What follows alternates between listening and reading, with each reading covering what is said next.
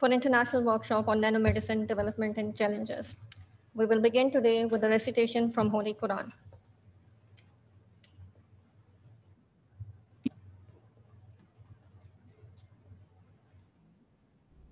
أعوذ بالله من الشيطان الرجيم.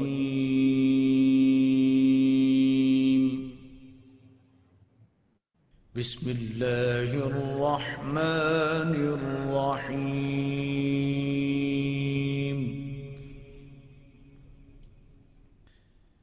الرحمن علم القرآن خلق الإنسان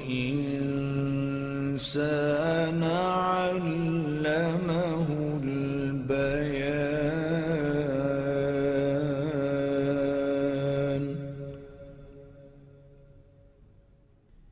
الشمس والقمر بحسبان والنجم والشجر يسجدان.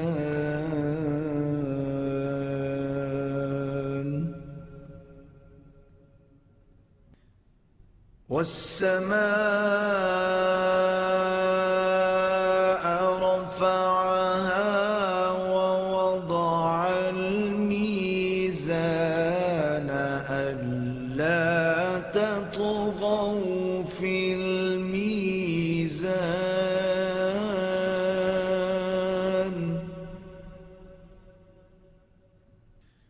وأقيموا الوزن بالقسط ولا تخسروا الميزان.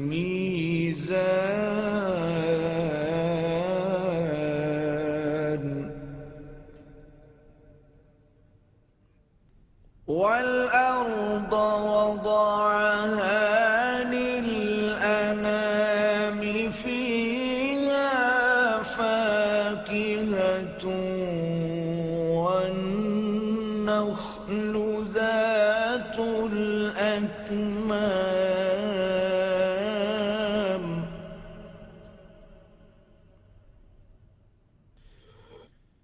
والحب ذو العصف والريحان.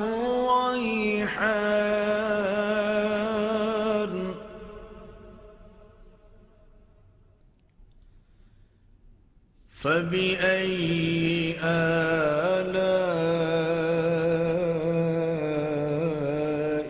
ربكما تكذبان.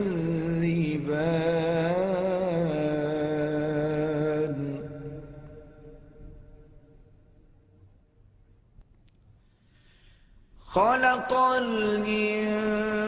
الإنسان من صلصال كالفخار.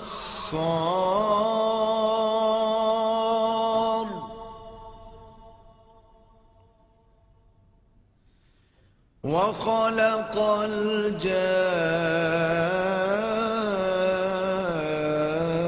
الجان من مارج من نار.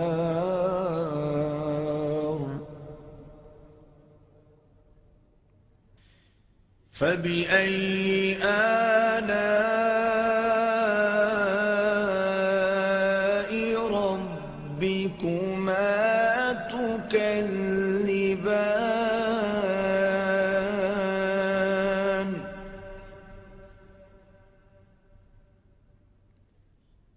رب المشرقين ورب المغربين فبأي آلاء ربكما تكذبان. صدق الله العظيم. Jazakallah. Ladies and gentlemen, this workshop will be delivered by 15 eminent scientists from various countries like UK, USA, Germany, France, Saudi Arabia, Malaysia, and Pakistan.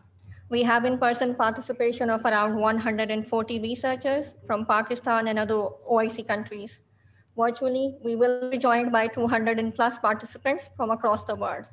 A total of 60 institutions and organizations from various countries are part of this event. To formally start our event, I request our keynote speaker, Professor Dr. Noor Muhammad Bhatt, Fellow Pakistan Academy of Sciences and eminent Pakistani scientist, to deliver his keynote lecture on nanotechnology and evolution of nanomedicine.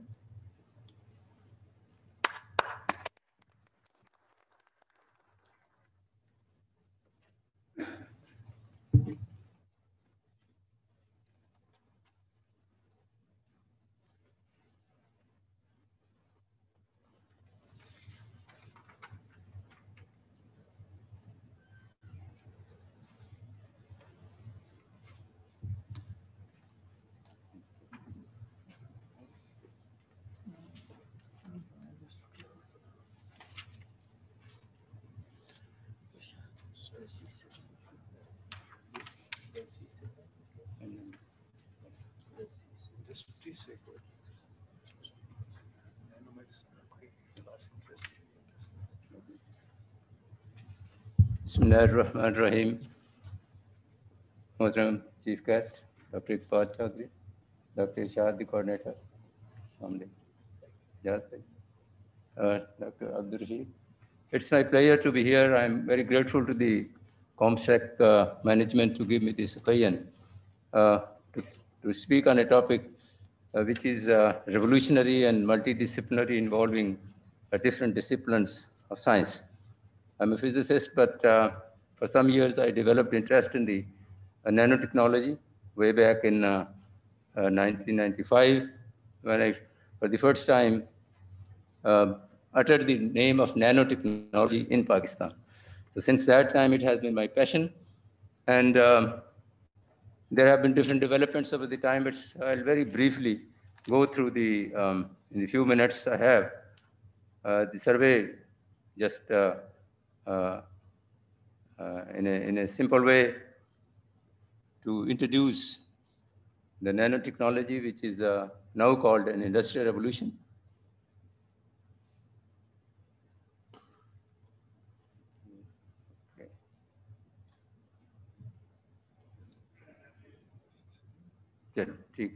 Actually, I'll just spend a minute or two in telling where my life has been very quickly.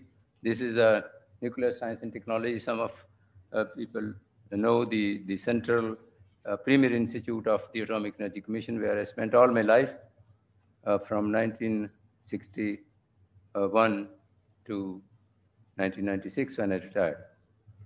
So this is the current Institute of Nanoscience and Nanotechnology, with a special degree of multidisciplinary of nanoscience and nanotechnology, 4 years after intermediate. This is the only institute in the country which is giving this degree with 4 subjects advanced level: physics, chemistry, biology, and material science. And a degree has been recognized by the Higher Education Commission and is very much in demand across the world. And 70% of our products in the last 10 years have won MS, leading to PhD scholarships, because they are now doing PhDs in various disciplines like cancer, like solar cells, and all, wherever the nanotechnology is applied. So this is the program of this institute, which is run by a private university, Preston University, which is the first university in 1984, was a management university recognized in Pakistan. So this is a 4-year course. In the 2 years, we teach the subjects of mathematics, physics, chemistry, biology, and nanotechnology applications in industry, which I myself teach. So now I come to the current topic.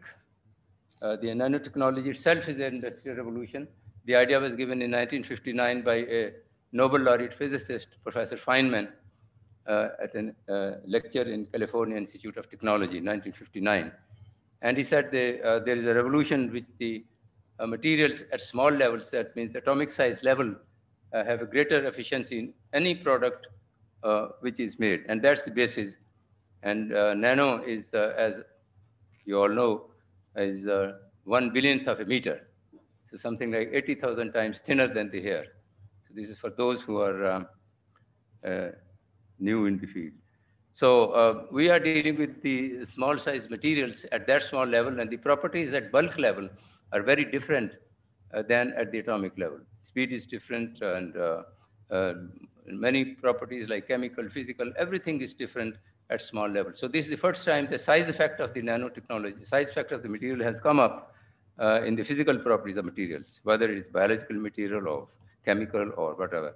So there are two major effects which this technology has and importance. One is scientific, and for physicists or for scientists, the surface to volume ratio and the quantum science and multidisciplinary nature are the important scientific aspects. And it has a great socio-economic impact also because it's heavily industrial oriented, and something like $1 to $2 trillion people estimate is the product marketing of this technology. It's already in industrial revolution, and since it's placed with the atoms and molecules, so all these areas uh, are involved in the study of nanotechnology. Out of this nanotechnology is now the era of nanomedicine, which is again a revolutionary in the field of medicine. Uh, all over, there's a lot of literature available around this nanotechnology and now nanomedicine. And mostly the Wall Street Journal, which is, for the economists, a very important journal, already claimed it as an industrial revolution. And you can see that uh, the, um, the marketing funding is going on in a very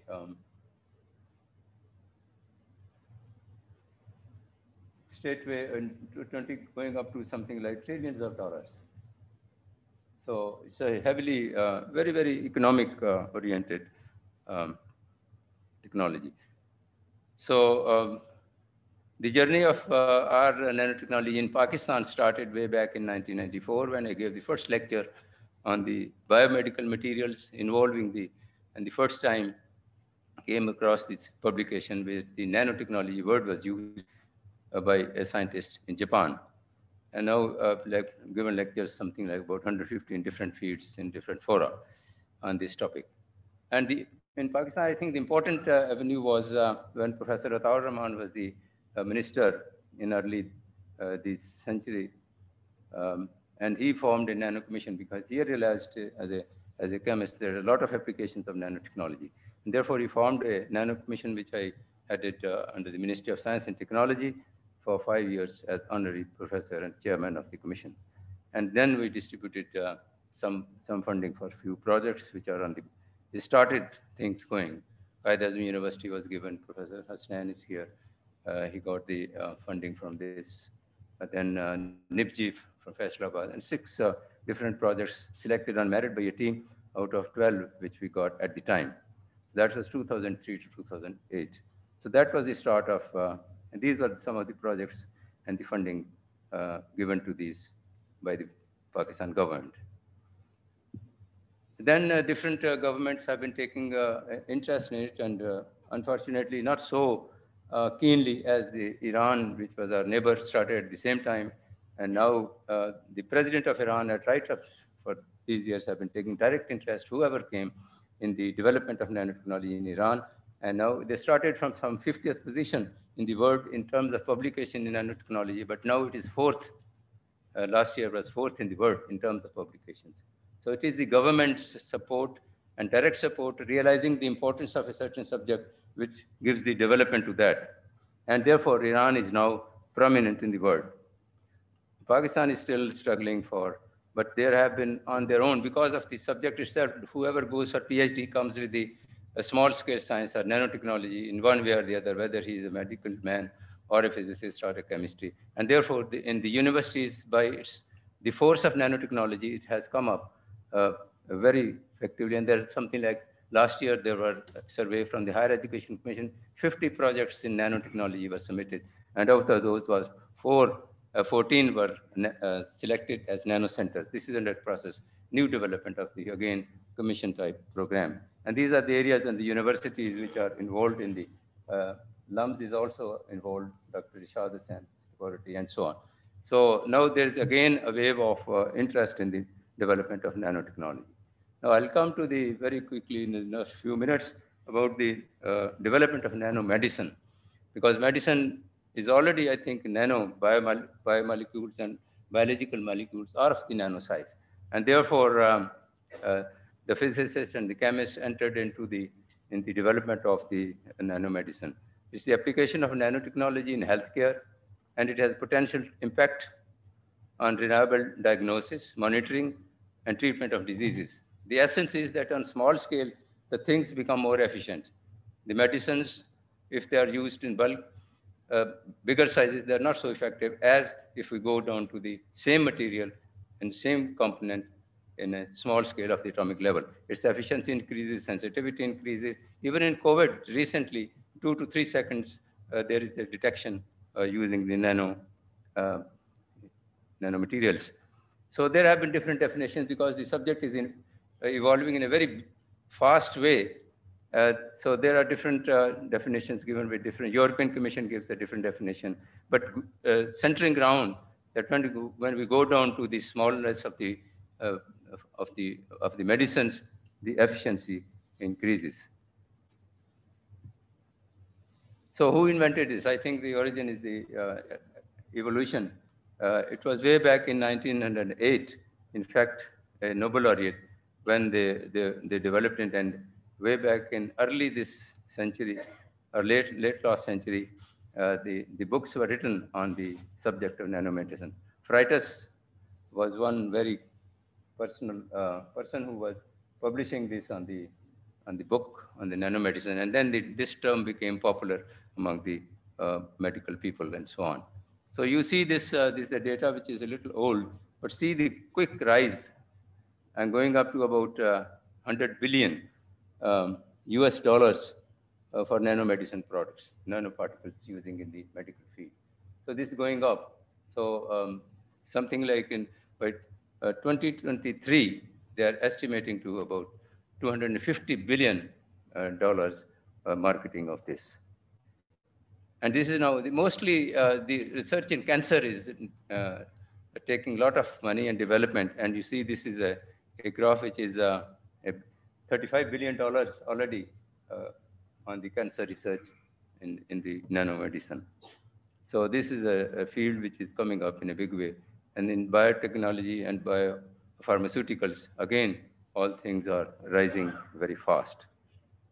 So these are some of the applications I'll quickly go through. All areas of medicine are affected. If MRI is taken, the resolution is better with small scale materials. If infection diseases, it's easy to detect quickly. Cancer is very heavily being studied directly, drug-directly, right to the cells. And skin diseases, neurological, cardiovascular, diabetes, ophthalmology, rheumatoid arthritis, snake bites, these vaccines, drug delivery system directly, and liver, and so on. And there are some actual current references as early as 2 days back. I get to a subscription recent papers of published in Nature, important journals, every day in all fields of application of nanotechnology, including the nanomedicine. So I've just taken down some of the references. Those who are interested can get the latest references, what is helping in the nanomedicine in the field of these areas. Cancer treatment, ophthalmology, as I mentioned. I don't go to the details because I just want to introduce this area. And I appeal to the medical profession doctors to come into the research which is in Pakistan and not available at the moment. So I think the next stage is, and before I finish in a few minutes, is the still 1,000 times smaller sizes, pico sizes. Nano is already about 80,000 times thinner than the hair. And 1,000 times thinner than that is the pico technology. And that is the atoms portion, like neutrons and protons, which are of that size. And people are already thinking now of using neutrons or protons as single particles in addition to the molecules and atoms, which we are using in nanotechnology. And I don't know what type of revolution will happen to all these areas when pico technology, already a book has been written on this subject of picotechnology. I got a book to review some, some 4 or 5 years back by a scientist from Hawaii. So already now applications in small size satellites and molecular level of long life, increasing of the human beings using direct cell involvement of the biological systems is coming up. It has been seen that this is an interesting slide, which is whenever a certain technology comes, it takes about 50 years uh, to taper off, and then a new technology comes. For example, if you go to the nanotechnology, now we are right in the middle of its strong development, and, and now people already are thinking 50 years ahead of the nanotechnology applications. This is the book which is already 756 pages, written by, which I reviewed this some years back, Fundamentals of Equilibrium. So just before finishing, I'll come to the medical picotechnology. This is the future. Maybe 30 years, 40 years afterwards, this thing has to come into application.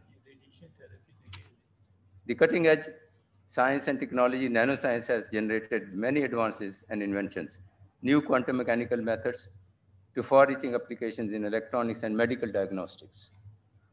Ushering the next technological era, fundamentals of picoscience focuses on the instrumentation and experiments emerging in the picometer.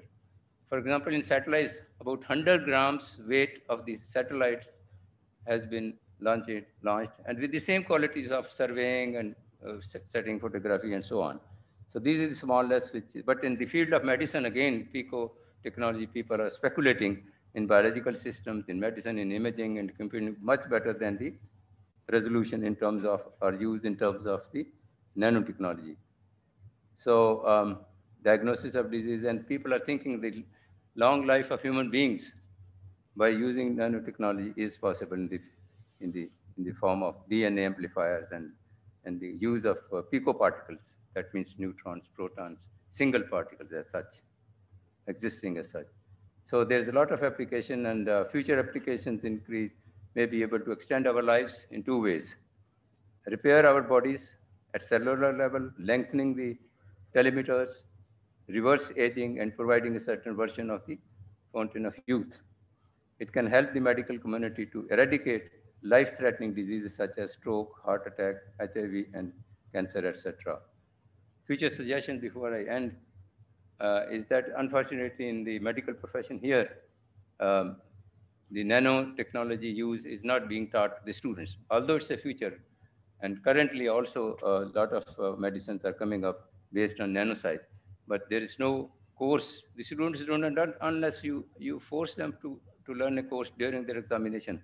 So I suggest the medical universities in Pakistan could start a medical course in MBBS on nanotechnology and nanomedicine. And that will be, and research in these fields. Research also is not very much. With these 2 suggestions, I end my talk, and I acknowledge the university, and I'm grateful to the management of Comstech to invite me to this forum. Thank you very much.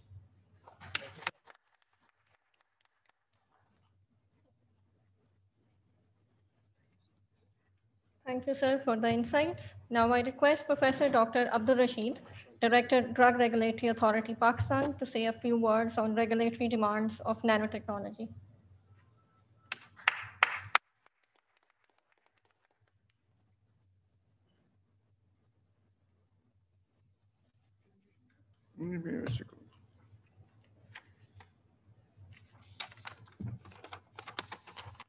Honorable Dr. Arshad Mahmood, Federal Secretary, Ministry of Science and Technology, Government of Pakistan.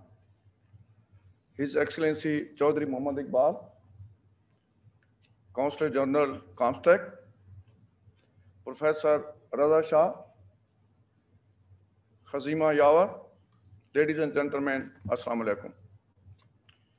It is a great honor for me to be here among you, and I will say something about regulatory aspects regarding nanotechnology. Nanotechnology is research and technology development on the nanoscale, traditionally 100 nanometers or less, at which particles have novel properties and functions because of their size. The healthcare technology, that is nanomedicines, market was valued at 219 US billion dollars, and it is expected to reach 461 US billion dollars. And the growth rate is expected to be 11.9% during the period of 2021 and 2026. Nanomedicines are highly specific medical intervention at the molecular scale, at the curing disease or repairing damaged tissues such as bone, muscle, or nerve. Nanomedicines also includes nanotechnology applications, as said by Dr. NH, that for diagnosis, monitoring, and control of biological systems. Drug Regulatory Authority of Pakistan, being a regulator of healthcare products, can play a vital role in assessing nanomedicines product. DRAP is planning to provide researchers with a centralized set of characterization tools and technical support to conduct nanotechnology-related research. DRAP can provide hands-on training in nanotechnology and materials characterization to bridge knowledge gaps in product review and regulatory sciences. DRAP can provide active role in efforts in nanoscale science, engineering, and technology by, number one, maintaining a world-class research and development program aimed at realizing the full potential of nanotechnology. And number two, facilitating transfer of new technologies into products for economic growth, jobs, and other public benefit. And third, developing educational resources, a skilled workforce, and the supporting infrastructure and tools to advance nanotechnology. And fourth and last one is supporting responsible development of nanotechnology and supporting for conduct of clinical trials on nanomedicine in Pakistan. With this, I again thankful to His Excellency Chaudhry Muhammad Iqbal for arranging a nice workshop. Thank you very much. Thank you, sir. Now I request His Excellency Professor Dr. Iqbal Chaudhry, Coordinator General Comstech, for his welcome address.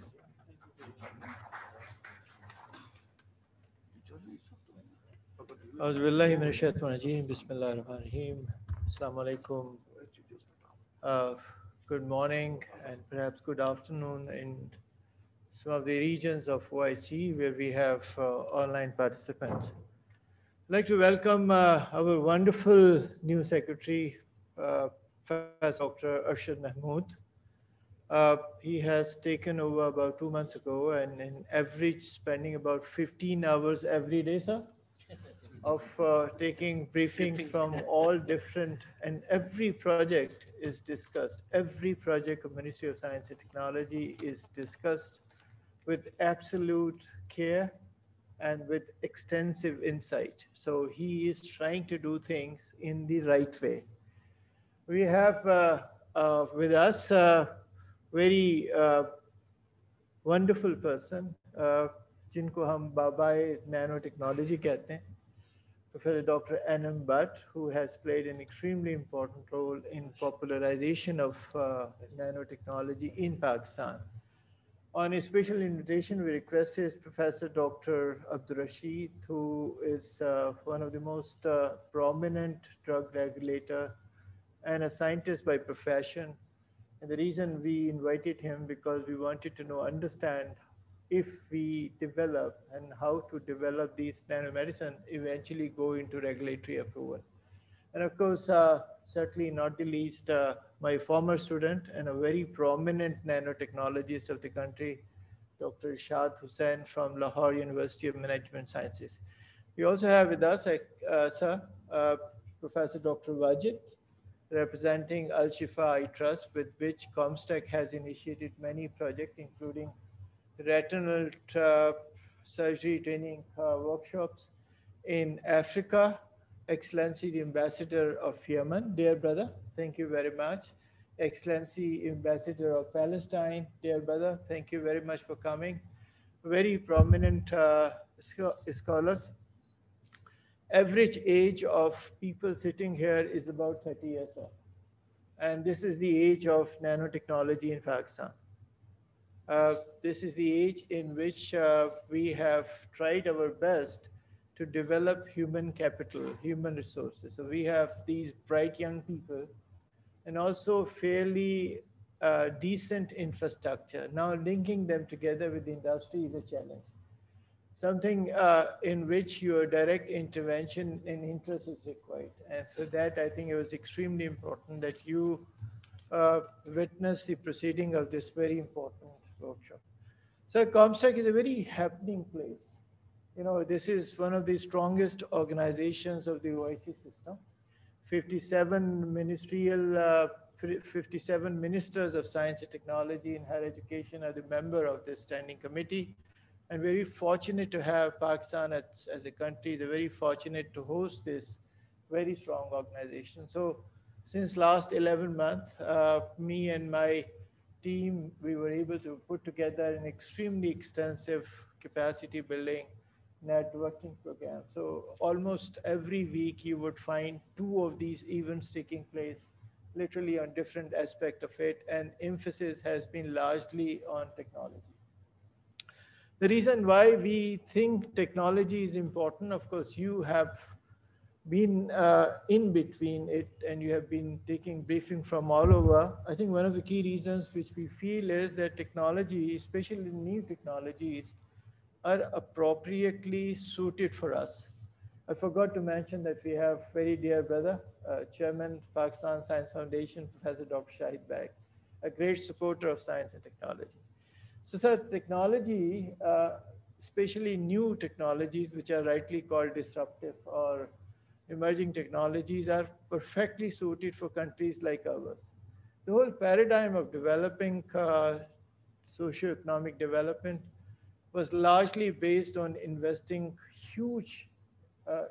in huge infrastructure, industrial complexes, special economic zones. You know, you invest fortune of building this large conglomerate of industries. This is not possible. This is one of the most important predicament, a dilemma of the developing countries like us, that we don't have money to invest in such complexes. So we have been left behind since centuries in this so-called industrial revolution. Now with the 4th generation industrial revolution, this is absolutely not required. Technology is knowledge intensive. Technology is there in 2 years, between the 2 years. The skills are set inside it. And if we need to invest, we need to invest between the 2 years. So this is what we need to do, because today, next generation technologies are largely focused on micro enterprises, which are knowledge intensive, which take care of technologies such as regenerative medicine, new energy devices, AI, IoT, fast breeding technologies, whole range of different material synthesis. And they do not really require at all. In fact, it's counterproductive to invest in large conglomerate, because this is largely knowledge intensive, and this is where we can leap forward. The reason why I wanted to bring this point to you, sir, that in the Muslim world of 5.7 billion people, 900 billion are of the age of, according to OIC statistics, less than 25 years of age. These youth, 900 million youth in OIC world alone, 120, as you mentioned last time, 120 million of Pakistanis below the age of 23. This is immense pool of creativity. We need to unleash their creative potential. I think this is where we need to invest in them, in their skill development, in improving their knowledge base, providing them enabling environment, and then linking them together with the productive sector. What I would like to request you, sir, that there is a need of a sustained support for this sector, because as you have seen, this has tremendous economic opportunity. And we are not one of those countries in Caribbean where we don't have infrastructure. We do have infrastructure. We do have these bright young people with right skills and qualification. The only thing which we need to do is to make sure that they are productively engaged in research, which can be linked with the industries. So there is a need of investment into this translational research, this bridging research, and that is where we see your leadership role.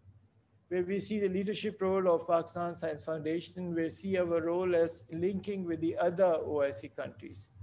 I often mention this to my colleagues, ambassadors, excellencies, when they come and visit me, that we have been trying very hard to develop our own infrastructure in science and technology. We often fail when it comes to inter-Islamic cooperation.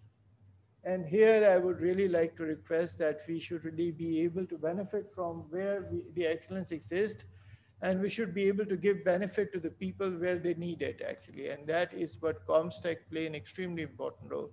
So in last 11 months in this building, which is buzzing with activities, we have had the honor of welcoming Prime Minister once, President twice, and many ministers several times, because we were able to do lots of exhibitions, lots of events.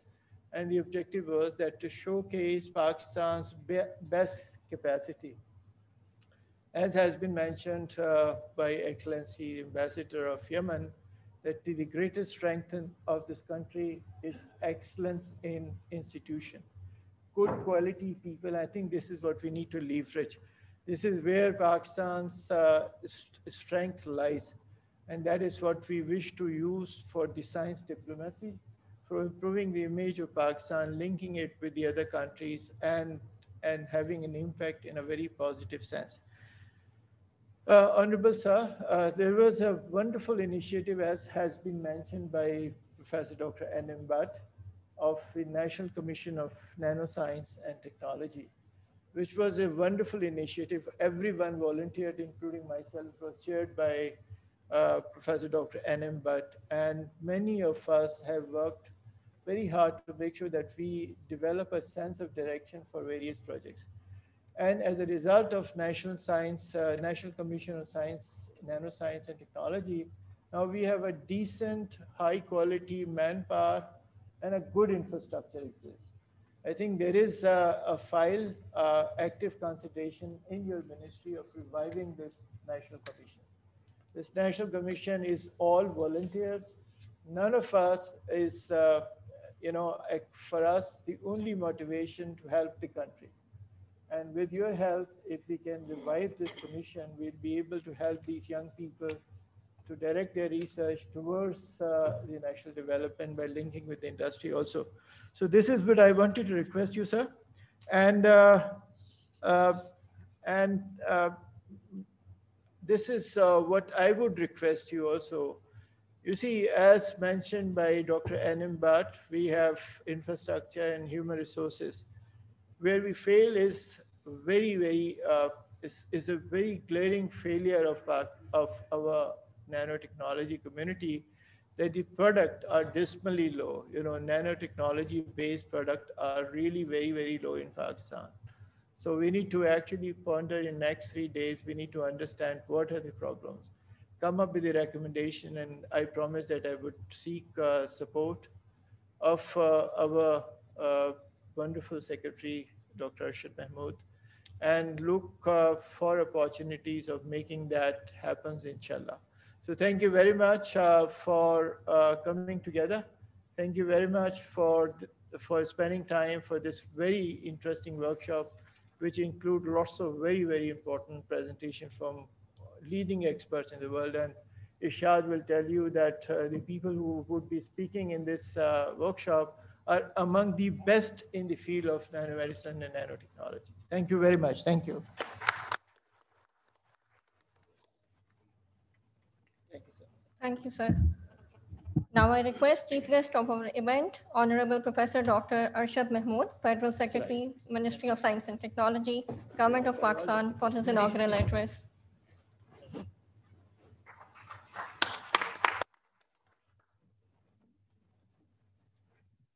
Billahi minash shaitanir rajim. Bismillahir Rahmanir Rahim. Honorable Dr. Muhammad Iqbal Chaudhry, Coordinator General Comstech, Dr. N.M. Bhatt, Dr. Irshad Hussain, Dr. Shahid Beg, and so many other illustrious participants, dignitaries from OIC countries, from diplomatic community, from scientific community, youngsters. My special sense of gratitude and my enthusiasm, let it be conveyed to you. Dr. Saab, what a wonderful day you have brought me in, and it is so good to see something happening in the domain of nanotechnology, nanomedicine. It's a joy to see that on such classified themes, at least we have people who are working here and the way we need to move forward. So let me share with you that this COVID phenomena, which is now almost like 1 year since we had our first jolting, it came as a medical challenge and it entered into economic domain. And from economic domain, it entered into financial domain.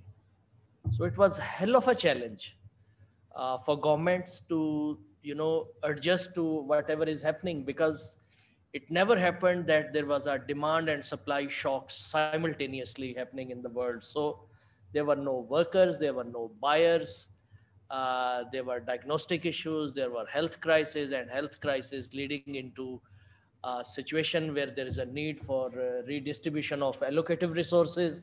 And from that came the banking challenge, where people were cash starved, businesses were cash starved, and then still we are facing the enhanced threat of this liquidity crisis entering into you can say the solvency issues.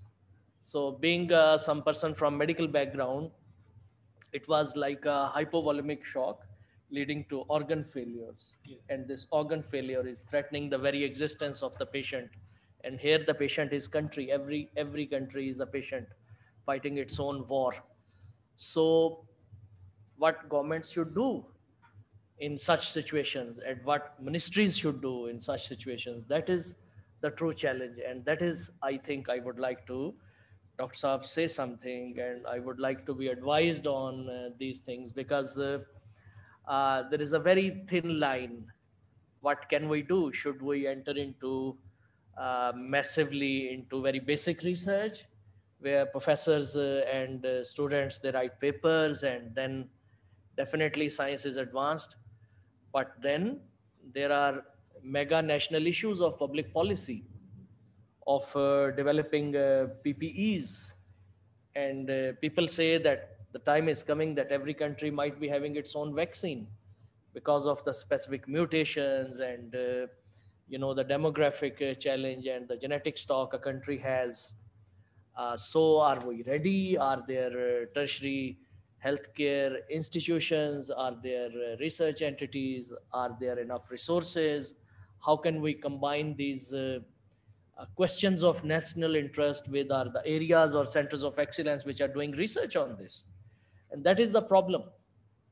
I was going through a study which has come out. It's a 752-page report which has been published by US, and that is on the artificial intelligence threat and challenge and perceptions, and the way America would not be able to even protect itself vis-a-vis China and so many other cybersecurity issues. And this is unbelievable to see that the way they diagnosed the issue, they did their own gap analysis, and they are trying to come up with recommendations that how, through what organizations, core competences, skills, we can live up to this challenge. So my request to this forum, and what a wonderful forum Comstech is. Under your leadership, we see plethora of activities and tremendous seminars, and you said like people, presidents and prime ministers have been coming here, and this is joy to note that you bring like-minded people on various themes, and the center and Dr. Atta, what a wonderful person is he. God bless him with long life.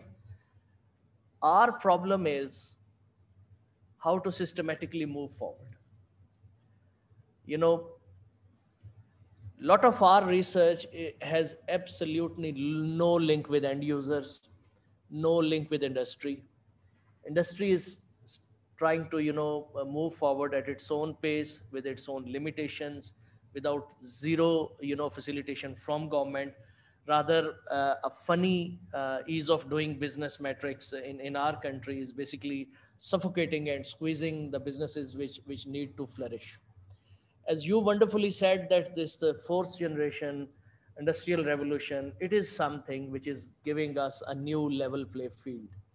Here we do not need billions of dollars of pre-investment into mega industries where our mechanical engineers and these people would be working.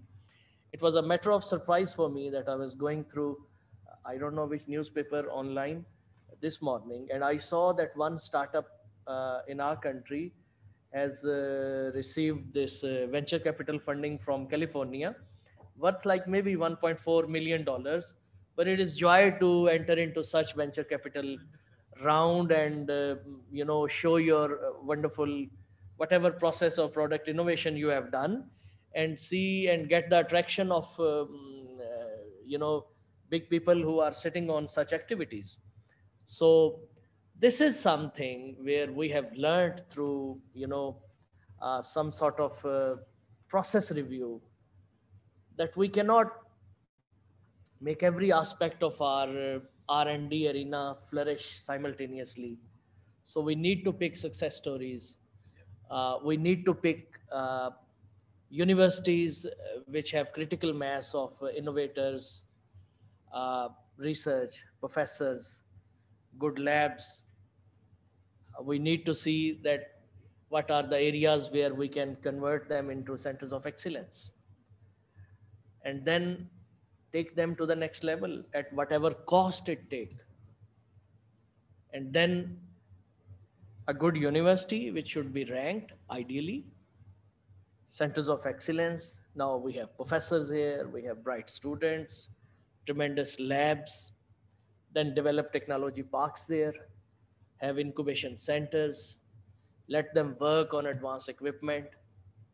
But then the question is, would this patent or R&D generate private cash flows or public cash flows? Dr. Saab, this is the question I have been asking.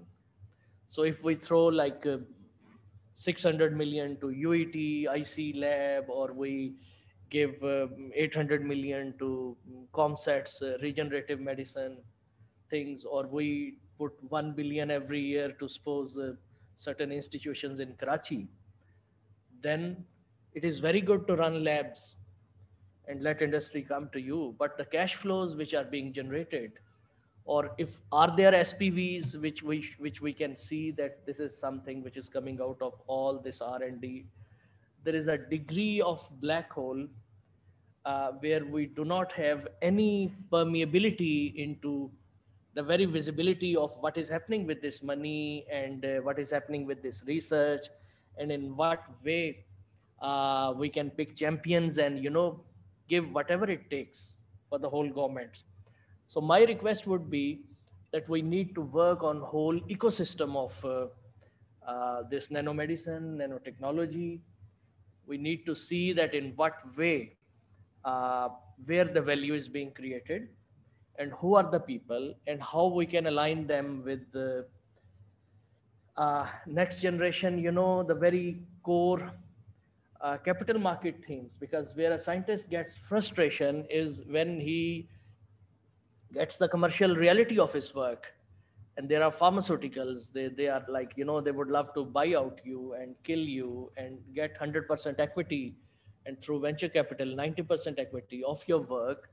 And we are so willing as a government to not only fund universities, not only fund centers of excellence, not only to provide whatever they need, the high-end labs, but we are willing to uh, take our entrepreneurs, truly pushing entrepreneurs, our startup companies, with all sorts of angel investing, with all sorts of first round, second round, third round funding, as we discussed with your honor, with Dr. Atta, with Dr. Ishrat Hussain, and so many other big guns of this country, the illustrious minds, that we are working on a theme when we should have a single R&D research fund within this country, and let there be a eminent board sit and decide, here is a research, it has an applied sense, it has a link with industry, and let industry even ask for some money for which they are putting some equity, let government be a partner, and we thrive on this. Recently we put almost like rupees 5 billion into 4 centers of excellence. This robotics and artificial intelligence was put in NUST, and then Air University was given the cybersecurity, and then big data and cloud computing was done with LUMS. And then they picked other universities, and then they had their own affiliate labs.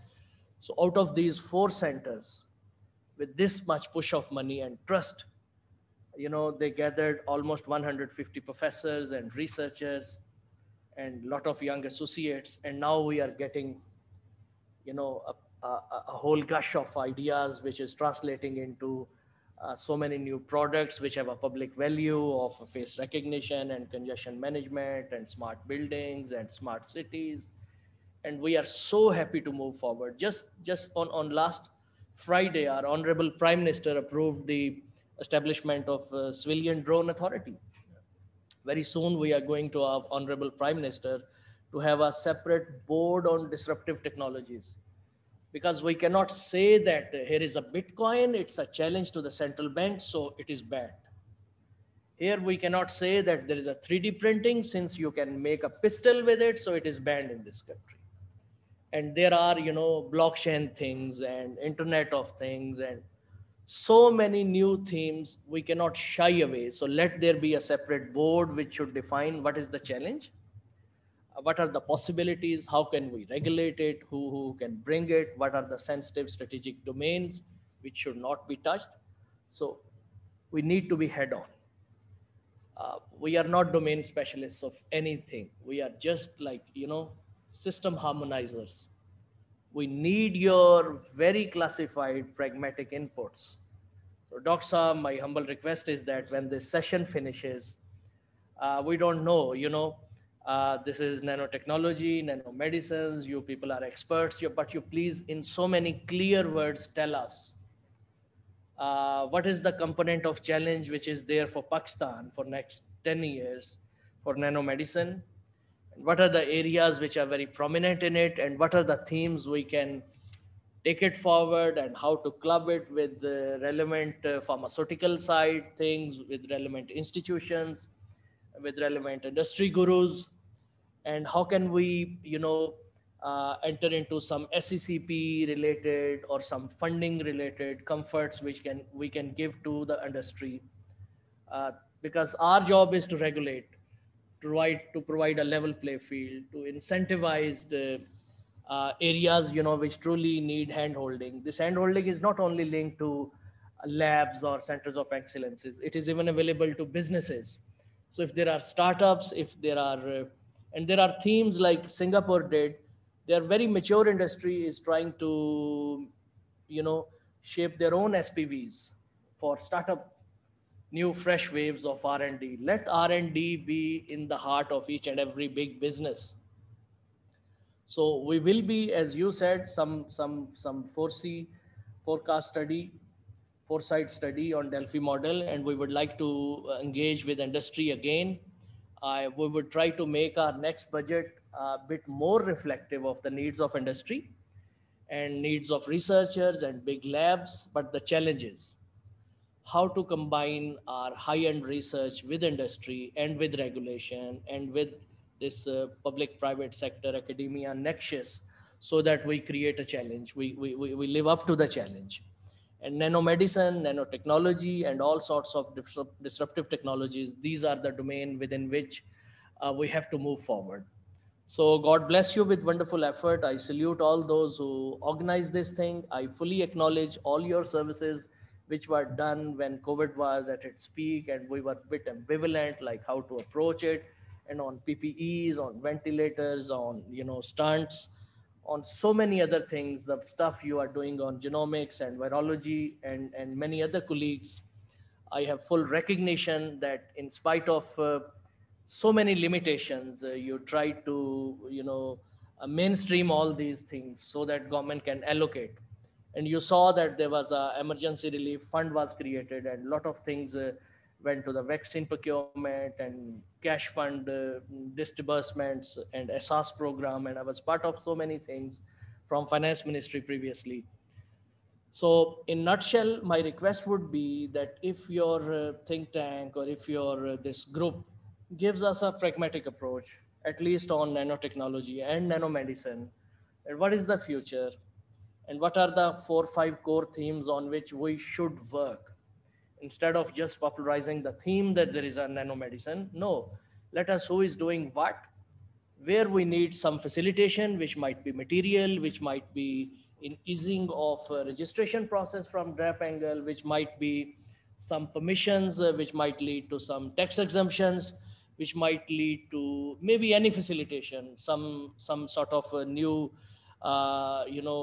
export promotion zone or some linkage with the CPAC, where there is a joint working group on science technology, and there are all lots of themes on which we can collaborate with many other countries, China. So put us on that track.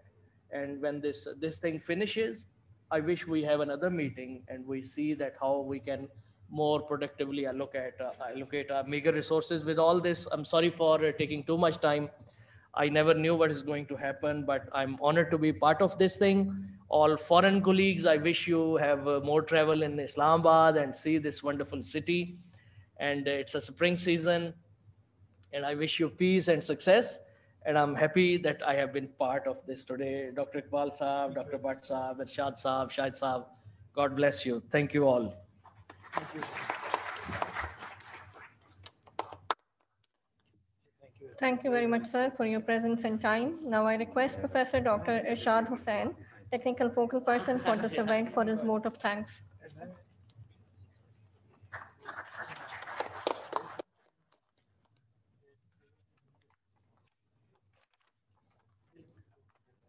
Bismillahirrahmanirrahim. Honorable Chief Guest, Dr. Arshad Mahmood, Federal Secretary for Ministry of Science and Technology. Our guest of honors for today, Dr. Abdul Rashid Sahab, Professor Dr. Muhammad Iqbal Chaudhry Sahab, Coordinator General Comstech, Professor Dr. N.M. Bhatt Sahab, Founding Chair of National Commission on Nanoscience and Technology, Professor Dr. Shahid Mahmood Beg, Chairman, Pakistan Science Foundation, distinguished guests, eminent speakers, foreign delegates, my dear students, colleagues, and participants. Assalamu alaikum and very good morning. On behalf of the organizing committee, first of all, I would like to thank our chief guest, Dr. Arshad Mahmood Saab, to be here at this event today with his team. Sir, your presence shows how keen you are to promote science and technology, especially nanotechnology in Pakistan. Professor Dr. Muhammad Iqbal Chaudhry, as he mentioned, I am his student. He is my mentor and indeed an inspiration for young researchers, including myself. He is the most celebrated scientist in the field of chemical and life sciences, together with Professor Ataur Rahman in Pakistan. Professor Dr. N.M. Bhatt, we call him fine man of Pakistan. He is always on the forefront to highlight the significance of nanotechnology in Pakistan. So thank you very much, sir, for highlighting nanotechnology at every forum. Professor Shahid Mahmood Beg, I know him for many years when we were together at NIPG. He is a brilliant scientist and outstanding researchers in the field of biomedical science. And apart from that, he is, of course, an amazing person. And I believe under his leadership as chairman Pakistan Science Foundation, he will further enhance the role of Pakistan Science Foundation to promote science and technology in Pakistan, and especially to enhance the quality of research in Pakistan. So that is very much needed indeed. Taking the benefit of the presence of Dr. Arshad Mahmood Saab and science leaders over here, many science leaders, I would like to highlight basically two things over here. One is the establishment of National Center on Nanoscience and Technology. We have been talking about it since many years. So it's about 25 years we are talking about nanotechnology in Pakistan. But believe me, even today, we don't have a single high resolution transmission electron microscope in Pakistan that can image materials down to 1 nanometer. And similarly, there are so many other tools which are not available. So we always have to collaborate with our foreign collaborators to characterize the materials that we prepare here. The tools we have, many of them, unfortunately, they are not working. So apart from procuring these equipments, we also need to invest on the training of skilled technicians and engineers who can run and maintain these equipments. I believe this is one of the major problem here in Pakistan at the moment, and regarding nanotechnology research. And the second thing that I want to highlight, as mentioned by Professor Iqbal Chaudhry Saab, is the need to revive National Commission on Nanoscience and Technology, so that they can look after the research which is being over here in Pakistan, and also give their suggestions what can be done for the future. We know that organizing these type of activities, especially during current circumstances, is a huge task. It really requires a concerted and cohesive team efforts. And in this regard, I would like to especially thank Professor Dr. Iqbal Chaudhry Saab to patronize all the activities of this workshop. And thank you very much, sir, for your all-time support and guidance to organize this workshop. Apart from this, I would also like to thank Comstech administration, especially Dr. Aftab Zaidi Saab, Usman Kudus, Naveed Saab, and especially Khazima Muazzam, and their team, who have been working for months actually to organize this workshop. So with Khazima, probably I have exchanged hundreds of emails during the last 2-3 months. And she was always prompt and positively responding the emails and arranging everything. Thank you very much, Khazima, for that. And lastly, I would also like to thank IT team here at Comstech, as well as at International Center for Chemical and Biological Sciences. They have helped us to design and develop promotional material for this workshop.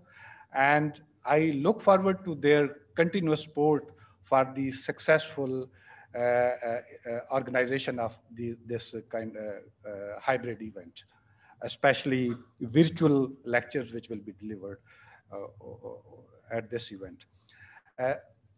One thing, lastly, that I would like to mention here, we always talk about products and try to criticize basic research. So my suggestion is that we should really have to keep the balance between these two things. So we are talking about nanotechnology research, as I mentioned, for 25 years, but still we don't have any center. We don't have tools to characterize those materials. So how can we commercialize the products? And apart from that, we need to encourage our industry to invest a part of their profit, basically, for the research purpose.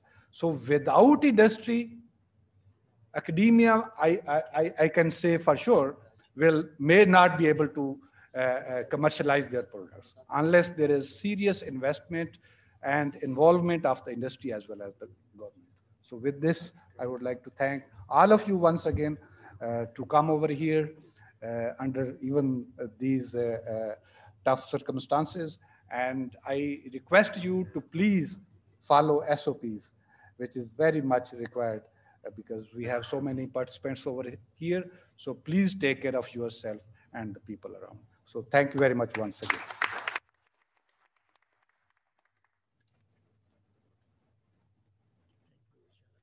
Thank you very much, sir. Now I request His Excellency Dr. Muhammad Iqbal Chaudhry to present memorabilia to our chief guest, Dr. Arshad Mahmood, and our special guest, Dr. Abdul Rashid.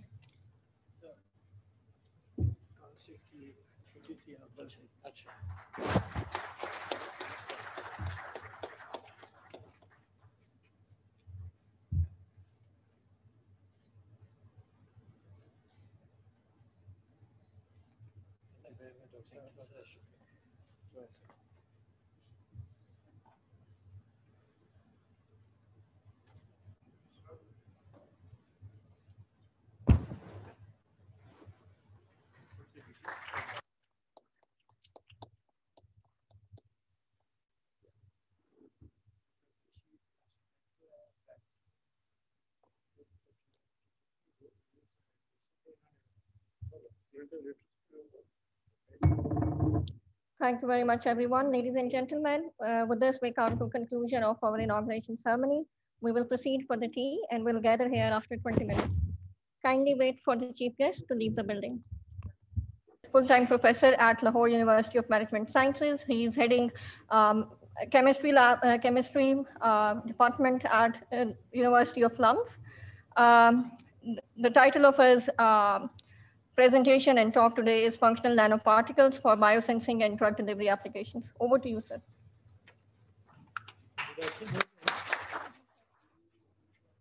Akshad, आइए please. मुझे introduce करवाना था खुद ही ना मैं कर दिया.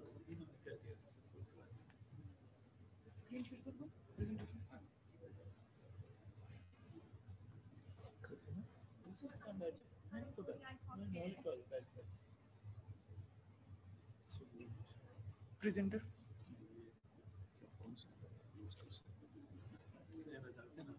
All right.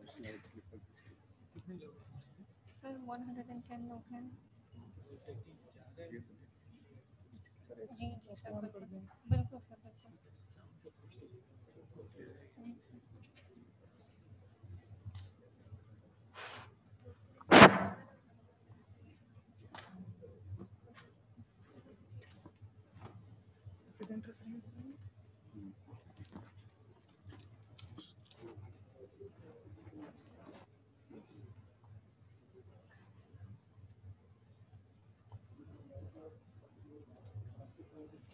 ये बटन लेजर को फॉरवर्ड कर ये नहीं कनेक्टेड कनेक्टेड है. एक सेकंड अब कीजिए. Yes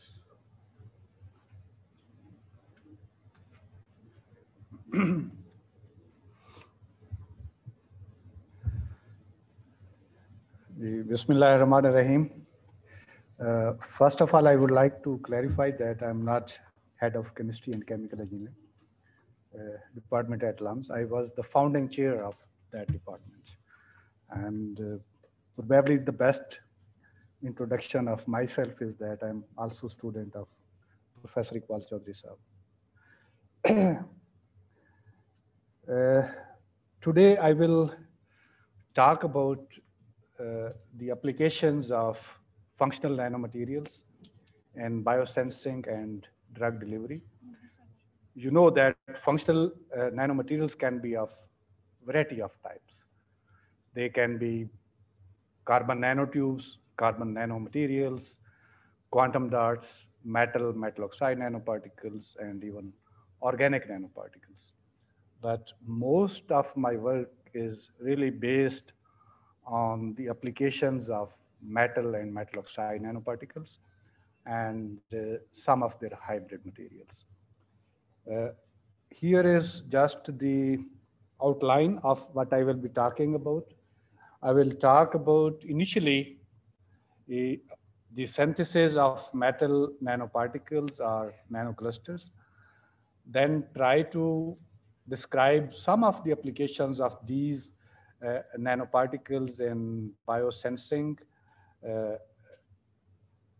drug and gene delivery, improving the bioavailability and pharmacokinetics of some drugs, and finally, how they can be used to address very important health care issue, that is multi-drug resistance. I would like to go on that side so that I can explain the slide. Can you hear me now? Okay, great. You know that there are different methods by which we can prepare these nanoparticles. They can be physical methods, biological methods, and chemical methods. Believe me, chemical method is the best one if you want to control the size, shape, and surface chemistry of these nanoparticles. And the method that we use is based on very simple approach, that is chemical reduction approach. What we do in this case is to reduce metal ions with certain reducing agent to metal atoms, and these metal atoms will come together due to their higher surface energy, due to electrostatic interaction, to make these metal nuclei. And if there is continuous supply of metal ions, then these metal nuclei will grow further to make bigger nanoparticles. So if you want to control the size of these nanoparticles, for example, you need to control the growth of these metal nuclei. So for example, if you are using some stabilizing agent, which can coat these nuclei at very early stage, you will not let them grow. And you will then result in the formation of very small particles that we call nanoclusters, which are even smaller than 1 nanometer.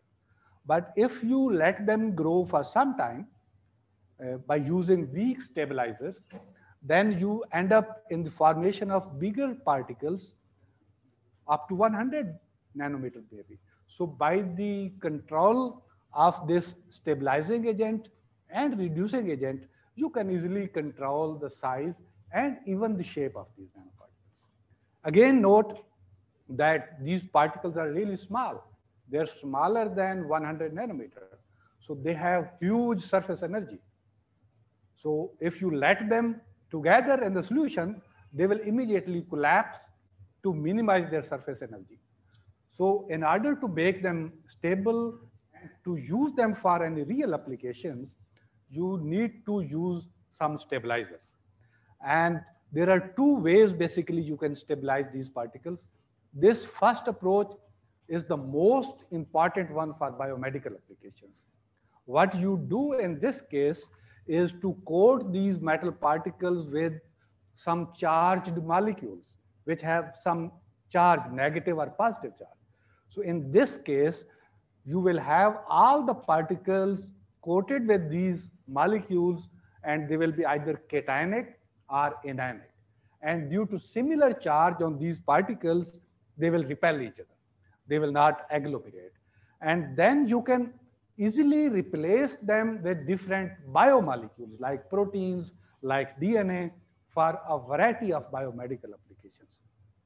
So this is the most commonly used approach when you want to explore the applications of these nanoparticles in biomedical field.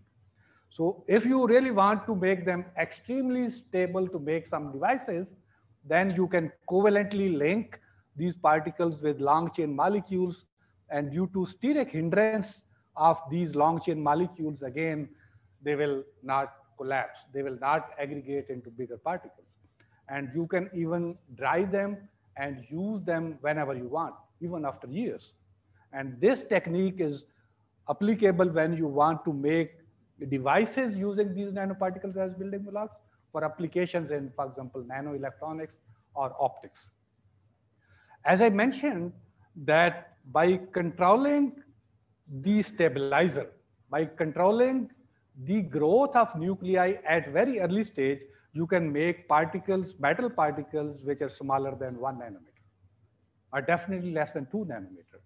In that size regime, these metal nanoparticles are no more metals. They become semiconductor. Their conduction and valence band, they get separated from each other. And even in some cases, their HOMO-LUMO get separated from each other. So they start behaving as metal molecules and they become fluorescent. So here you see that we designed these kind of polymers which have multiple thiol functional group. I believe there are many chemists over here, they would understand what thiol is. So thiol has strong affinity for metals, especially gold. So they would cap gold nuclei at very early stage. So using these polymers, we were able to make metal nanoclusters. I will use the term nanoclusters for particles which are smaller than 2 nanometer. And they are not metals indeed. And they, in this size regime, they become fluorescent in nature, you see? So this is gold nanoclusters. So you can precisely control the number of atoms. They are atomically monodispersed nanoclusters. So what is the advantage of these type of materials? For different bioimaging applications, you know that we use organic fluorophores. And those organic fluorophores photo bleach very quickly. So you cannot image objects using organic fluorophores for more than 30 or maybe 60 seconds. They will photo bleach. So advantage with these kind of metal nanoclusters which are fluorescent is that they do not photo bleach. So you can image biological processes for a much longer time. And similarly, because they are so small, smaller than even 2 nanometer, they have huge surface area. So they are extremely active, very good catalyst. Gold, we know it is a noble metal. Everybody believes it doesn't react with anything, but it is noble only when the particle size is bigger than 5 nanometer. If it is smaller than 5 nanometer, gold is no more metal or no more noble. It becomes very good catalyst for different type of chemical processes. So we have used these kind of metal nanoclusters in this size regime for cellular labeling, cell imaging, and also to sense, for example, different chemicals within the cells, especially iron, for example. So by quenching ability of those kind of analytes, you can use these nanoparticles for biosensing applications, nanoclusters. Apart from this, we designed this polymer, which has thioether functional group and then carboxylic group. So we designed this polymer deliberately because we wanted to stabilize particles with thioether. So thioether linkage is not that strong as that of thiol. So once particles are coated with thiol molecules, it is very difficult to replace them. But if they are coated with thioether, you can easily replace with a variety of biomolecules. And then carboxylic group to make them soluble in water.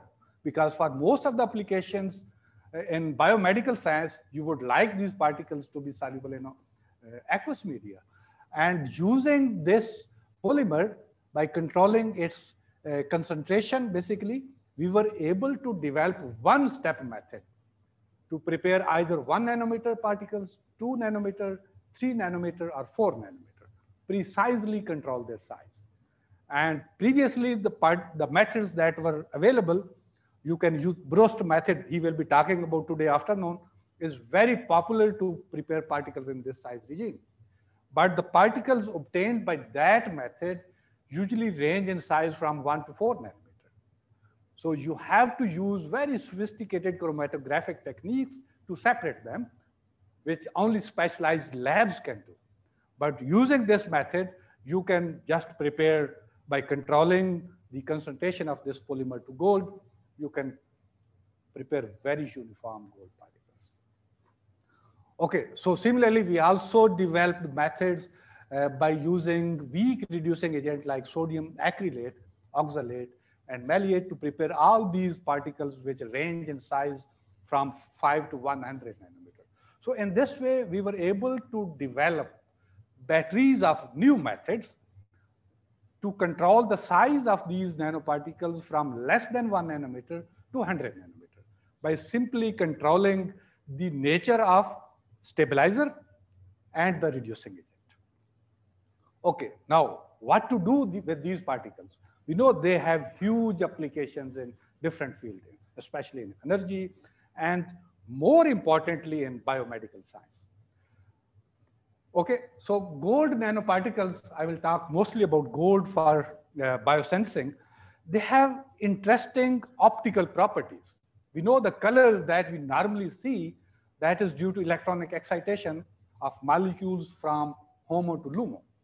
But in metals like gold, there is no HOMO-LUMO. They are already overlapped. So the color that we see for gold, silver, or copper nanoparticle is not due to that HOMO-LUMO excitation of electrons. That is due to collective oscillation of electrons at the surface of those particles. And the frequency at which those electrons are oscillating, that depends on the nature of that material, the size of those particles, and shape of those particles. So this surface plasma resonance band basically depends on size, shape, and surface chemistry of these materials. And here are just 4 different sizes of these gold particles which can be prepared by using these different methods. And it is not very clear, but believe me, they have, yes, you can see different colors, they have different absorption maxima. So by simply looking at their UV visible spectrum, you can clearly tell at least the range of the size of these nanoparticles. So, okay, then what? So let us see. These particles, especially gold, they can easily be conjugated with DNA, especially if that DNA is modified with thiol at one end. So these DNA oligonucleotides can be covalently bonded to this gold particle, and this DNA gold nanoparticle conjugate is very stable conjugate. So, and very interesting basically, because it retains the optical properties. This red color is due to surface plasma resonance of this gold particle, and it retains the recognition properties of this DNA. So for example, if we have 2 types of particles, A and B, both are coated with DNA, but that DNA is not complementary to each other. So when we will mix them together, DNA at the surface is not complementary to each other. What will happen? Nothing, because they cannot interact with each other. They can't recognize each other. So solution will stay red. So if there is no linker. But if you add a linker DNA, half of which is complementary to DNA on one particle, and other half is complementary to DNA on other particle, then what will happen?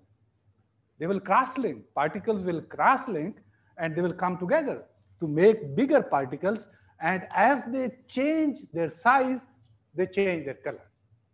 By simply looking at the change in color by naked eye, you can see, yes, that DNA is over there.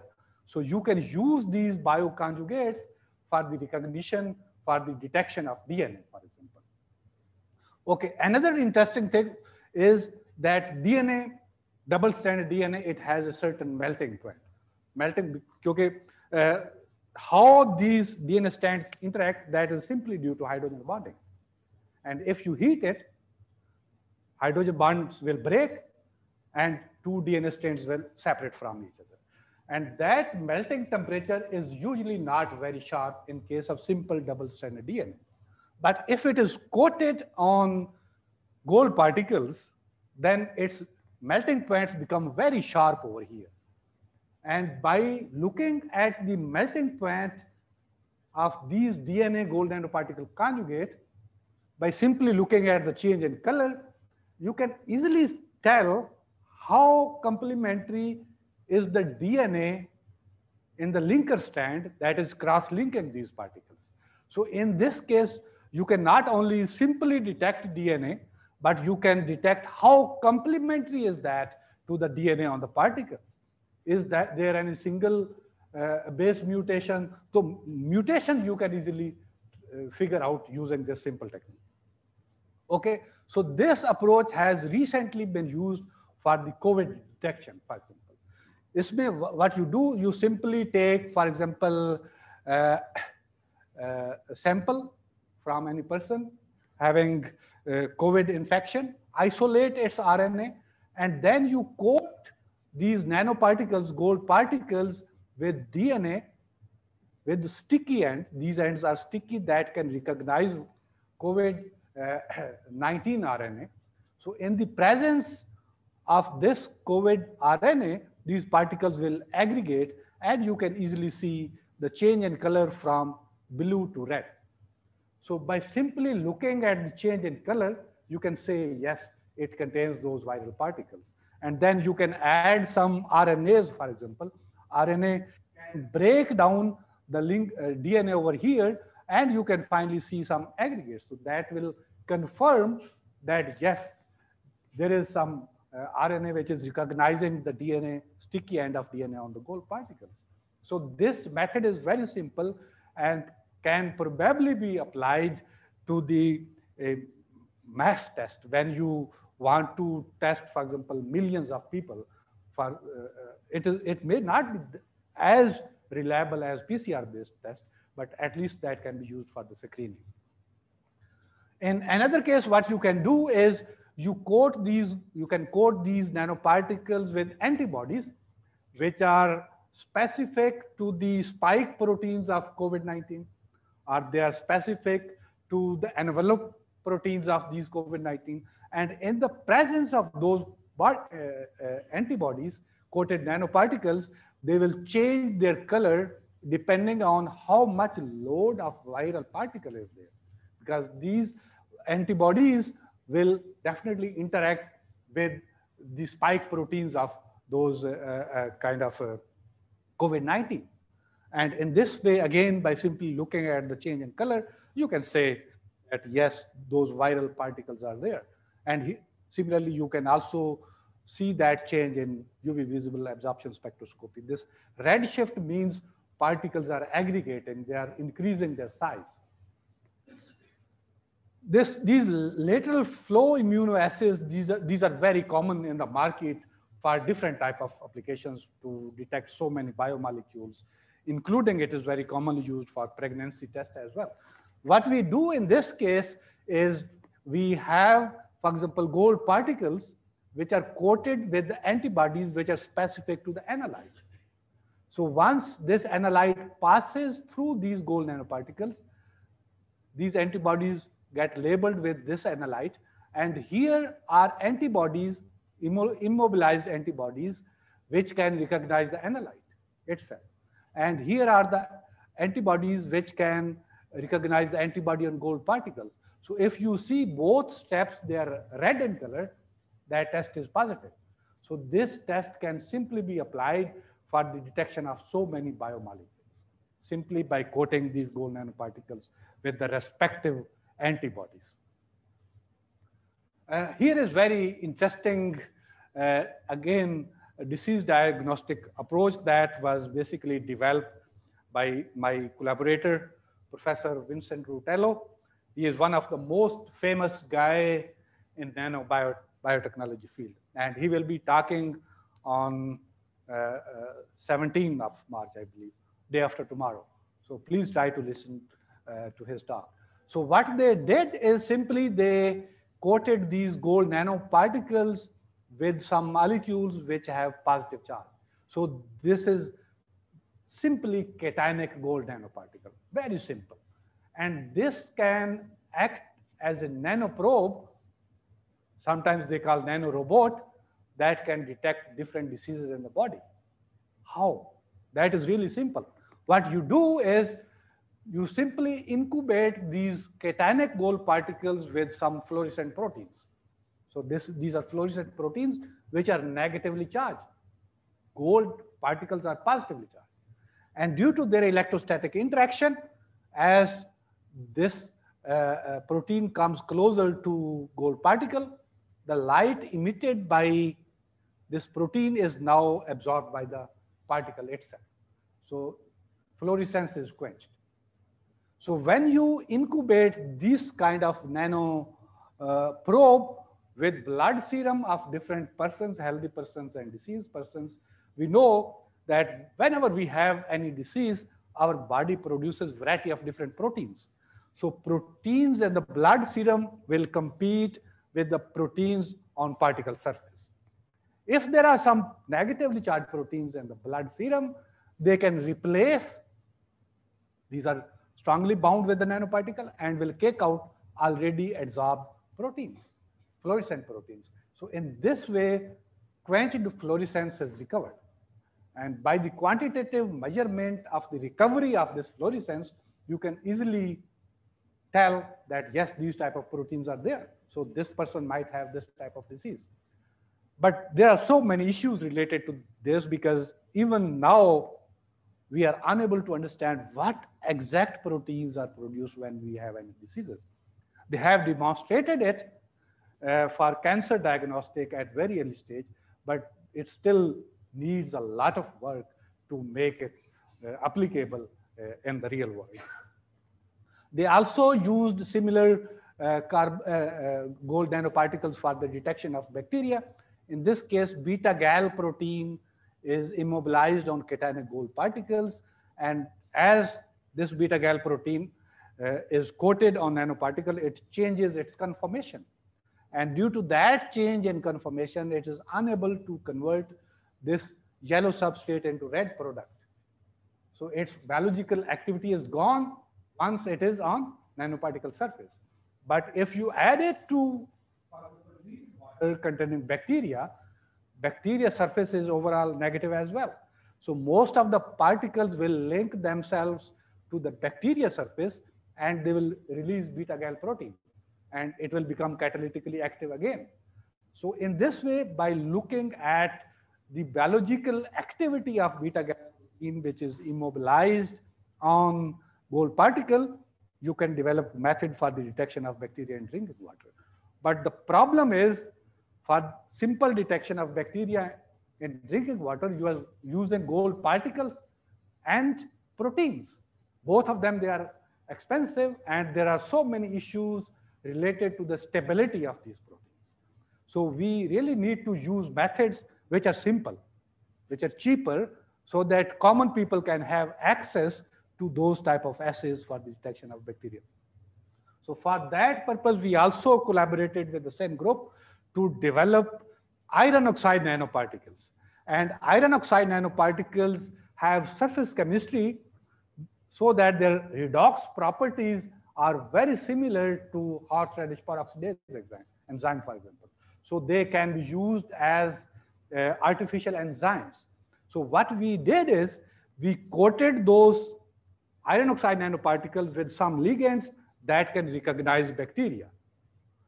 So if you then incubate those nanoparticles in water containing bacteria, bacteria will immediately assemble on nanoparticle surface and their redox properties are changed. And they are not able to convert this yellow substrate into red product in the presence of bacteria. So in this way, you can develop a naked eye test on site to figure out if this drinking water contains bacteria or not. But unfortunately, this method, again, it works, but it is not that sensitive that it can be applied to, because it can detect bacteria up to thousands of bacteria per ml, which is huge amount. So we need to improve the sensitivity of this method so that they can detect about 100 bacteria per ml. So then it may be okay, but still it is not of that sensitivity that it can be used. And for that purpose, again, surface chemistry of these particles is important. You need to design ligands which can attract more and more bacteria on their surface to make this more specific and more sensitive. So we are working on designing those So in this case, we use this dopamine simply.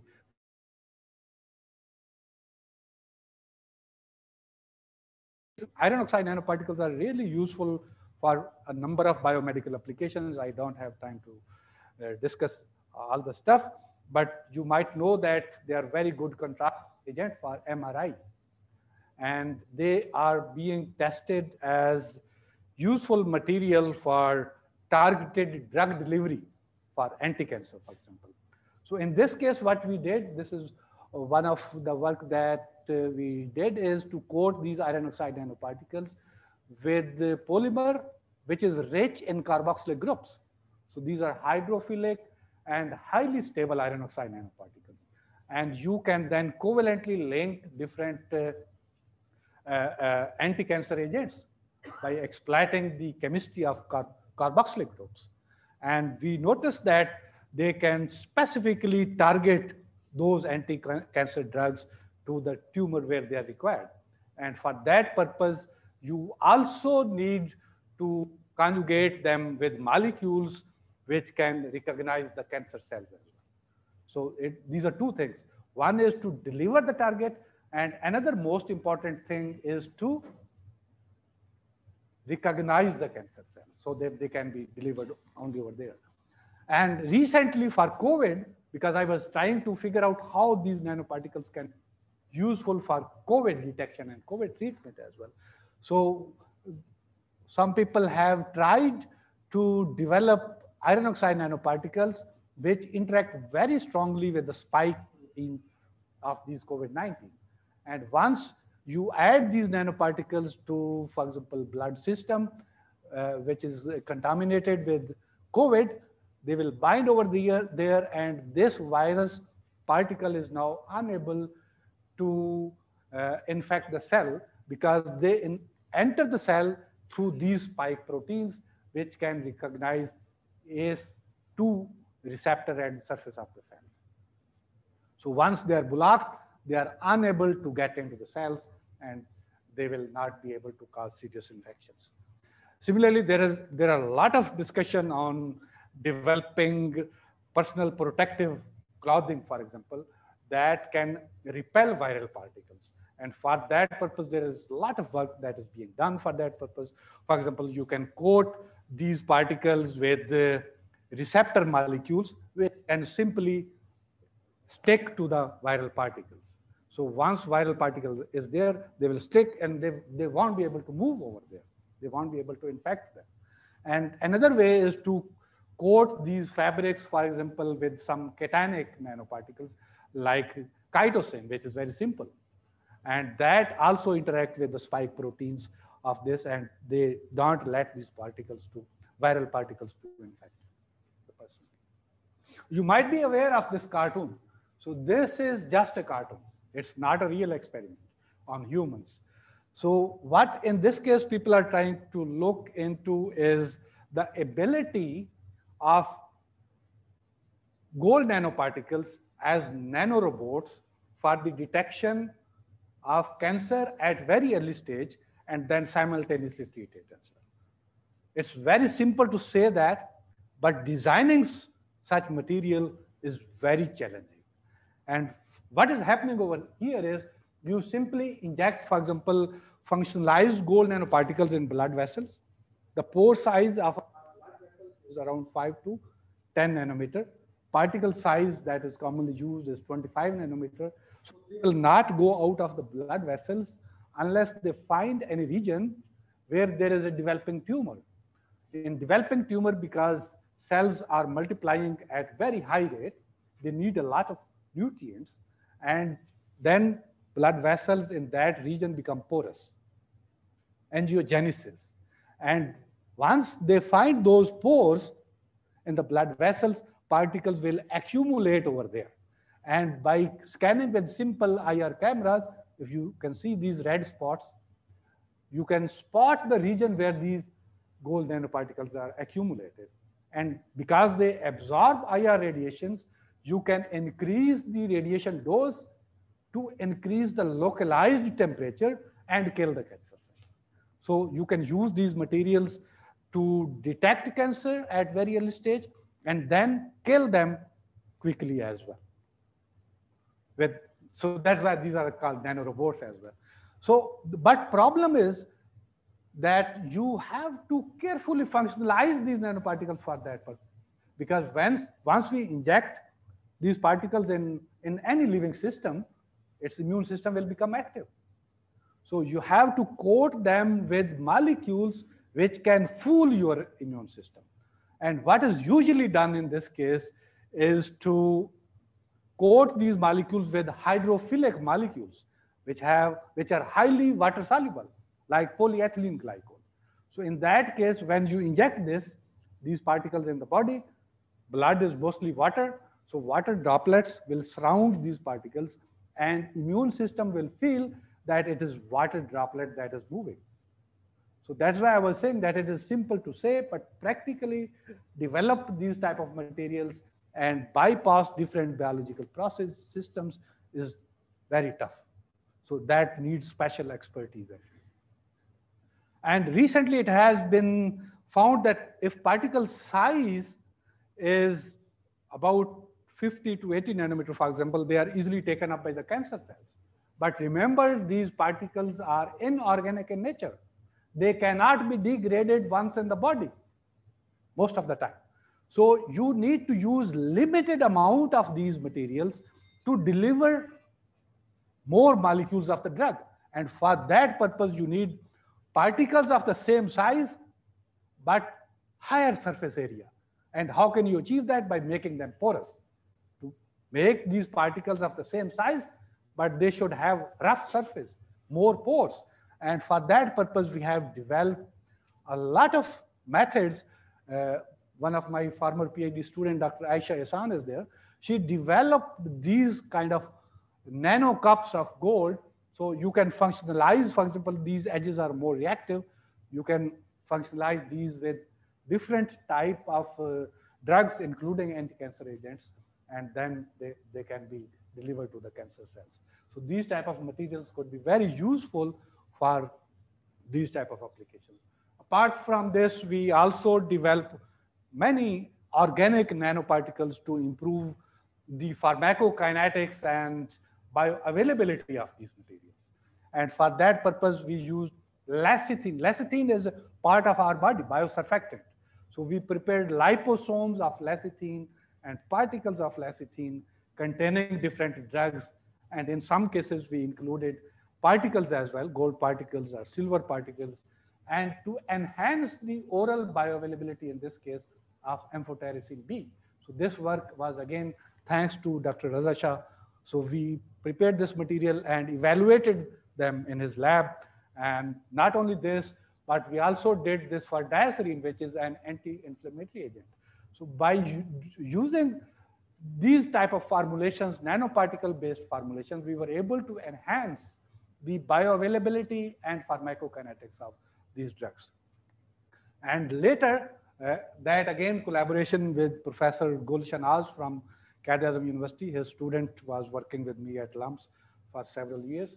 And they try to develop these chitosan nanoparticles and encapsulate a variety of drugs, including anti-cancer agents, and then functionalize the surface of those chitosan nanoparticles with receptors with molecules like folate that can recognize the cancer cells.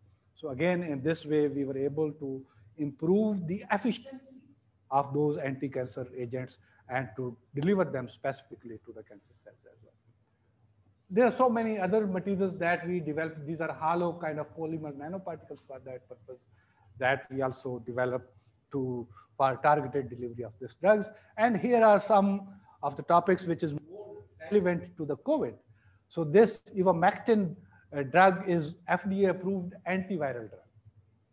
For example, nowadays, the delivery of these kind of drugs is really important and especially to enhance their bioavailability and pharmacokinetics. And what people have done, they have encapsulated ivermectin in liposomes to inhibit the expression of spike proteins, which are at the surface of the COVID-19, and also ACE2 receptor at the surface of the cells. By inhibiting the expression of those two proteins, you can inhibit or restrict the interaction of COVID with the cells. So in this way, so by the way, this is really very important. You might have heard about mRNA, messenger RNA-based vaccines, DNA-based vaccines. Those vaccines, in order to deliver them in your body, you really need to encapsulate them in these type of materials, because RNA is highly unstable. So once you inject them, for example, in your body, it will be degraded by RNA's activity. So you have to encapsulate, and I was yesterday even reading a particle that the future of those RNA-based or DNA-based vaccines basically depends on these type of carriers. And liposomes would play a very important role for that purpose. Here is another kind of method in which dexamethasone, which is also recommended for anti-COVID-19 drugs. So its bioavailability and efficiency was also significantly enhanced if it is encapsulated in these type of liposomes. So this is just a review article that we published recently, in which we discussed the potential of these liposomes to deliver siRNA simply through this nasal spray, for example. So by nasal spray, you can transfer these particles in the lungs, where, for example, if there is a COVID, they will destroy their RNA, and that will unable to multiply further. So there are a lot of work that is being done in this case using these kind of delivery vehicles to basically degrade the genome of virus or to inactivate the surface proteins. NO release, nitric oxide releasing, you might know that nitric oxide is really useful for many diseases, basically. It helps in vasodilating. It increases the blood vessel, for example, size, so that blood can easily flow. So it's very useful when people have problems related to blood clot or so many other diseases. So recently, they have tested the use of nitric oxide along with oxygen for COVID-19 critical patients. And they found that it is really useful. It helps to prevent that disease to become very serious. Even people who were critical, they were recovered. And for that purpose, they have suggested that there is a need to develop nanoparticles with NO releasing agents so that they can release you certainly need to release small amount of this nitrogen oxide. Otherwise, it may be toxic to other cells. So you need to deliver it in the region where it is required and then trigger the right amount release of this nitric oxide for that purpose. So for that purpose, these nanoparticles are very useful. I don't know how much time I have left. I have still 5-10 minutes if I can talk about it. Oh, okay. So you might be aware of this gene therapy approach. So in this case, what normally traditional drugs do is they basically, this messenger RNA is transcribed into these proteins, and these proteins basically cause diseases. So the drugs that you develop, they bind with the active site of these proteins to inactivate them. But what would happen if you can stop the translation of this messenger RNA into these proteins? And that you can do by delivering antisense oligonucleotide, for example. So that can bind with messenger RNA and stop its translation for the formation of those proteins. But again, the problem is, how would you deliver that antisense oligonucleotide to inactivate messenger RNA? Because it is very unstable. And for that purpose, again, these gold nanoparticles are very useful. They're coated on, DNA is coated on gold nanoparticles, and this sticky end can recognize then the oligonucleotide that you want to deliver. So this has been very useful. So recently related to COVID, this is just published in 2019. What people did is they coat these nanoparticles with DNA, and then adding some cross-linking DNA over here, they converted into gold nanoflowers. And again, it is due to hydrogen bonding. So they can deliver these drugs, these nanoparticles to the region where there is COVID infection. And then by NIR radiations, they can release kind of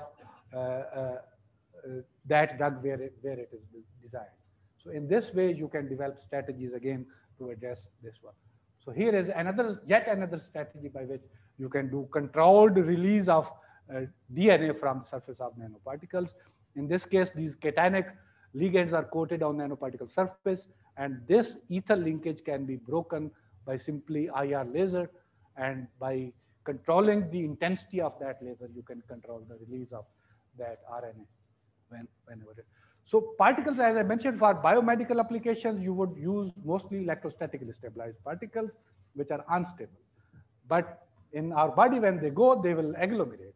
So you really need to develop particles which are highly stable and meanwhile soluble in water as well. And for that purpose, we designed different peptides to coat nanoparticles in a way that they become extremely stable and their surface properties are very similar to proteins. So these were basically protein-like particles which can be used for a variety of these applications. Multi-drug resistance, my last topic. We know that we take so many antibiotics in our routine life. Disadvantage of this is bacteria, they become resistant to these drugs. They become so much resistant that they don't respond to antibiotics. And for that purpose, recently inorganic materials are found to be really useful to kill bacteria and even viruses, which are resistant to many other antibiotics. How? Because they release reactive oxygen species in the specific region around the cell, for example, bacteria, and they can kill those. So far, these bacteria are not yet reported that can develop resistance against these kind of inorganic materials. And for that purpose, we have designed these cationic silver nanocrystals, very small silver nanocrystals, because as it becomes smaller, it becomes active. And we found that it is really useful to kill variety of uropathogenic strains, which are otherwise very difficult to kill. In another study, what we did, we know that once these bacteria, they make biofilm, it is really difficult to kill them. And for that purpose, we compared the ability of silver nanocrystals and silver particles of different sizes and see how they can basically weaken that biofilm. And interestingly, we noticed that bigger particles, they were more efficient in that case. So in order to kill bacteria hidden in the biofilm, bigger particles are more useful for that purpose. And in this case, you see, these are atomically monodispersed silver nanoclusters that contain only 44 silver atoms in that. We have used for so many applications because we were interested for solar cell applications of these nanoparticles, but we tested this for also to kill bacteria which were resistant to many other strains, and this was found to be very useful for that purpose. Recently, we published this review in Chemical Society Reviews, in which we try to highlight the role of surface chemistry of these nanoparticles if you are going to use that for multi-drug resistance. And it is really important to control the surface chemistry when you are designing these materials. And finally, last slide, we know that water purification, water is mostly contaminated with bacteria. Industries are releasing so much pollutants in the water bodies. So we designed and developed these kind of porous particles, porous beads, which are hierarchically porous. They have huge surface area, and you can then incorporate a variety of silver nanoparticles into that. So they can not only be used to remove organic and inorganic pollutants from water bodies, but they can also kill the bacteria. So this was my last slide. And finally, this is just a summary of the activities of my research group at LUMS. So what we do is this biomedical field is just one aspect. So my specialty is basically material chemistry. So we try to develop customized nanomaterials with their control size, dimensions, shape, and surface chemistry, and then collaborate with many colleagues for biomedical applications, energy technologies, and environment and catalysis. And finally, I would like to thank all the colleagues, collaborators, different funding agencies who have contributed to all my work. Thank you very much, sir. Thank you very much, sir. We are open for question answer session. We can take 2 to 3 questions from the audience.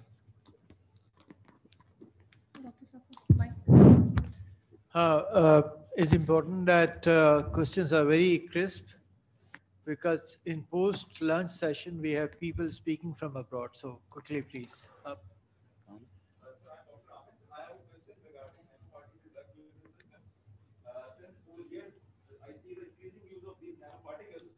What are the likely side effects when these active materials like gold and other will be deposited in the body for long? Are there any side effects related to that? Because repeatedly they will be given like silver, like active gold, they will be deposited in the body. So one method said device that they can be made porous so that the side effects are eliminated. So any other side effects you see, sir? Thank you. This is very valid question indeed. So people, though they are trying to explore the applications of these materials in drug delivery system, but meanwhile they understand being inorganic materials, it is very difficult or probably close to impossible to degrade these materials once they do their job. But gold particles that we are talking about, the amount that you will use, that is very, very small amount. And once they go into the cancer cells, for example, cancer cells, they have a lot of glutathione produced, hyperproduction of glutathione in cancer cells. So that glutathione has cysteine residues, and cysteine residues can then easily break off gold atoms or silver atoms from nanoparticle surface. This is one way that they can slowly be released once they do their job. But there are certainly concerns about this, and a lot of work is being done to understand the implications of using these inorganic nanoparticles for drug delivery applications. And meanwhile, there is an increasing interest of using organic nanoparticles, including polymer nanoparticles, for targeted drug delivery, so that once they do their job, they are degraded in the biological system as well. So yes, there are many concerns, and people are trying to really understand what will happen to these materials once they do their job. The commercial materials which are commonly used, commonly available in the market, they are mostly based on polymer nanoparticles or protein-based conjugates. So we have a question from you. Yes, please. Thank you for a very nice presentation. Hashim, I am professor of chemical pathology at Fazaiya Medical College, Air University, Islamabad. Thank you. So we have got over there microbiology, professor of histopathology, and professor of therapeutics, and professor of oncology. Excellent. We would like to invite you and please collaborate about all these projects over there with us.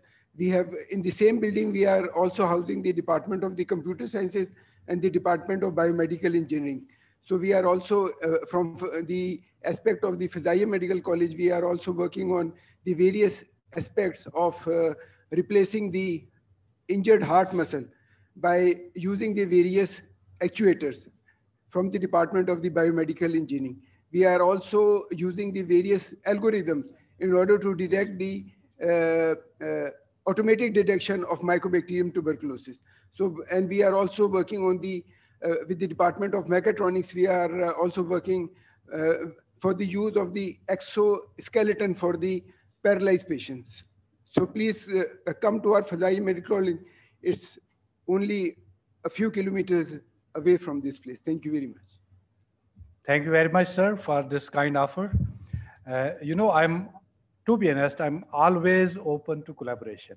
And most of the work that I have presented that was from my group, that was in fact in collaboration with many other groups.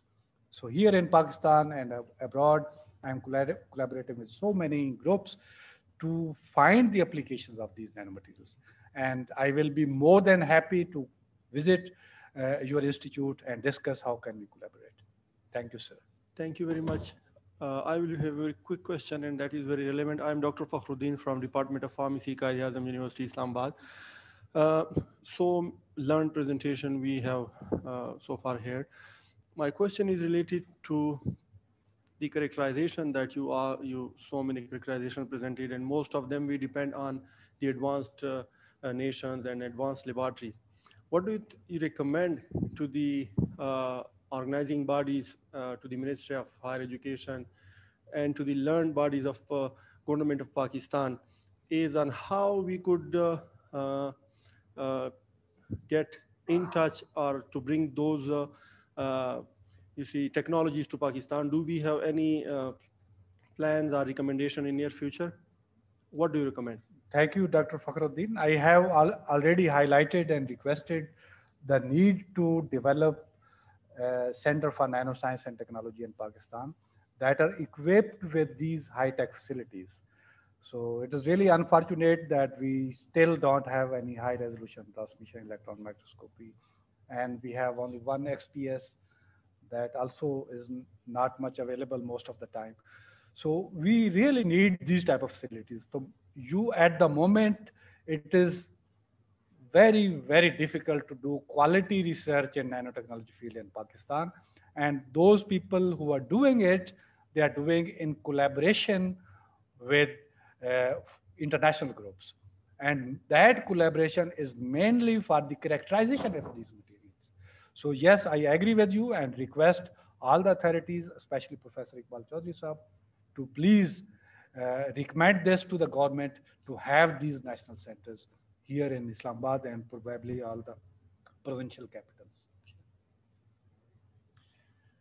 Okay, now I think we'll take one or two questions from the online. Dr. Saab, last question. Very, very quick one. Let me first thank Dr. Ishad for helping us in providing the gold nanoparticles of quality to do research on cardiac problems using nanoparticles to reduce the inflammation. My question is silver more toxic than gold nanoparticles, and lower limit of toxicity is needed in your functioning? Of course, sir, silver is much more toxic than gold. And that is why you might have not seen too much use of silver nanoparticles for these drug delivery applications or other applications which can be used in the living system. But still, the silver is toxic to these definitely small bacteria, things like that. But the amount that we normally use, that is not that much that it can be much toxic to the mammalian cells. So whatever reports appear about silver, they have to characterize the toxicity of those silver against the mammalian cells as well. So they need to tune the size and surface chemistry and the amount of the material that they will use, that it is not toxic to the mammalian cell. But yes, it is much more toxic than the gold itself. Thank you very much, Professor Dr. Ishad Hussain, for a wonderful presentation. I'll have one comment. Of course, this is phenomenally good. I was absolutely delighted to see very high quality nanotechnology research being conducted in Pakistan. You're certainly among the leaders of that. And you know, the way that you have managed your research in collaboration with other is an absolutely wonderful way of moving forward. Second is the good news that in Latif Ibrahim Jamal National Science, National Nanotechnology Institute, we will be procuring many of the equipments, not all, or at least we'll have scanning microscope and X-ray diffractions and other stuff. So hopefully some of the most essentials would be available nationally.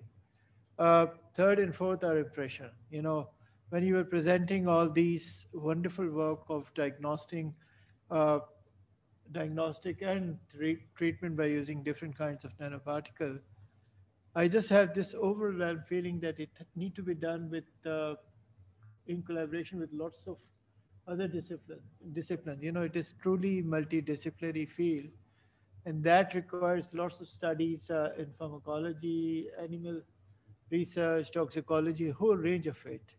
And it is, I think, very important that we develop that kind of linkage, as you mentioned, for various kinds of nanomedicine projects.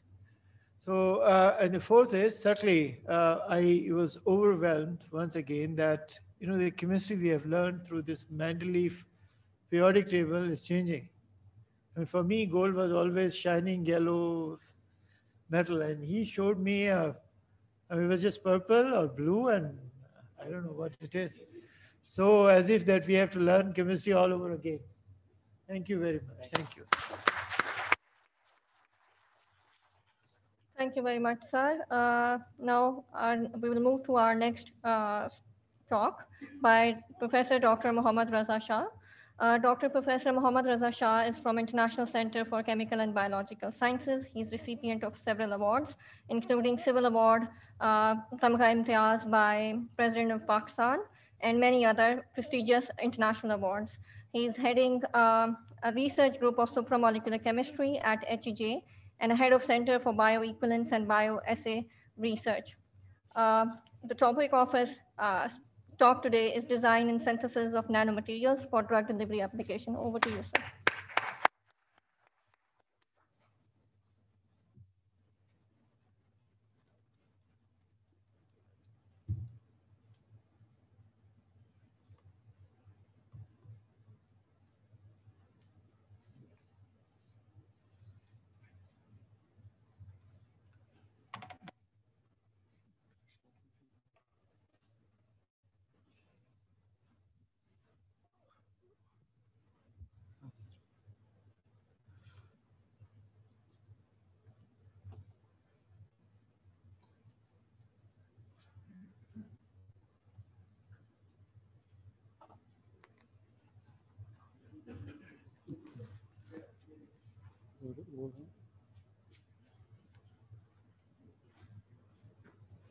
Okay, thank you. Okay, A'udhu billahi minash shaitanir rajim. Bismillahir rahmanir rahim. First of all, I would like to thank my respected teacher and our director, Professor Dr. Iqbal Chaudhry, who just gave us the opportunity so that we can just meet again with Irshad, who is a good friend of mine, and many other people. I'm also thankful to Hazima. She was so active in coordination, and as mentioned by Dr. Irshad, that she was prompt in response. So thank you so much, and keep this up. I would be talking about the drug delivery, and most that would be related to the use of organic materials. My interest in the drug delivery application developed like 6 years back when I was asked by Dr. Iqbal that I should take care of Center for Bioequivalence Studies and Clinical Research. This was something new for me, so then I decided that let us study and whatever we can do in research in this area. And I discovered something really exciting out of that, this is the area where the future is, and now in the scenarios of this COVID, it just shows that this is the area which can provide solutions to various problems related to this disease. I would be more talking about the oral drug delivery system. Oral drug delivery system is the choice of drug delivery system. And the reason is that it is more safe, and the patient, it is more friendly towards patient, because all the patient would like to just use the drug through orally rather than rather than injections. It is non-invasive, and if someone is consuming more drug and if there is any adverse event, so you can just wash the stomach and you can just counter the adverse event and overdoses. But at the same time, there are a large number of problems associated with the oral drug delivery system.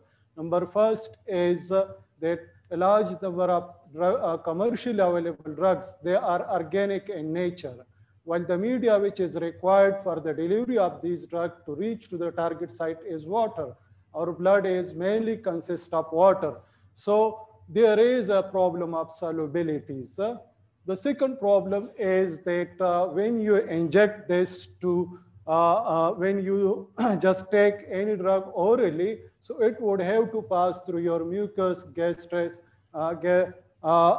gastric and intestine. And there are a large number of barriers because our gastric environment is not friendly for most of the organic molecule. It just decomposes there. Similarly, there are a large number of various kind of membranes, and that just prohibit the absorption process of the drug from these our own digestive systems. So you would have to work.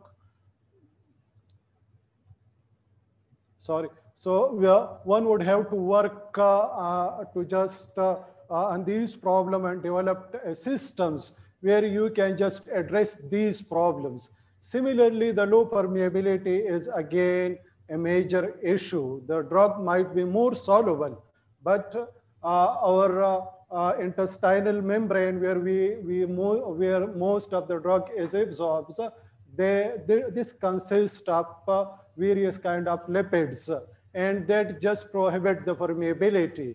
Another major problem is the first pass metabolism.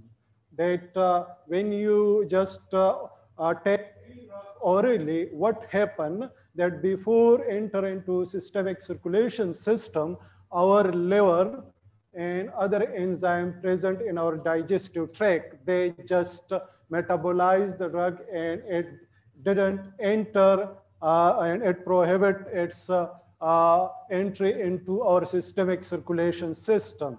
Another problem which is associated with the oral drug delivery system is the presence of glycoproteins. These glycoproteins are there throughout our body. So whenever they sense any foreign body, they just try to just efflux that and get rid of them from our body. So you would have to develop a mechanism to counter this. And again, enzymatic degradation, low circulation half-life. This is again, and systemic toxicity, because once a drug is taken orally, it will reach to each and every part of your body through blood circulatory system. So you would have to just take care of these problems. Why the nanocarrier system is the best choice? There is like several advantages of this system. First is large surface area to volume ratio. That would give you the opportunity to load a large amount of the drug. Second is that you can play around with size and shape, and this is important for the delivery process. It can be easily designed and also prepared, and you can use biocompatible and biodegradable molecules rather than using those molecules which are difficult for the body to get rid of. You can use those materials to prepare nanocarriers. Similarly, you can also introduce greater stability by using such a material which can just counter the effect of the gastrics and other body functions. And you can also load lipophilic and hydrophilic drugs, and at the same time you can just load a specific receptors, so where they can reach to the target site. So that what is the advantage of the nanomaterial. In in our group at ICCBS, what we targeted these 4 areas. Like we worked on enhanced bioavailability with by using mainly the organic material. Similarly, we also tried to just use our material to reverse multi-drug resistance.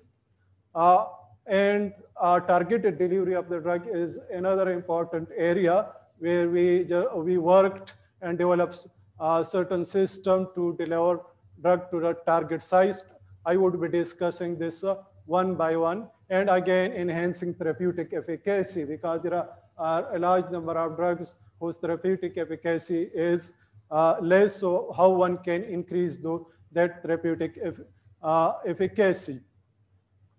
I'm by training is a supramolecular chemist, so we were working on the synthesis of these large macrocycle. So then I decided why not to use these, and using our synthetic skill to synthesize the lipid-like molecule where we can just synthesize niosomes and liposomes. So we published a large number of articles in last 6 years by using these and other lipid-like molecules which we use as a nano carrier. I would be just discussing one example out of them.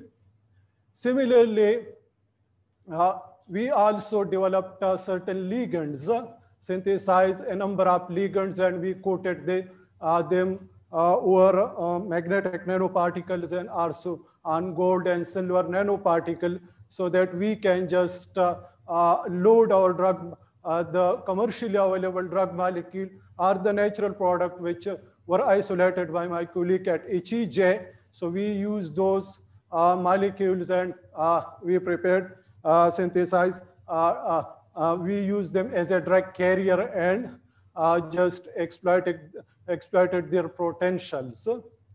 So the first I would take just a couple of examples from enhanced oral bioavailability. In this case, we selected cepatriaxone. Cepatriaxone is the last antibiotic which normally whenever a doctor would like to treat any kind of bacteria or any kind of disease. So this is normally is the last choice. But there are certain problems with this drug. Number first is its permeability.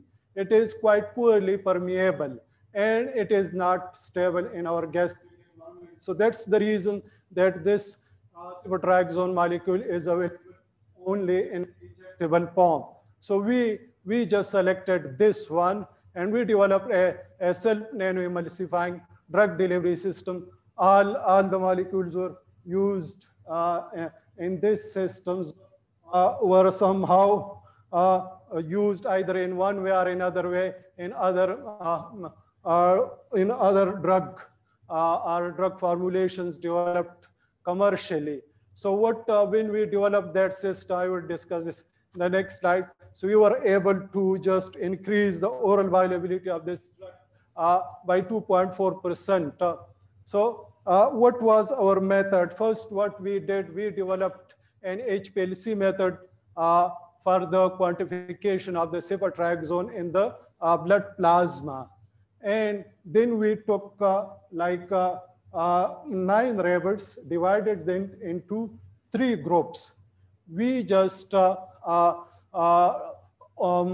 feed those rabbits with the cepatriaxone solution, then with the cepatriaxone and SNEDs and SNAC molecule. Why we use this is the molecule which we developed. This molecule is having interesting properties because we term this as a permeation enhancer.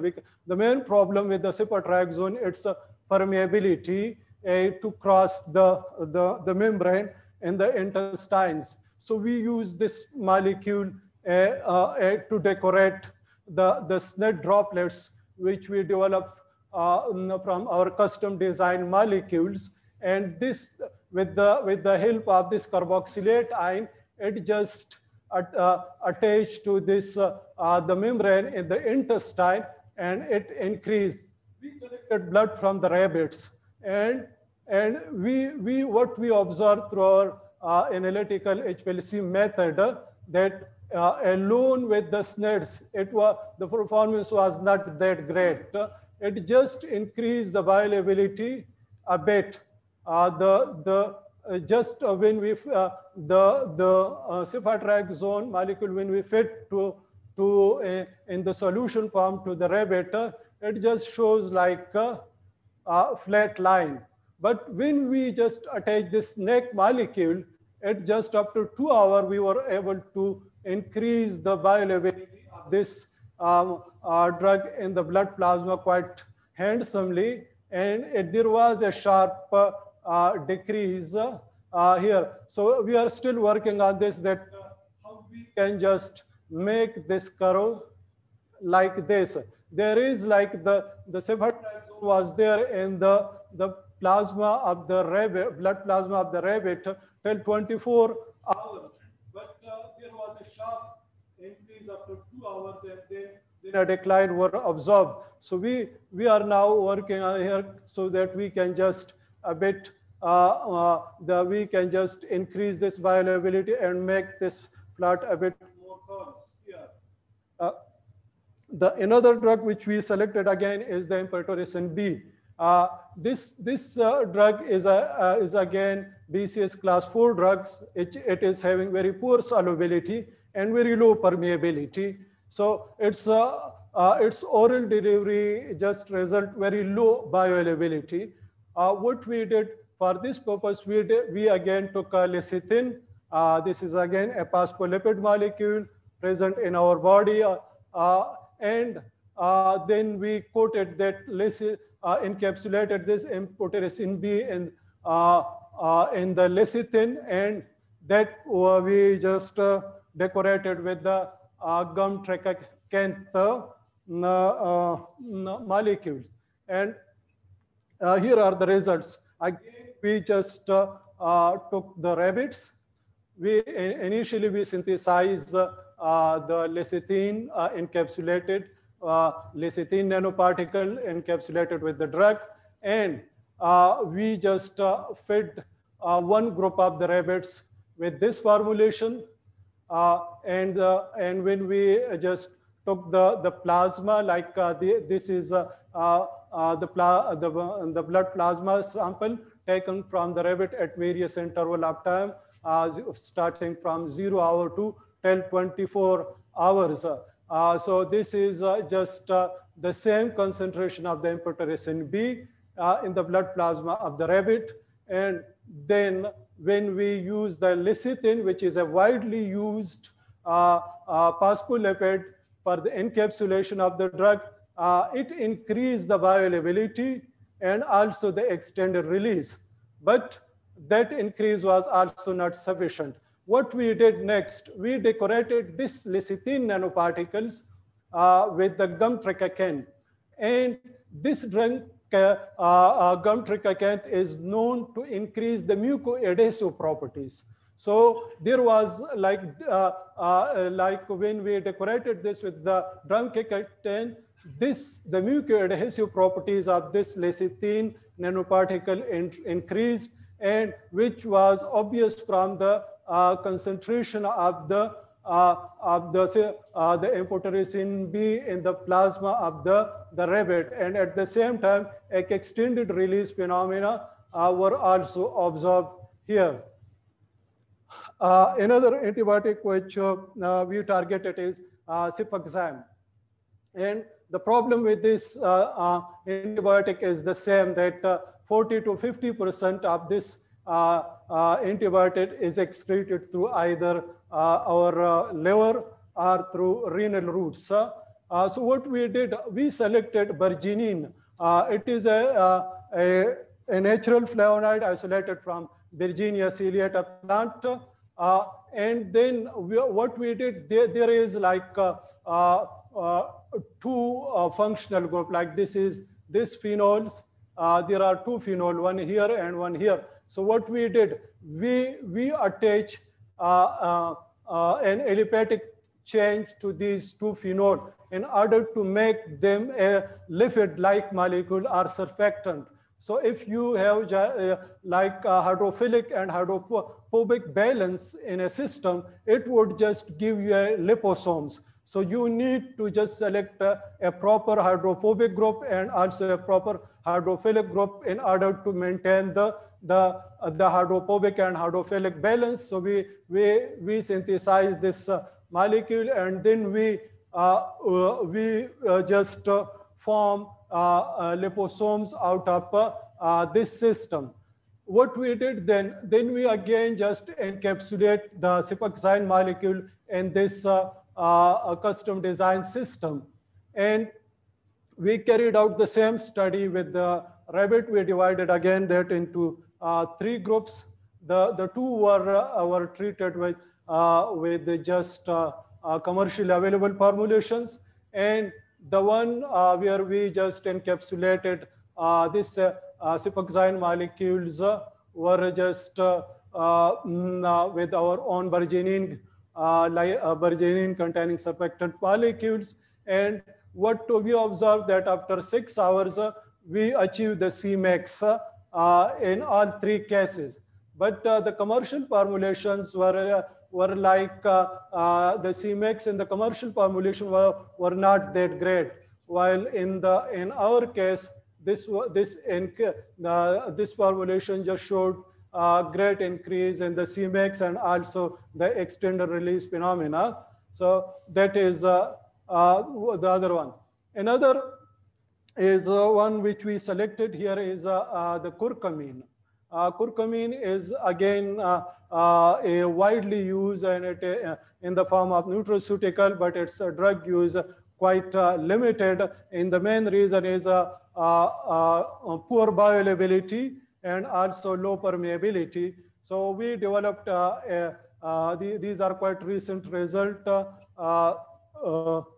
which we obtained, and what we developed as SNIDs, like we call that the semi-nano-emulsified permeable membrane, permeable systems. We developed that through our own lipid-like molecule which we developed, and we encapsulated the curcumine in that. And after feeding the rabbits with that, what we observed that when we just feed the rabbit with the curcumine alone, so you can see that the curcumine isolated from the blood plasma is not that great. But when we encapsulated them with the SNIDs, again, there was an increase, but the increase was not that great. But when we just decorated our SNID molecules with permeation enhancer, which were able to just increase the permeability of our delivery systems. So this also increased the bioavailability in the plasma of the rabbits to quite a great extent. My colleague, Dr. Shabana Simji, then carried out the cellular uptake studies by using cancer cell line, and which also showed that when we used the permeation enhancer, decorated our nanocarrier with the permeation enhancer. So the cellular uptake of the curcumine was much larger compared to the curcumine alone and curcumine encapsulated with the SNID molecule. Targeted delivery, this is another area which we worked on. In the targeted delivery, the main themes or the main theory in this is that if you would like to just deliver your drug of choice at the target sites, so you will have to decorate this with a targeted ligand, and you should use those receptors which are overexpressed in that particular disease. So we just took we took advantage of those overexpressed receptors during various diseases. And In this case, initially we took hesperidine, which is anti-inflammatory flavonoid, and we deliver this to inflamed tissue in the arthritic animal. First, what we did, we developed a liposomal nanoparticle system encapsulated with the hesperidine, and we decorated that with the folic acid, because it is known that the receptors of the folic acids receptors in the arthritic model for folic acid receptors in the arthritic model are overexpressed. So we took advantage of that, and what we observed, well, we just selected here the mice. We induced the arthritis in the mice, and these are just the photographs. This is the normal feet of the normal mice, and this is like the arthritic model. And we just subjected these mice to the treatment with various combination of our nano drug delivery systems. And what we observed, that when we use folic acid conjugated lecithin nanoparticles at 3 milligram per kg, so after 14 days, their size were nearly matching to the normal ones. And we also then carried out the X-ray of these. Like you can see that this is the X-ray photograph of the feet of the mice. It's a normal one, and this B is actually the arthritic model. This is the controlled one. And when we just compare to that one, and the behavioral studies and this X-ray photographic studies showed us that the folic acids conjugated nanoparticle, just the effect of this on this arthritic system were very much good compared to those one where the folic acid was missing. So that we are believing that probably the folic acids were helping in the absorption of the hesperidine specifically, or in the accumulation of the hesperidine specifically in the arthritic joints, and the regeneration of the bone were also occurred. Again, we also just carried out studies by selecting mice infected with cancers. That was mainly hepatocarcinoma model. So we know that the biotin receptors are overexpressed in the cancer cell lines. So what we did, we developed SNET systems where we used oil, co-surfactant, surfactant, and the drug. And then we just decorated that liposomal formulation with the biotin and treated this animal model with that. And it showed good results, especially in case of the recovery, when we it showed good results. These so far, but these studies are still ongoing, and we are planning to just carry out the histopathologies, which is under process. Then this is another system. Again, we use gum stabilize gums and then stabilize silver nanoparticle for the delivery of the berginin molecule. And here our target was just that the berginin is having like these phenolic groups, and this is an antioxidant. So we were thinking that this would suppress ROS generation, which is responsible for the inflammation in the arthritic animal models. So these studies we again did in the same manner which we did previously, and the histopathology and the X-ray analysis showed recovery. In this case here, the recovery was not that great as compared to the liposomal formulation.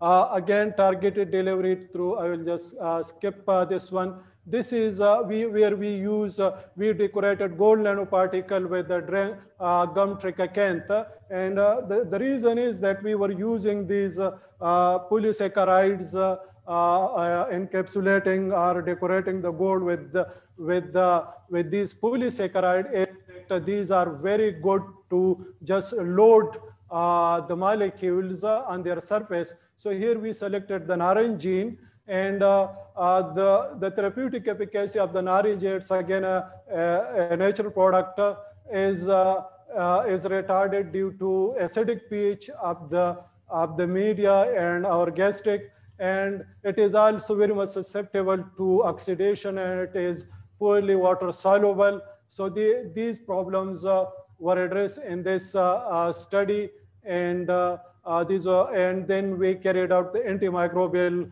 analysis of this.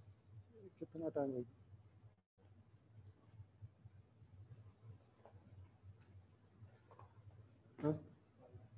5 minutes. Okay, so this is another area where we were using or developed nano carrier, where we are reversing multi-drug resistance nano carrier. I will just quickly go through this. In this case, we selected the Staphylococcus aureus bacteria, and it has developed resistance against the vancomycin.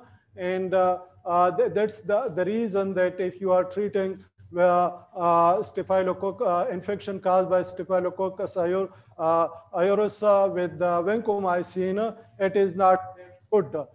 So what we did, we developed a metal organic framework here, and we encapsulated the vancomycin and the metal organic framework we synthesized, that we also decorated with the chitosan, and chitosan is bearing positive charge, while the Staphylococcus aureus is having negative charge on its surface. So due to this electrostatic interactions, our nanocarrier just interacted with the bacteria, and we loaded the vancomycin on that, and the stability studies were carried out that turned out to be quite highly stable.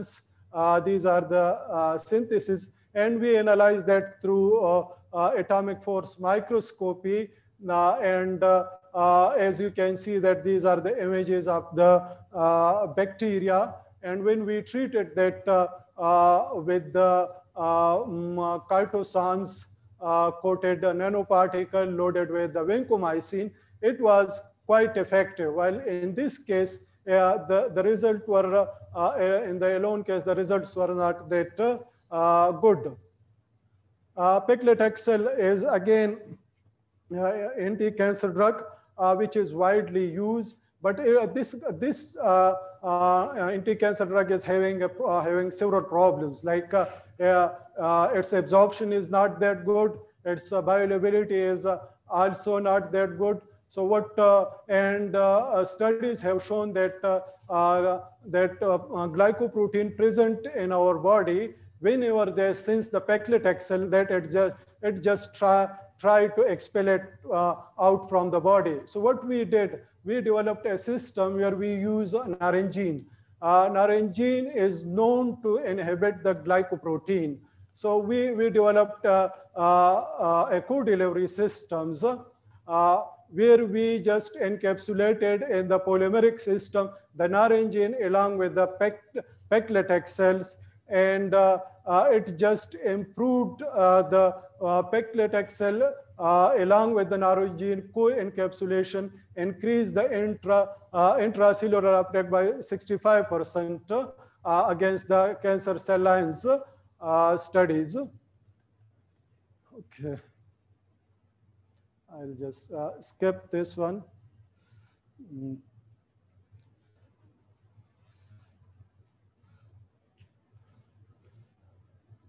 I would like to thank the organizers of this symposium, Professor Dr. Taur Rahman, Professor Dr. Iqbal Chaudhry, Professor Shabana, Dr. Talat Rumi, who who were kind enough to carry out animal studies with us. Many wonderful group of students, funding from Higher Education Commission, Pakistan Science Foundation, OPCW, DTRA, and IFS. And thank you very much for your attention.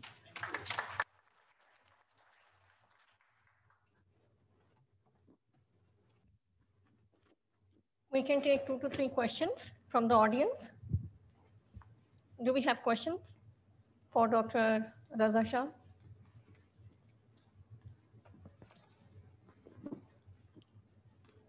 Over there.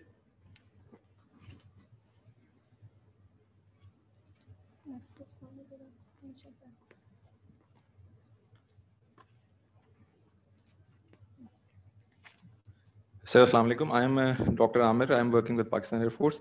Sir, I have a question. First of all, sir, let me thank you for a very interesting, innovative lecture, new addition to my knowledge.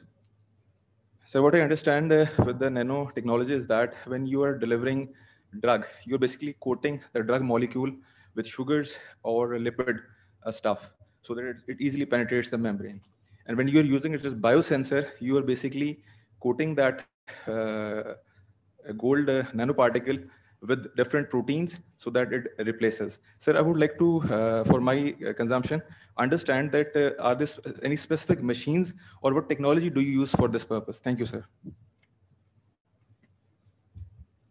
Okay, it's you need small kinds of equipment, but basically this is like a laboratory flask and burette and Schlenk flask, these techniques. So it's there is no requirement of really sophisticated equipment. For characterization, yes, but for the synthesis, you don't need.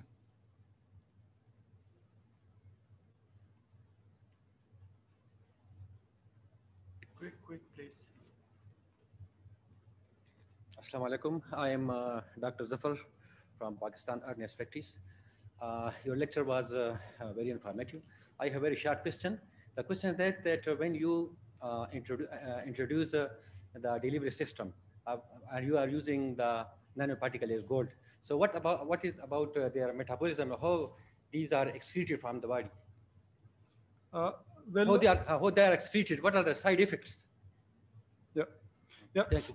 Yeah, the one which we used here, they were all biodegradable and biocompatible. So it's the same which is used in most of the medicines and our nutraceuticals. So they are compatible to the body. With regard to the silver and the gold, so normally it is whenever our body sense any foreign body, so what they develop there, they just generate few kind of proteins, like glycoprotein is one of the example. So these protein machinery are responsible to just get rid of these foreign bodies, like if you are just feeding rabbits or mice with the gold or silver. So these glycoproteins like molecule that just try to just remove this from the body. And since these are in very small amount, so that can be removed easily. But in our case, 90% what we did was simple organic molecule which were biodegradable and biocompatible. We just we keep ourselves away from the metal one, and this was one of the problem that its chemistry and especially toxicity is still not very well understood. So we have questions from the virtual audience. Sure. So we have questions from the virtual audience. First one is from Dr. Hamid Majid. Please explain what is the sustainability of conjugate functional groups in vivo. Do you think that these ones move in will be unguided toxicity developers? I think this was actually related to Dr. Ishan's talk, but you both can comment on this. So should I repeat the question? Please explain what's the sustainability of conjugated functional groups in vivo. Do you think these ones move in will be unguided toxicity developers? Stability. Yes, for stability, as I mentioned, that you really need to stabilize these particles very well if you want to study their effect in the biological system. And for that purpose, normally what people do is to conjugate that with certain peptides, which have, for example, a cysteine residue. So cysteine can covalently bind to these particles and make them extremely stable. And similarly, you can also do this with the thiolated PEG, which has at one end functionalized with thiol. So if you are going to use these particles in biological system, you really need to stabilize them very well so that they do not aggregate in the biological system. And they can also help in avoiding the immune response as well. Thank you very much, sir. We have another question from Dr. Shaista Ilyas. How we can qualify surface active groups? I think both of you can answer this one. Qualify surface active groups. How can we qualify surface active groups? Qualify? Yeah, that's the question. I don't know what does it really mean. Okay. If it is quantified, then yes, with the analytical techniques like LCMS, HPLC, you can quantify that one. I don't know about the qualify. I would just like to give a very brief comment with regard to your approach about the hepatocellular. I think the lack of effectivity of your approach would be because of if you would do the next generation sequencing or the genetic sequencing of that hepatocellular carcinoma and understand the types of the mutations over there, you shall be able to specifically target that that genetic makeup. And with regard to Professor Ishad comment that now we have got excellent high resolution techniques to deliver the drugs at the site of the cancer. As we deliver the stents at the blockage site of the heart vessels, we can localize the tumor by PET scan and positron emission tomography, and we can really deliver your drug through that blood vessel to the specific site. And this approach, as Dr. Iqbal said, it's a multidisciplinary approach. So you need to deliver that drug, and it will resolve the question of your toxicity. Thank you. Okay, so apparently from the comments I learned that this is Dr. Shah's birthday also. Happy birthday to Dr. Shah. I think he has intentionally selected this date, celebrate his birthday. But certainly a lot of prayers for him and for all of you. Both lectures were absolutely high quality. These are frontiers of nanotechnology, certainly represent the best of what Pakistan offers. And I'm sure that you have all benefited from these good presentations. Thank you very much. Thank you. Thank you very much. Now we can go for the lunch and prayer break, and we'll gather here at after 1 hour. No, 2 o'clock, 2 o'clock, 2 o'clock. We will gather here 5 minutes before 2 o'clock. Ladies and gentlemen, functional nanoparticles for biomedical application. This session will be chaired by Professor Dr. N.M. Bhatt and co-chaired by Professor Dr. Najmul Khan. Let me introduce both our chair and co-chair to you. Dr. N.M. Bhatt is full-time professor of nanosciences and technology at Princeton University. He is chairman of Princeton Institute of Nanoscience and Technology. His classical research from the year 1963 has been extensively cited for over 50 years till today. He has published over 180 publications in all the peer-reviewed and ISI journals. His high-quality research has earned him several awards and accolades in the academic and scientific world. Moving on to our co-chair, Professor Dr. Najmul Khan. Professor Dr. Najmul Khan is full-time professor of analytical chemistry at Bahauddin Zakriya University, Multan. He has an index of 21, and he is also a director of audit at Bahauddin Zakriya University, Multan. I would request our co-chair and chair to please introduce our speaker for the session today. Hello.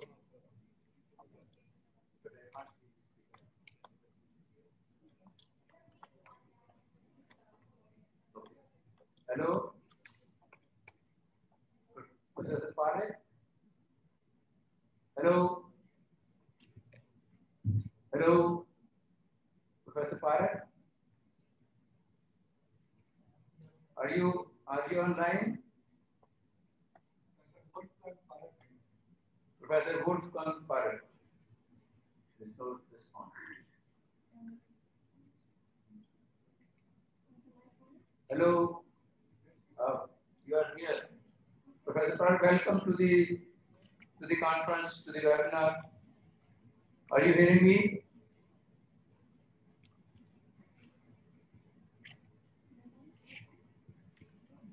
Professor Parekh, welcome.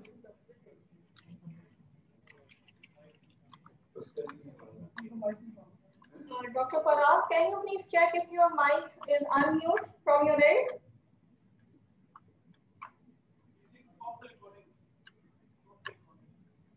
Okay. Please open your. Hello.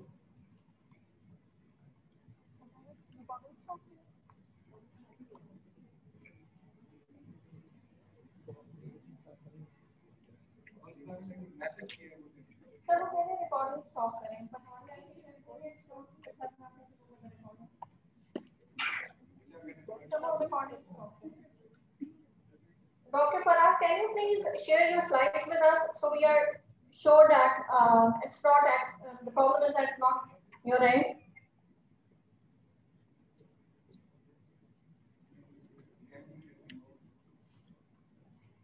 Dr. Parag, we cannot hear you. We can certainly see you on our screen.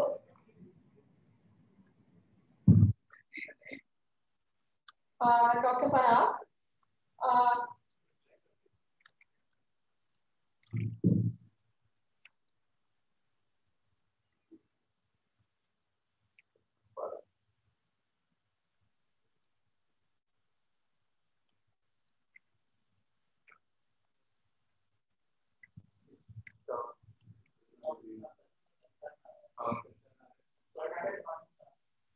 Okay, right. Dear team at ICCDS, please stop the recording. We will go without the recording for this session.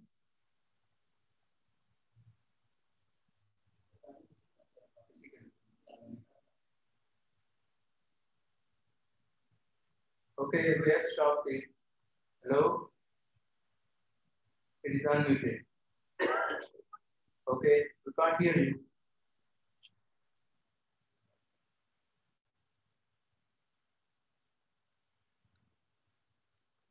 I will start Zoom. Okay.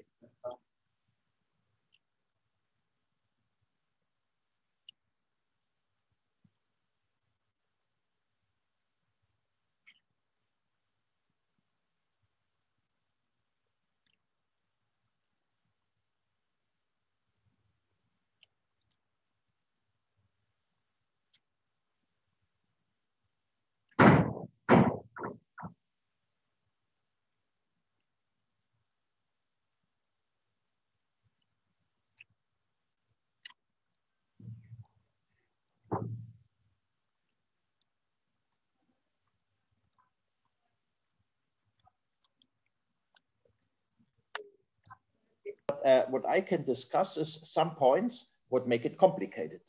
And I think, I mean, the most complicated thing, or what is a big problem, that we think if we inject a particle like this particle will directly interact with the targeting tissue. But this one actually is not the fact, because if we inject a particle like this, there will be a massive change of the properties of the particles. So nanoparticles in the context of biology are highly dynamic objects. They change.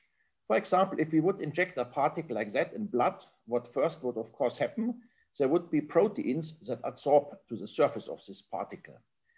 Then there are also a lot of enzymes inside the body. So these enzymes can start to degrade the nanoparticle. For example, here, what these enzymes can do, they can take away part of the original surface coating. And if part of the surface coating is lost, like here, you can see the particle has now a completely different behavior. For example, if all the antibodies would be cut away by enzymes, then this particle would completely lose the targeting capability. So at the end, what interacts with the cell is this particle and not this particle. And as you can see here from the sketch, I mean, this one is quite different. But now, of course, this one is only a sketch. And what's now the important thing, we have now to try to find experimental methods that we can really detect what is the, or what are the properties of the particles if they are really at the site of the interaction. And this one is quite complicated because we can make a good physicochemical characterization of this particle in a test tube. But we do not have so many methods that we can make a physicochemical characterization of the particle directly in vivo. Because in vivo, it's not a very good environment for doing measurements. There's a lot of light scattering, for example, if you would do it with light-based approaches and so on. So I want to discuss with you now some approaches how we could tackle this problem. So the most important thing now is that these uptake studies, for example, if you want to measure the interaction of particles with cells, you have to do it in a quantitative way. Often you see in publications a study where people just show, okay, there are some particles inside a cell, but there's only one data point, and one data point doesn't tell you anything. For example, if you record a time series, that's now the intensity of a quantifier, how many particles are inside the cell. That could be the mass of particles inside a cell. That could be the fluorescence inside a cell. You can see, for example, the time scales can be completely different. For example, what does mean fast? Fast is not more. For example, these two lines here, the blue one and the green one, they have the same kinetics. So the slope here is, the normalized slope here is the same. In this case, the particles go in with the same speed, but here for the green curve, more particles go in with the blue curve. On the other hand, if you compare now the blue curve with the yellow curve, the blue curve here, the uptake is slower than for the yellow curve, but at equilibrium at the end, in both cases, the same amount of particle goes in. So this one is quite important when we discuss fast is not more. And in order to really learn something about particle uptake, you always need to make a time series, because if you only measure at one data point, for example, if you only measure at this time here after 20 hours, we have this uptake, you don't know at all how much really goes in, and you also don't know at all how fast does it go in, because you always have to record kinetics. Good. So now in the time of my presentation, I would like to discuss three things. First of all, degradation of particles. Second, quantification of the protein corona, how we potentially could do it at one point in vivo. And at the end, some short question. Can we at one point predict how particles would behave in vivo just from the physicochemical properties? So let me show you the first test system we're using for the degradation. These are upconverting particles, so they have an oxide matrix, and they are doped with lanthanides, like for example with europium. Now these particles have a nice cubic shape. They also have these upconverting properties. Now what we wanted to know, if we add these particles to a cell, will they remain the same, or what will happen to these particles? So the first one talks about particle uptake by a cell. If these particles go into a cell, say in the endosome, and the endosome is full of proteins, and the endosome is also very acidic. So we can have a very acidic pH. What happens now if we add particles? So you just add now, for example, these particles to a solution with low pH. We emulate also the temperature of our problem, of our body. And then we try to remove the fragments what have been degraded from the particle simply by a semi-permeable membrane. So these are the particles that remain. And if there's some dissolution of ions or small particle fragments, they would go here to the flow through. And if we collect now with mass spectroscopy, what's in here, we can see here the particle, in fact, it starts to dissolve because we get more and more contents of the particle here in the eluent, but the particle doesn't dissolve completely. So this one is also quite important to take into account because many times there are studies where there's a claim that if you add, for example, some metal oxide to the body, at one point they will be completely dissolved and they will be cleared from the body. So this one at least has to be studied for each case. In our case, we do not have a complete dissolution. We have some etching of the particles, but the particles do not completely dissolve. So what's happening now with the particles? If we look at the particles with TM, we can see if we wait longer and if we go to highly acidic pH, we learned there's no complete dissolution, but there's a complete reshaping. So we start here with nice cubic shaped particles, and you can see them here. If we remain at slightly acidic pH, nothing happens to them. But if we go to higher temperatures and acidic pH, these particles completely lose their shape. So we can quantify this by a shape parameter by measuring here this angle. And you can see here the kinetics, the particles lose their shape.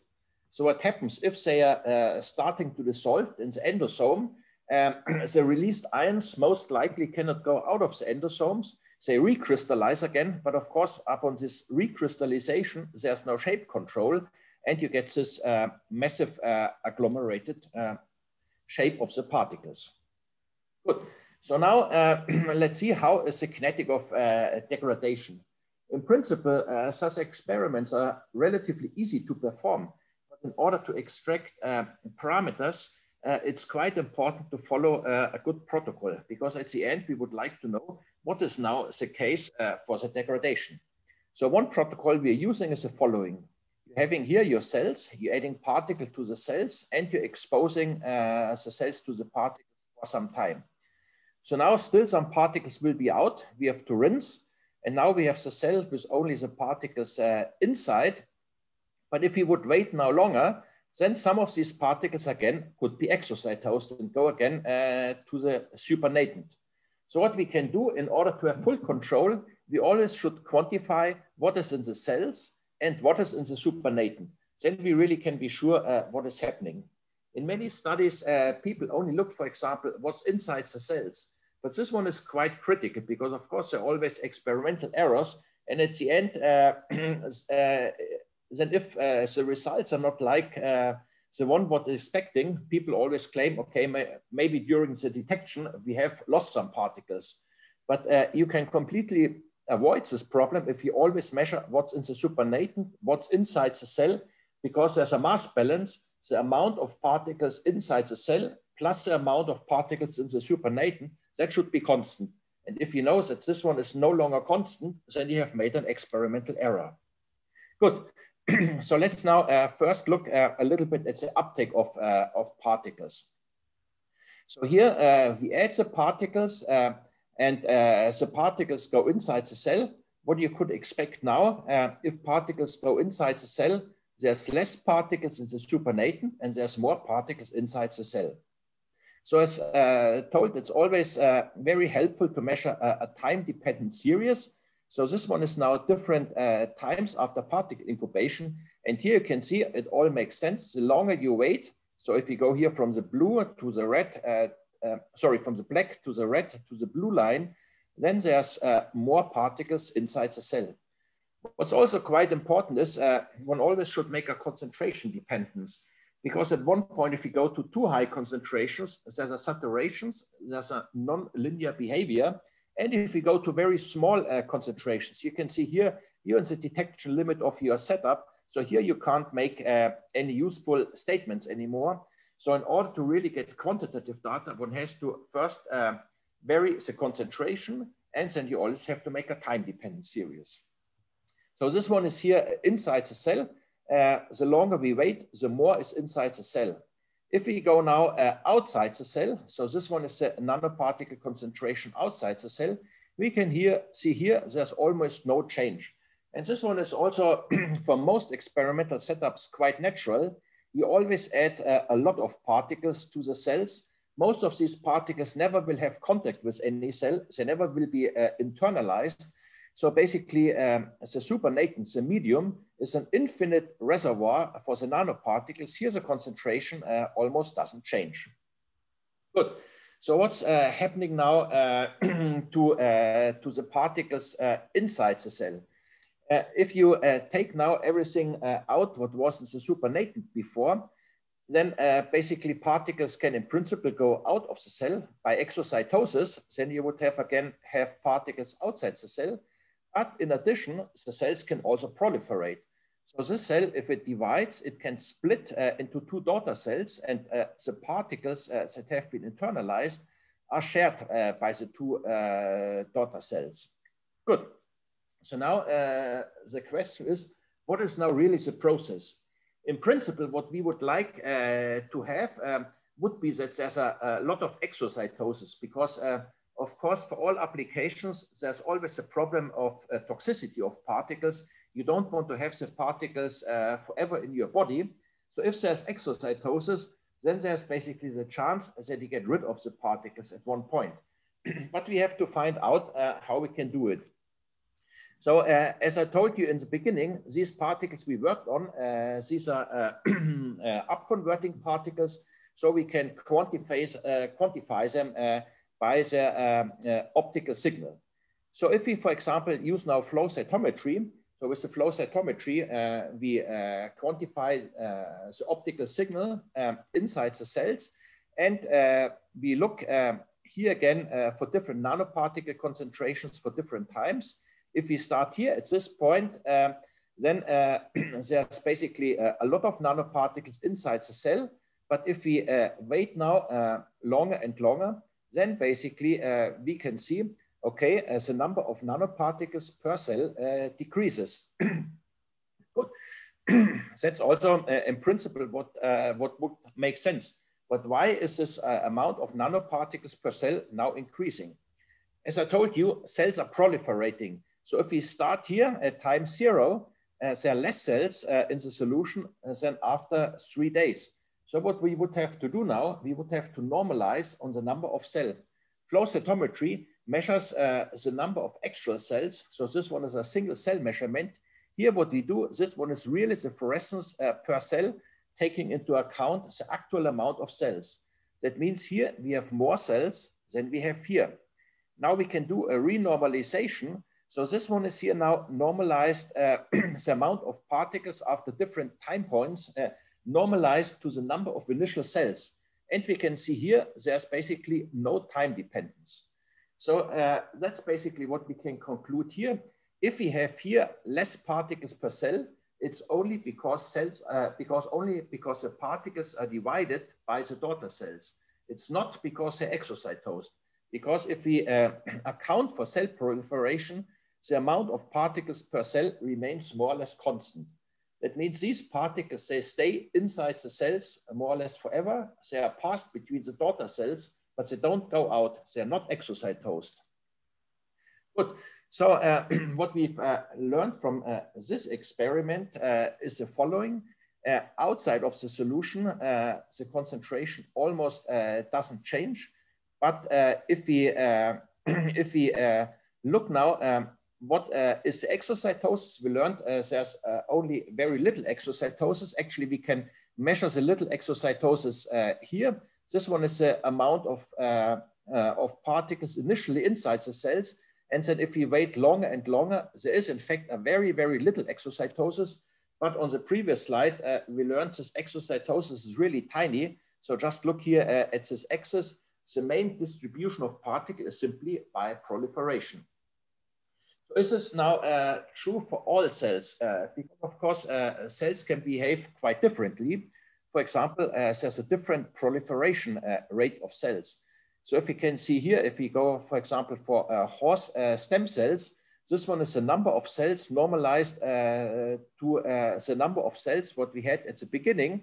You can see here for example, for horse stem cells, after 3 days, there are 4 times more cells in solution.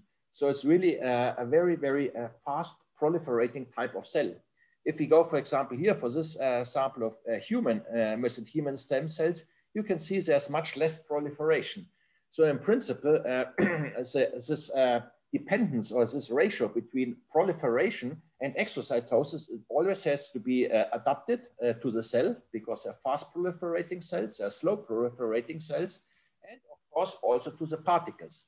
If we now, for example, change the size of the particles, so it's again the same experiment.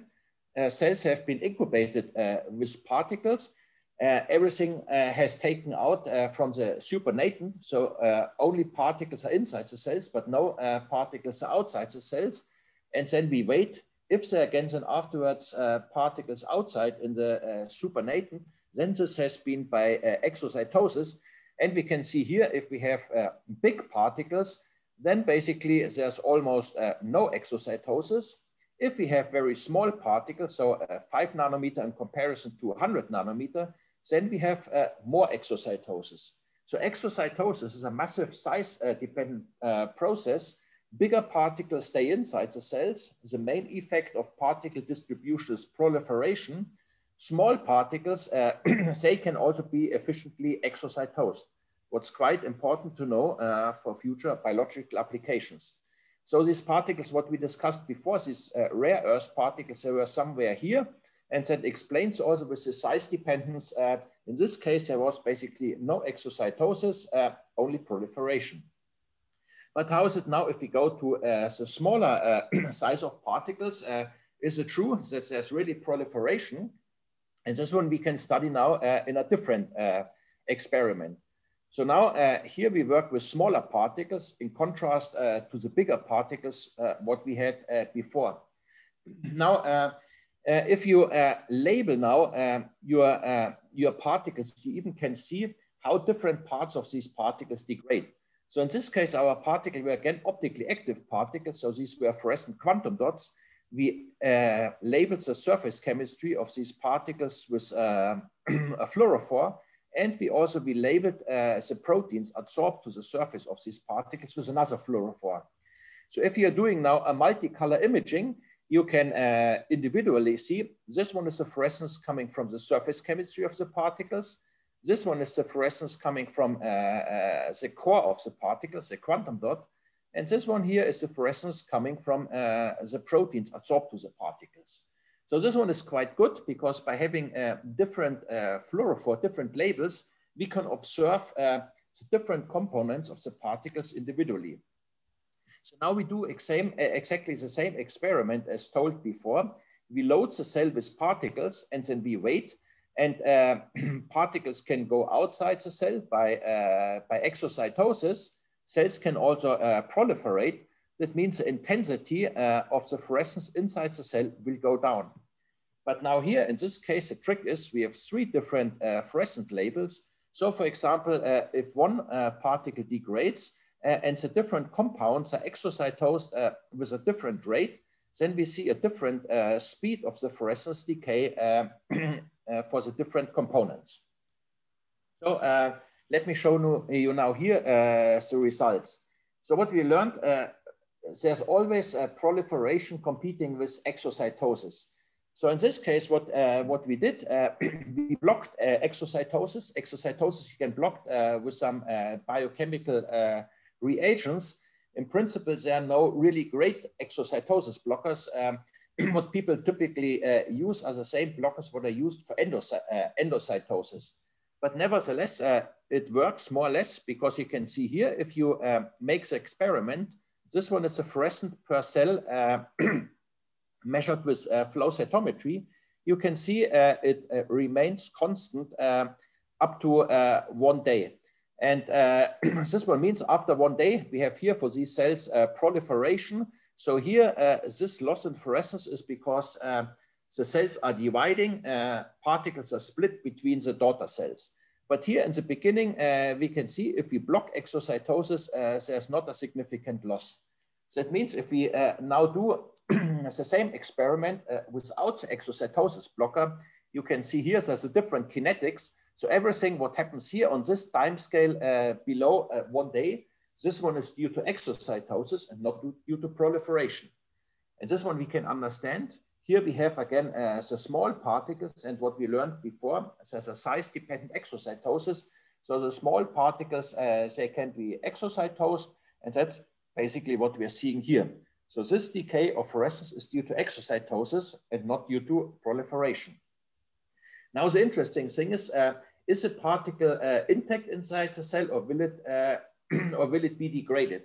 For this, you can do another control experiment. You can cross-link, for example, the protein corona to the surface of the particles.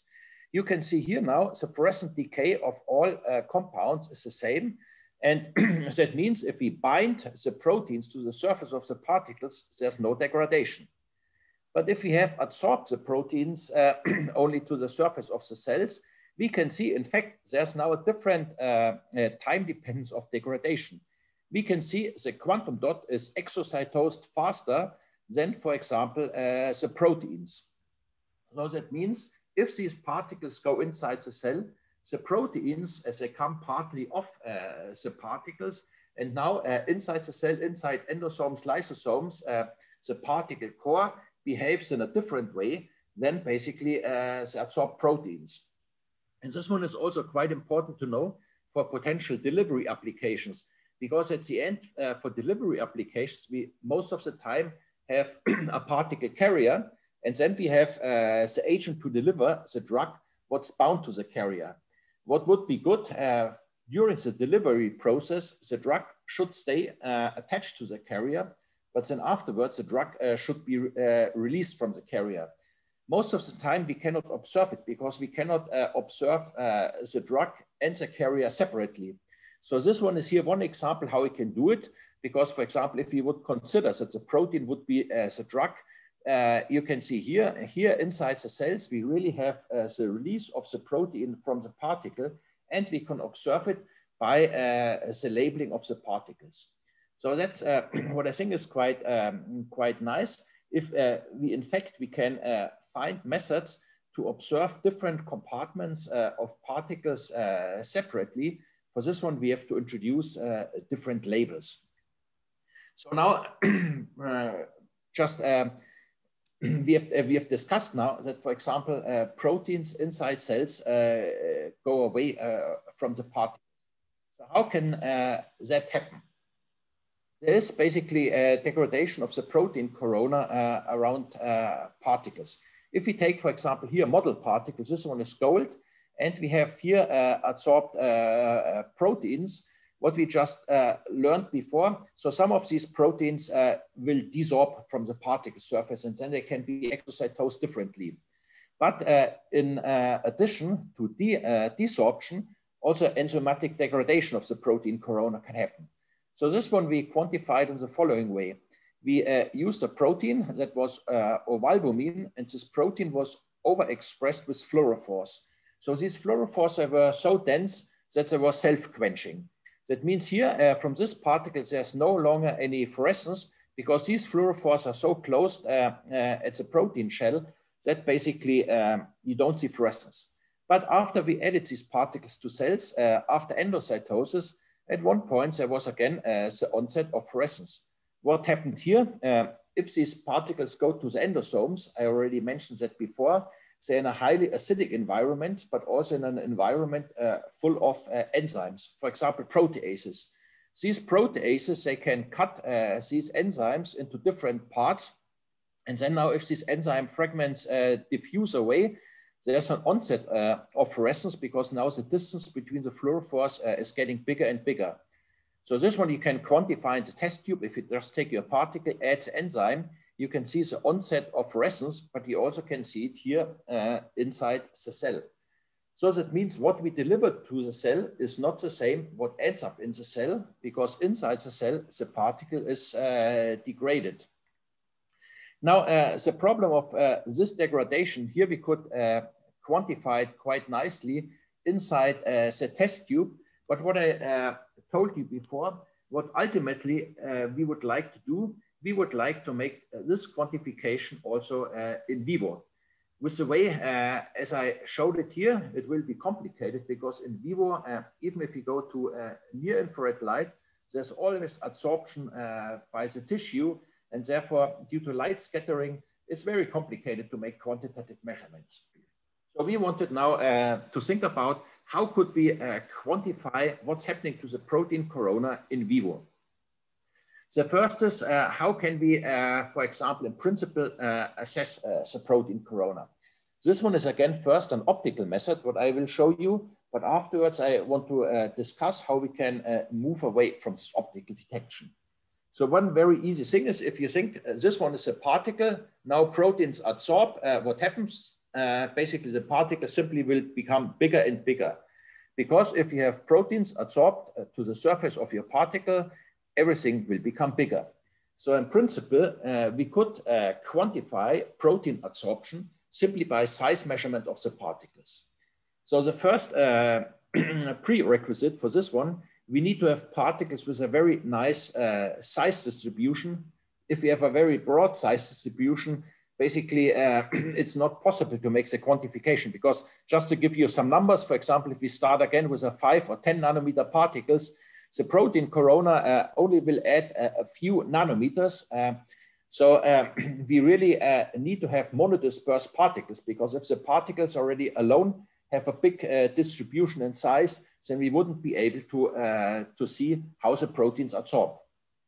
So what we did, we started with particles, say around 10 nanometer in hydrodynamic diameter. This one here is a radius, so it's a half. And what you can see here now, if you add more and more protein, and let's, for example, look here for a human serum albumin, then you can see the more protein you add, the bigger the hydrodynamic radius becomes. And that's basically what I just explained. Proteins absorb to the surface of the particles, everything will become bigger. So now what's quite important here, you can see this curve is leveling off. So at one point, even if we add more protein, then the particle doesn't become bigger. Why? Because at one point, the whole surface of this particle is saturated with protein. So these are serum proteins. They are designed to be colloidally stable. These proteins, for example, the human serum albumin, it can form, for example, dimers, it can form some superstructures, but it never will form a big agglomerate, because in this way it would completely clog your blood vessels. So if you see, for example, in other experiments, there are reports where basically upon the addition, the size of the particle increases by hundreds of nanometers. This one is most likely not only due to the absorption of the proteins, but it's due to the onset of agglomeration. If you have massive increase in size, this one is always an indication that you have agglomeration. In this case, we can see we don't have agglomeration because we have here an increase in the hydrodynamic radius of 3 nanometer. So this one corresponds more or less to this geometric feature of the protein. Now, so what we learned, if we add now more and more protein to the particle will become bigger, but at one point the particle surface is saturated with proteins and no longer any protein can be absorbed. How can we make sure now that, let's say, this model is true? So the first to verify it, if we go now from a small protein to a bigger protein, then of course under saturation conditions, the protein corona should be thicker. And that's what you can see here. If we go, for example, to transferrin, you can see this change in size is now 6 nanometer as compared to the 3 nanometer. And this one is simply because this molecule is bigger than that molecule. So one clearly has to say, this one, what we have here, it's a model, but basically all challenges to this model, what we put so far, so using different proteins with different size, with different binding affinity, could be quite well explained with this model. So we can also learn something about the binding affinity. If we go, for example, here, this one is a point of inflection. Here, half of the particle surface is saturated with proteins. So we can see here for the human serum albumin, under this condition, we need around 3 micromolar to half saturate the protein. If we go now to transferrin, we can see we need more. We need around 20 micromolar to get half saturation. That means the human serum albumin is a better binder to this particle surface than the transferrin. So from these, from curves like this, we really can extract quantitative parameters. We can know how well particles bind, how well proteins bind to the surface of a particular particle. So this one we can do now for a lot of different proteins and for a lot of different particles. And in this way, we can learn quite a lot about particle-protein interaction. But of course, I mean, this one wouldn't work again in vivo, because I didn't tell you how we measure here the size changes. This one is done by fluorescence correlation spectroscopy. So you're illuminating a very small focal volume under the microscope. Particles diffuse in, diffuse out. These are fluorescent particles.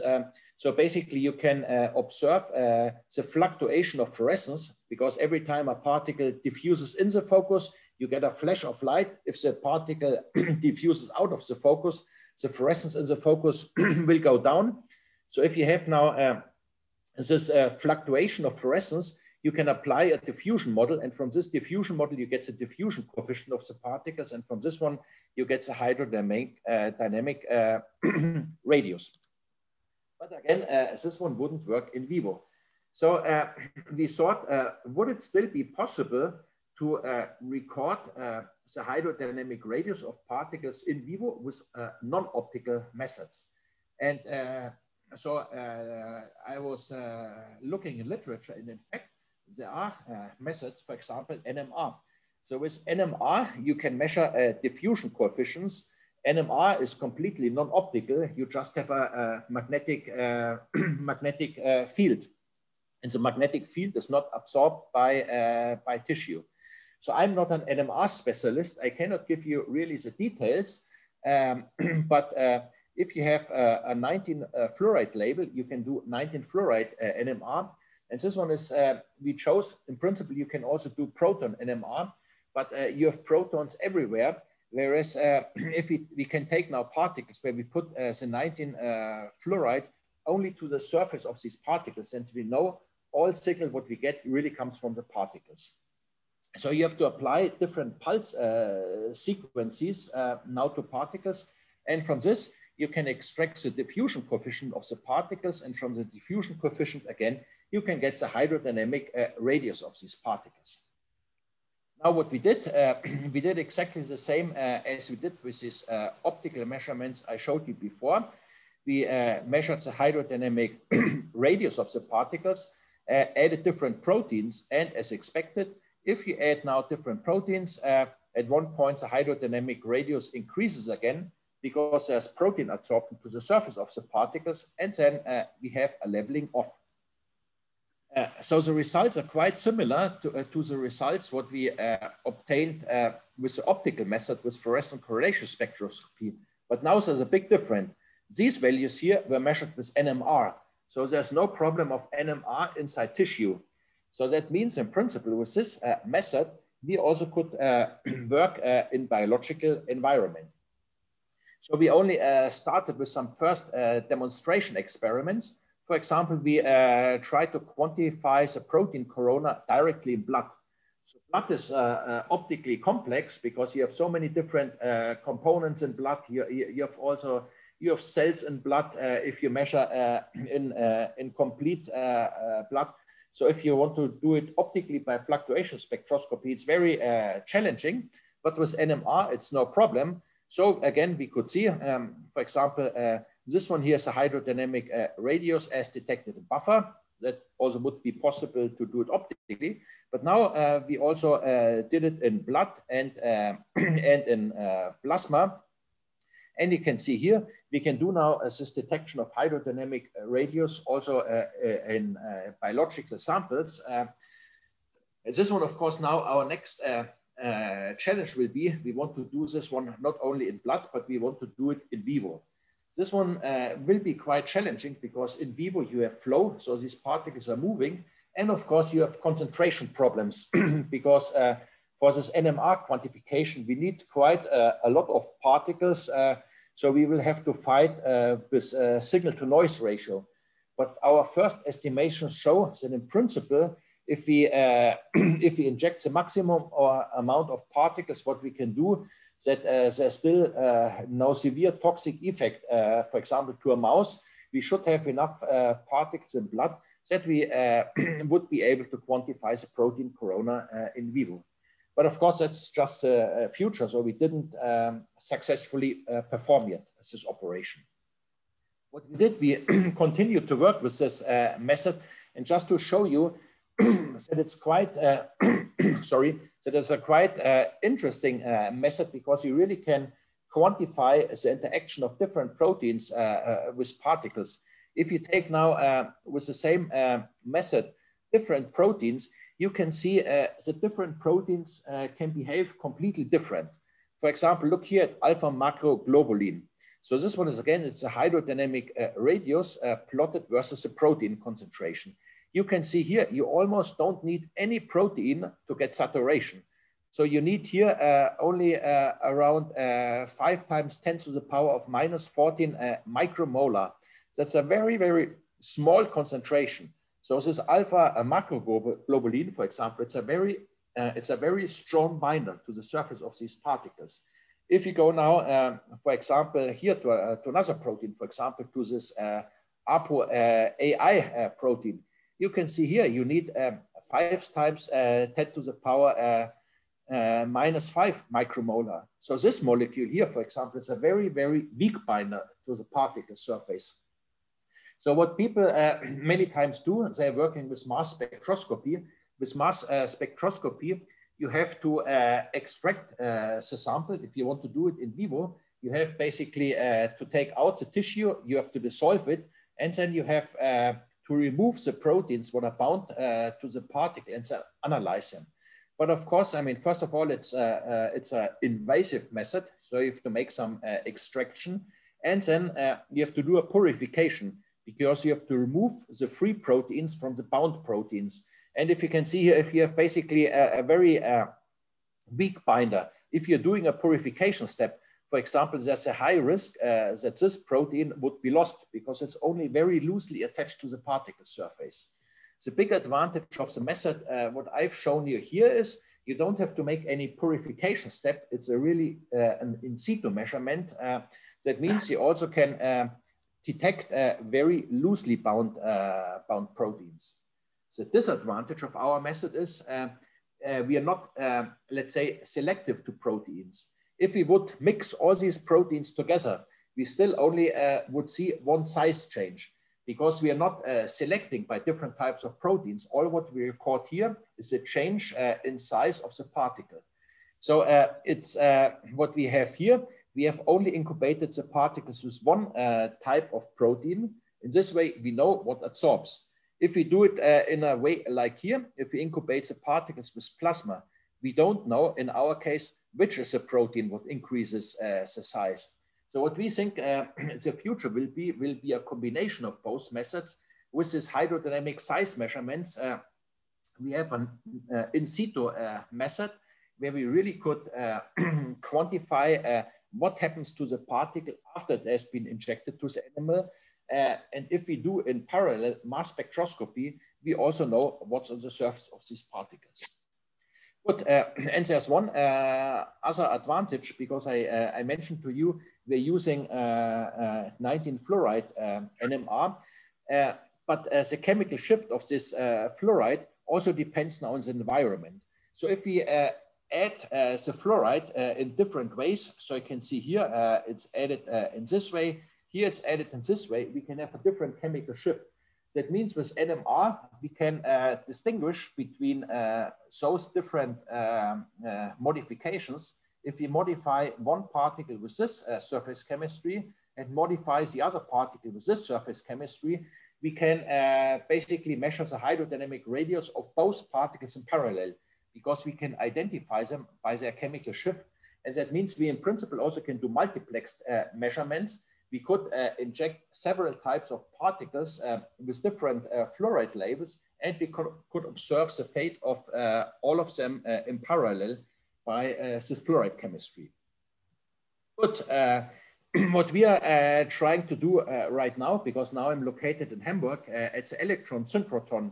So another way to make measurements in tissue is go away from visible light go to X-ray light, because this also can penetrate better tissue. And he also can do fluctuation spectroscopy with X-rays. It's now basically the same idea as the optical method. So we have here a beam of X-ray particles with proteins move in, they move out. You get a fluctuation in the scattering signal. And from this fluctuation, you can, again, with a diffusion model, you can determine as a hydrodynamic radius. So that's basically another example how we think in the future we could move towards in vivo measurements. Good. So I think I'm at the end of my time. I hope I could show you the most important thing to remember is this one. If we go with a particle in a biological environment, what will interact with the cell is not the original particle, but the particle will have modifications. What I think is very crucial, we have to make sure that we have characterization methods, that we know what is the particle, what's actually interacting with the cell, because this one here can be very different from that particle. Good. Thank you very much for your attention. Thank you. Thank you for that, Farid, for a very nice talk. And I'm Buck from the chair, and nice to have you again in Pakistan. Maybe there are a couple of questions which people might ask, and we will now invite the couple of questions in 5-7 minutes for these people. So please, from the floor. Sorry. Just a second. Yeah. Now, if you can see me now. How is weather in Hamburg? Farid? Yes. Cold? I can understand you quite poorly right now. I mean, the connection is bad. Wie ist das Wetter?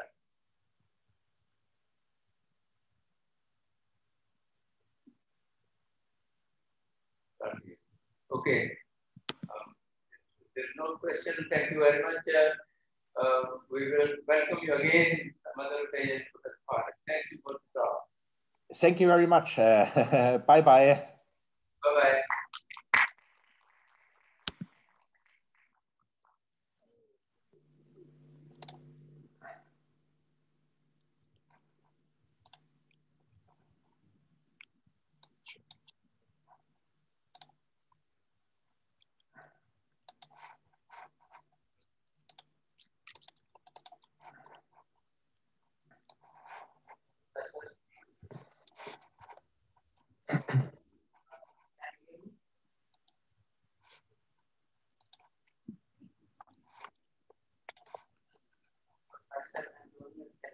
Can you hear me?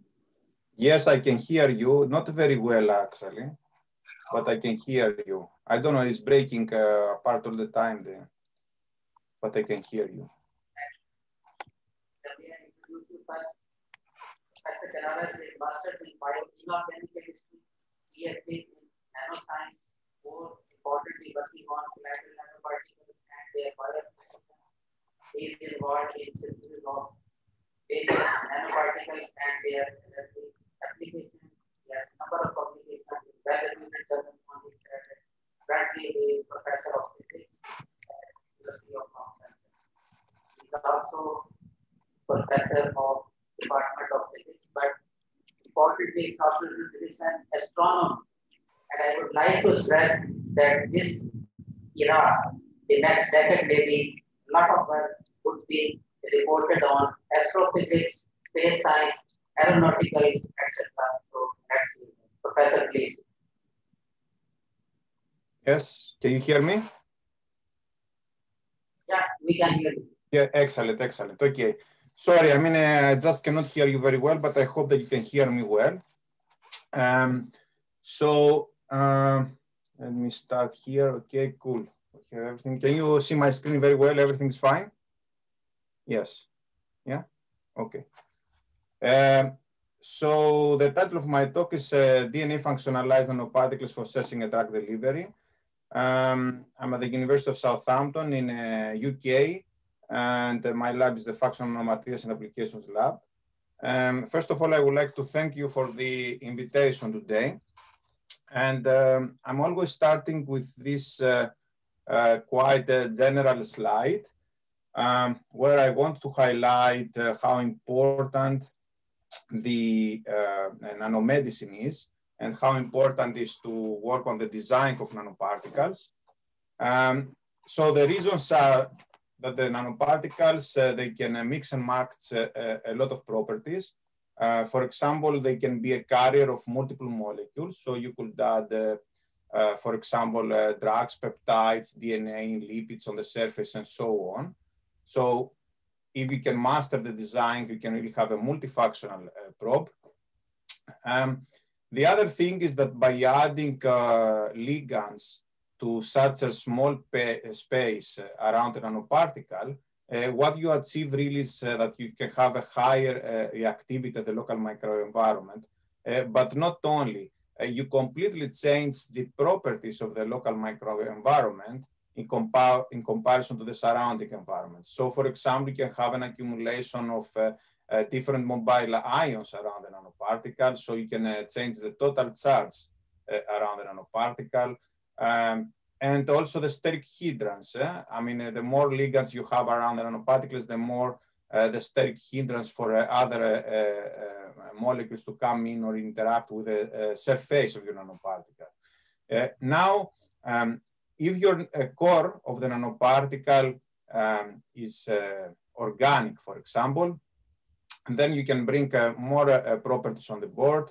So for example, you can have polymers, you can have a polymer core that, for example, expands or contracts to variations in pH or other external stimulus. Or you can have an inorganic core, and then there, effectively what happens is that you can change the chemical composition of this core, and by this way, tune the optical, magnetic, thermal properties of your system. So basically, nanoparticles should be seen as a probe in which you can really design things. You can really program this in such a way that to fit your application. And this is also a typical example of the current vaccines, from Pfizer and Biotech and Moderna and so on, where what they did is that they have a tremendous customization of the design of their nanoparticle to encapsulate mRNA and deliver this in cells. Yeah, so I mean, if you see all this technology, actually, I will say that this is one of the first examples that nanomedicine really found its way to real life applications, and the impact is extremely high. And this happened with engineering the lipids. You effectively, in that case, you had an organic particle and you engineered the lipids that you encapsulate the mRNAs within. And that was a work of took something more than 20 years to really engineer the appropriate systems. So you realize that nanoparticles with customized properties will keep transforming several research fields, not only nanomedicine, but also, for example, in energy, photovoltaics, LEDs, but also, as we said, in biological sensing, drug delivery, vaccines, as we know now, and therapy. So it's a very important field that is taking off these days. Actually, is more and more critical. And I just want to say here to highlight one of the recent papers that we had on chemical reviews, where we review the role of ligands in the chemical synthesis and applications of inorganic nanoparticles. This is an important work. It took us 2 years to gather the whole information. We also got the front cover of chemical reviews. And there we bring together all these things that are very important for manipulating the size and shape of nanoparticles, as well as the customization of the surface and further properties. So basically, this is what we do in our laboratory.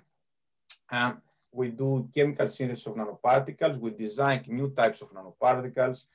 and we customize the surface chemistry for applications. So here I have a gallery of many different types of particles that we make in the lab. We use wet chemistry.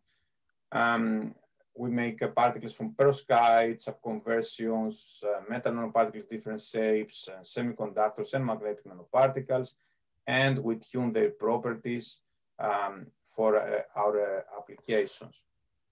And actually, the very important thing here to mention is that the first step before to go into application is really to really understand how your design interacts with complex systems. And then this is what we've done in, and we keep doing in several of our work. So for example, here I have gathered together a few examples of recent work from my group where we study the interactions of specific designs of nanoparticles with different systems. In this case, for example, biological cells. These are endothelial cells. So we did study specific engineering on nanoparticle surface and how this influences the uptake and exocytosis of nanoparticles. I have to say that in our case also we noticed and we were able to quantify reuptake of nanoparticles by these cells.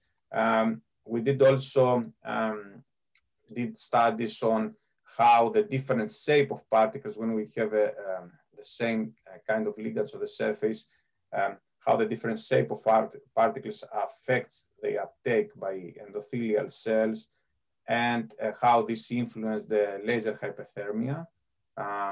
So you see, for example, in this case, you need to really have even a small, well, nanorods are taken in high amounts by the endothelial cells, but the hollow gold particles, they are not taken up such degree. However, the hollow gold, although they were taken in the smallest amount within the cells, they have a quite pronounced laser hyperthermia effect in this case. So these are more fundamental studies to understand how the concentration of particles disrupts the cells during laser hyperthermia.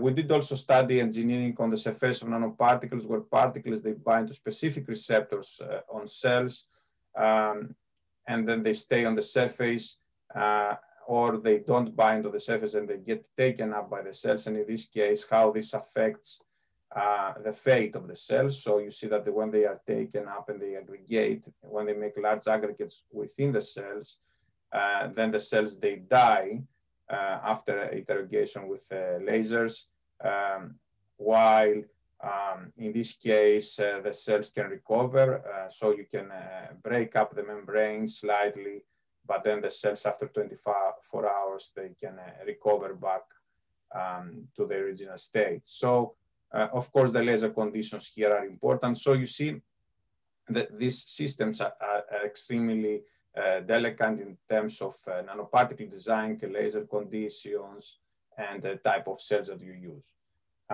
We also have studied in more detailed, more complex systems, such as the skin in this case, and how physicochemical characteristics of the nanoparticles influence the penetration through the skin, and how the charge, the size, and the function of these particles influence the penetration through the skin for potential future drug deliveries methods. And once actually we understand well things with endothelial cells, as we did in this case, we used specifically designed nanoparticles to inhibit or activate angiogenesis. As you know, angiogenesis is a very important biological process which relates with the growth of blood vessels. And this happens to healthy individuals, but also can happen around cancer for metastasis. So in this way, you see that we were able, by using nanoparticles, to inhibit or activate the growth of the proliferation and the blood vessels generation of endothelial cells. And we've done this actually also in vivo, in chicken eggs we used, and we were able to really notice how in embryos, how we can regulate the angiogenesis using nanoparticles. We have also gone a step further, and we used the nanoparticles for tumor angiogenesis, where we had here, you see a model of cancer cells that they emit growth factors, which they give the command to endothelial cells to create blood vessels around the region, and this is how the cancer cells, they get the nutrients and oxygen and so on. In this case, we did use gold nanorods, which we customized their surface with anti-angiogenic peptides to inhibit the angiogenesis.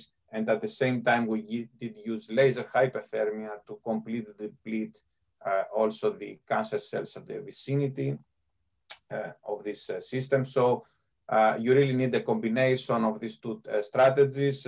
Otherwise, what happens is that when you add your anti-angiogenic gold nanorods here, then the cancer cells, they do fight back, and they release more growth factors to proliferate angiogenesis. So you really need to use lasers also to completely deplete these cancer cells in the vicinity. So this is actually, that was an important lesson to say that whatever you do and you design, you have to always think that your organism is not a stationary thing. They react to changes that you are doing to them. And you always have to be able to transform your technology to the next steps to really make it more efficient. So, okay, these were some of the examples just to set the scene and where we were in the recent past. And today I would like to focus on another system that we really use the latest years for sensing and drug delivery in cells, and these are the DNA gold nanoparticles. So here I would just like to start by saying that talking about the importance of sensors that they can detect oligonucleotides or polynucleotides, and the reason, I mean, this is the holy grail of sensing, I would say, within the cell. This is the most important types of biopolymers that you would like to sense. And the reason is because they have, they do very important functions in the cells. I mean, you know that the cell effectively, what it is a protein factory, yeah? So it gets the command from the nucleus, where in the nucleus you find the DNA, where it contains your code. And this command is taken out of the cells. And by this way, you go and you create the proteins here. So these proteins, well, the proteins later on are the ones that they affect everything. Yeah? You know that DNA, as we said, contains the code, but the RNA is very important because effectively it does all this coding, decoding, regulation, and expression of genes. As you probably know, the DNA and the RNA, they don't have great differences, chemically speaking. However, they have very important functional differences. You see, in terms of chemistry, you just have in the DNA this methylated group for the thymine, while here you have the uracil, which is unmethylated.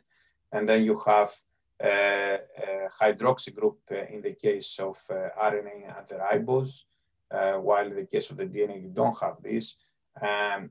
And because of this hydroxy group at the ribose, this makes susceptible the RNA to hydrolysis. So RNA generally is less stable from DNA. Yeah? And also the DNA, you know that it's more stable by making this duplex, while RNA can exist in great stability as a single strand and makes all these secondary configurations such as tRNA, transfer RNA, which is very important for the expression of proteins. So two molecules that they don't have many difference, two polymers that they don't have many difference. However, they do have functional differences. So you always have to bear in mind that when you work with RNA, you have to be more careful because of this situation of stability. So just to say here that what we did in this study, we worked with detection of mRNA, a messenger RNA. The messenger RNA is the postman, effectively, that takes the message from the core, from the DNA library, copies the message, and bring this out of the nucleus to ribosomes, where you really create, together with the tRNA, your proteins, which then they get out of the cell. So knowing the specific messenger RNAs in the cells, it's very important for understanding the status of the cell, and also if there is actually the nature of the cell also in many cases. So mRNA sensors are really important, and the important characteristics that the sensors will have is that the ability to naturally enter the cell. They should have good stability in a cellular environment and high target specificity. If you look for current commercial agents, first of all, to say that you cannot just use a DNA sequence to transfect the cells without having some toxic co-carriers here. And that's one of the big thresholds in the technology of bringing polymers, biopolymers like this in the cells. Usually co-carriers, they have some level of cytotoxicity, or sometimes in terms of function, they can give you false signaling and so on. So nanoparticle sounds as a good solution because it has advantages. As we said today, we will focus on gold nanoparticle DNA conjugates. This is used because it offers a ground for model studies. Of course, when you go more clinical, you can transform this to liposomal related DNA or FDA approved systems. Well, coming back to these nanoparticles, though, the gold, as we said, that they have the main advantages that they have is that they, you can stick, you can have oligonucleotides, which they are commercially available in most of the cases. And you can have a sulfur group at the end, so you can stick them on the gold core. And actually, you can really control the density of DNA oligonucleotides that you put around your gold core. And that's very important because when we have found, us and others, that when you increase the oligonucleotide density around the nanoparticle surface, then you effectively have a high ionic environment here, which prevents certain types of enzymes to go there and digest the DNA. So the important also is that this is a technology, as you also seen from the different type of nanoparticle, like the one in the vaccine, but this is effectively also a technology that can act as a Trojan horse to bring oligonucleotides in cells. Yeah, so that's the most important step of this technology. Using nanoparticles, you are able, and you having the appropriate design, you are able to bring oligonucleotides into cells. The other key thing here is that complementary oligonucleotides can bind preferentially to these structures, simply because the DNAs are bound on the surface, so they can bind 100 times stronger and faster in comparison to free DNAs. Yeah. So this is a quite dominant structure. Therefore, what we designed to detect messenger RNA in live cells was this specific probe. So we have a gold core here. We have the longer DNAs that are around 25 bases, 25 to 30 bases. And then we have shorter DNA sequence, about 10 base pairs. And then we have dyes on them. So we have one dyes on this strand. Let's call this strand the sense strand, the one that is bind on the gold core. And this we call as a flare strand, the one that binds the short one that is here. So we have two dyes. One dye we have on the sense strand, and this dye acts as a reporter, which effectively will tell us, well, first of all, I have to say that all these dyes are quenched because of the gold core here. They are very close proximity to the gold core, so they get quenched. So as I said, this dye acts as a reporter. So if the DNA is detached from the surface of the gold for any reason, then you will see both these dyes, this and this one. However, if it doesn't detach and you have a specific target, in this case a messenger RNA target that goes in due to competitive hybridization, only the flare strands will be released, and then you will see only the fluorescence from these short strands. So this is the design of our system. Quite a level of complexity. You have always to remember that we need to have minimum, we have to always try to minimize complexities when it comes to this type of systems, so that we can simplify things in a complex environment as in the cell. However, these are absolutely necessary, as I said, to at least at the first stages, study if there is any degradation of these systems in cells and so on. So the application that we focused here was to detect messenger RNAs related to a very important process, the epithelial to mesenchymal transitions process. This process is where the epithelial cells, they are transformed to mesenchymal cells. So the epithelial cells, they are stationary, while the mesenchymal cells, they are highly motile and invasive.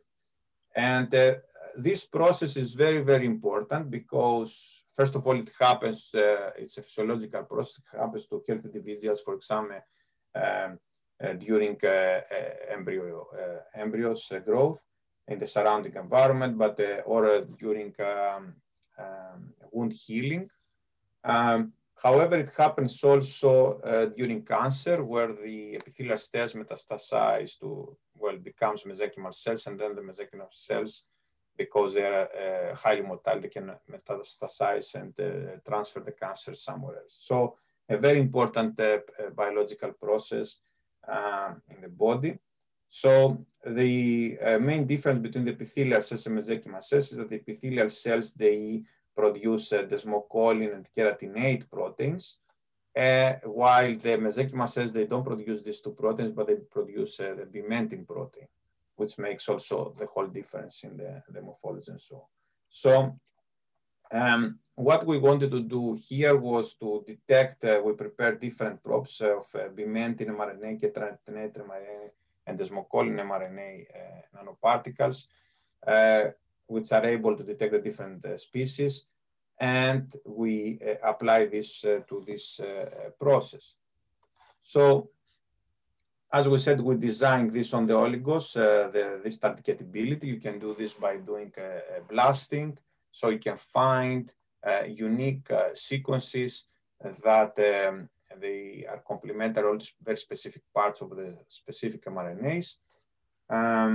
So you see here that this is in cube, an experiment where we effectively just add the target. This is for testing, and we just add the complementary target on these probes, and we do see the response of the fluorescence, that there is fluorescence coming from the flares. And you see that the response is immediate to all these three types of nanoflares, that within 20 minutes, you do get your signal in the tube. We also tested the stability of these probes using the common suspects DNase 1 and DNase 2. These are two enzymes that exist in cells, and they are the guards of the cell, effectively digesting all the foreign oligonucleotides or polynucleotides they enter the cell. So we did a lot of tests in this case with both of these enzymes on all the kinds of different probes, and we did find that if you have a very, very good density, sufficient density of oligonucleotides around the nanoparticles, then your probes do not degrade. And actually, we went further, and we did an experiment here where you see when you reduce the density of oligonucleotides per nanoparticle, then indeed you have a lot of degradation. So you go, you see down to 22 strands or even 14 strands, you really have a very significant degradation of the DNAs on the nanoparticles. So the intensity is it's very, very important. The density is very, very important of the DNAs on the nanoparticle surface to retain the stability. Although there is another way to really retain the stability, which I will show you later on. So the first experiment that we did here was to design a probe that detects all mRNAs in the cell. So this is it detects the poly-A tail. You have to know that all mRNAs, they have a poly-A tail at the end. So we have a poly-T detector effectively here. So by this way, we created a probe that can detect all mRNAs in cells.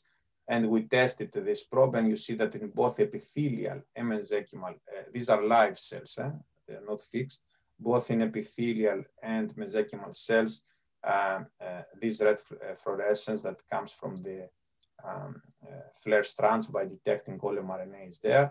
And at the same time, we don't see any fluorescence from the sense strand. So that was a positive control experiment. The next step was really to make sure that our cells, they have the appropriate mRNA. So we did this in an indirect way by detecting the proteins in these cells. So you see that indeed for epithelial cells, we didn't detect the bimentin protein,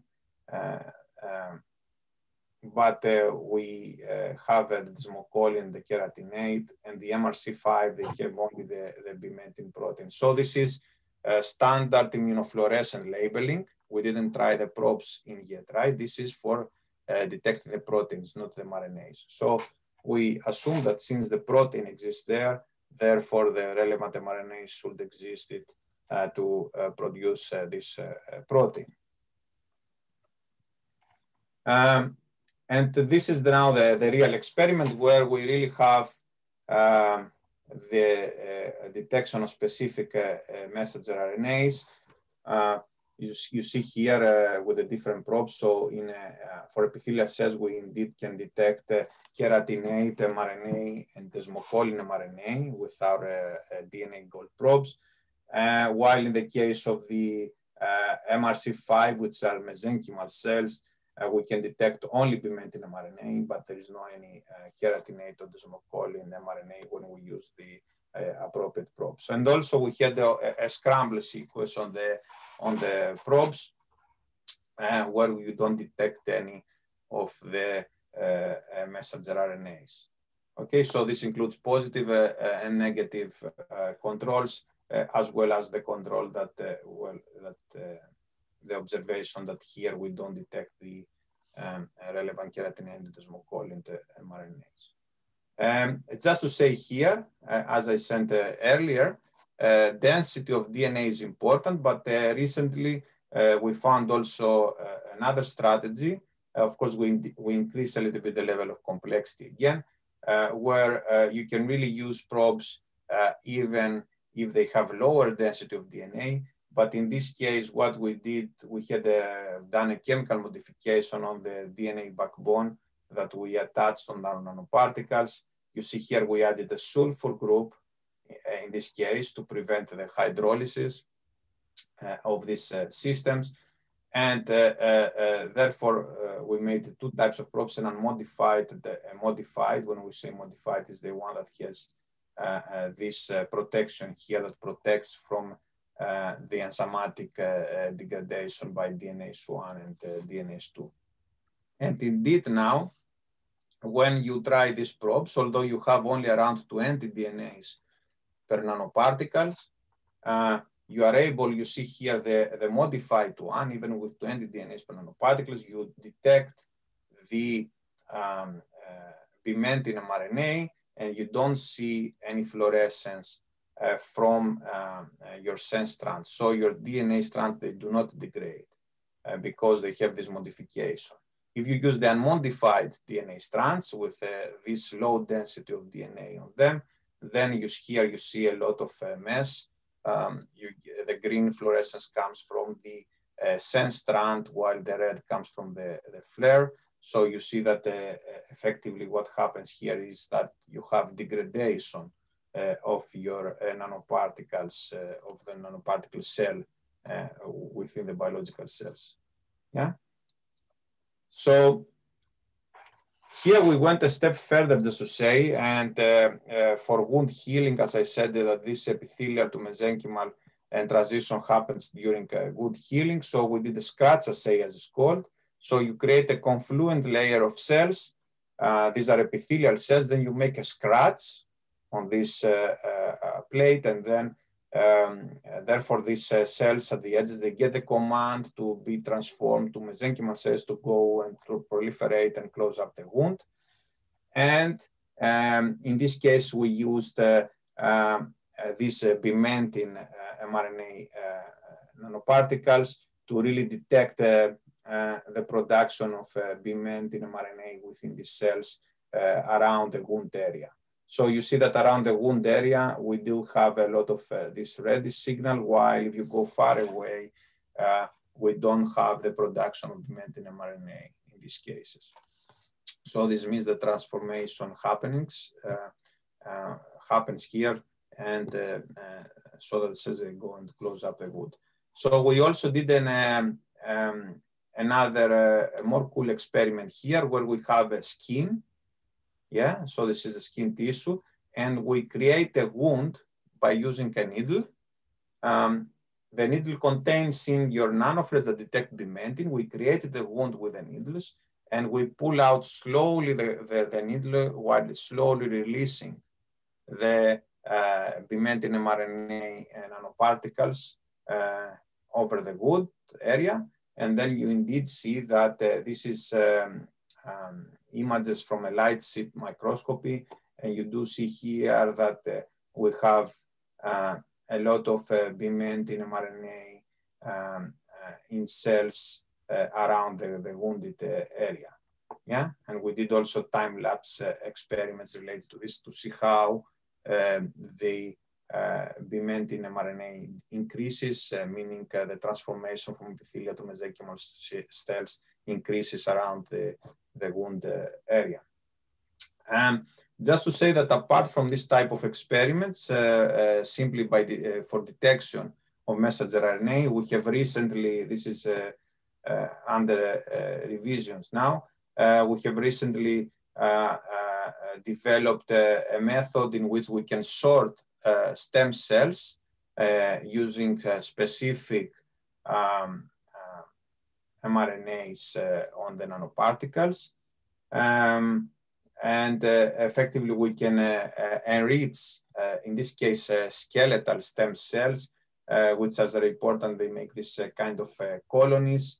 And they are very, very important for therapeutic, for bone regeneration. So we are at the stage now where we isolate these skeletal stem cells, we enrich the skeletal stem cells, and we do use them. These are directly from human bone marrow. This is directly from the hospital. We take the human bone marrow, we can enrich with this in these skeletal stem cells, and our next step is to really do bone regeneration using these skeletal stem cells. Also, this type of nanoparticles were also used in vivo by our group. We use for in vivo experiments, we used a very simple organism. This is the Hydra. Hydra vulgaris is a small animal with length around 5 to 15 millimeter, which belongs to the class of Hydrozoa. And effectively it has these tentacles, which they go there and they pick up their food. And this is the mouth, and this is the main body, the foot of this animal. So we did make a specific probes that they detect this HIMIC-1 mRNA. HIMIC-1 is a very important mRNA because it produces this HIMIC-1 protein, which is important for the regulation for the homeostasis of the cells and the cell growth and proliferation within this animal. So here we did use 3 types of control, well, 3 types of experiments. A scramble sequence that doesn't detect the HIMIC-1, a sequence, programmed sequence that detects the HIMIC-1 mRNA, and we also use a general mRNA sequence. I have to say that this HIMIC-1, the characteristic about HIMIC-1 mRNA is that it exists only in the body of the Hydra and not in the arms. Yeah, so this is the typical characteristic. So you see, for example, in the case of Scrabble sequence, we don't see really anything because we don't detect the specific any mRNA. In the case of the HIMIC-1, we do see fluorescence, and this is only in the body. We don't see in the arms. We see only the body of the animal. While when we use a general mRNA that detects all mRNAs to the animal, you see very intense fluorescence, and also fluorescence that comes from the tentacles, because apparently they have other types of mRNAs in. So by this way, we demonstrated that this probe can be used in simple organisms like this one. Our next step was really to escalate the function of this probe. Now, since we can detect mRNA within the cells, it will be very important if we can release a drug at the same time. And this is what we did here. We found DNA intercalated drugs, standard drugs such as doxorubicin, which is an anti-cancer drug. And we basically intercalated this between these DNA strands. And now upon the detection of the specific messenger RNA target, you can really release only the drug of interest. Well, you can release the drug that you have put on the DNA intercalated. So the important here is that you use as an external stimulus the mRNA sensing in the cell. So effectively, this means that you can release the drug only where this mRNA exists. Yeah, this is also very, very important because you know that when we use anti-cancer drugs such as doxorubicin, this first of all cannot be delivered in cells. It's very hard to put it in the cells, so you need large amounts of doxorubicin.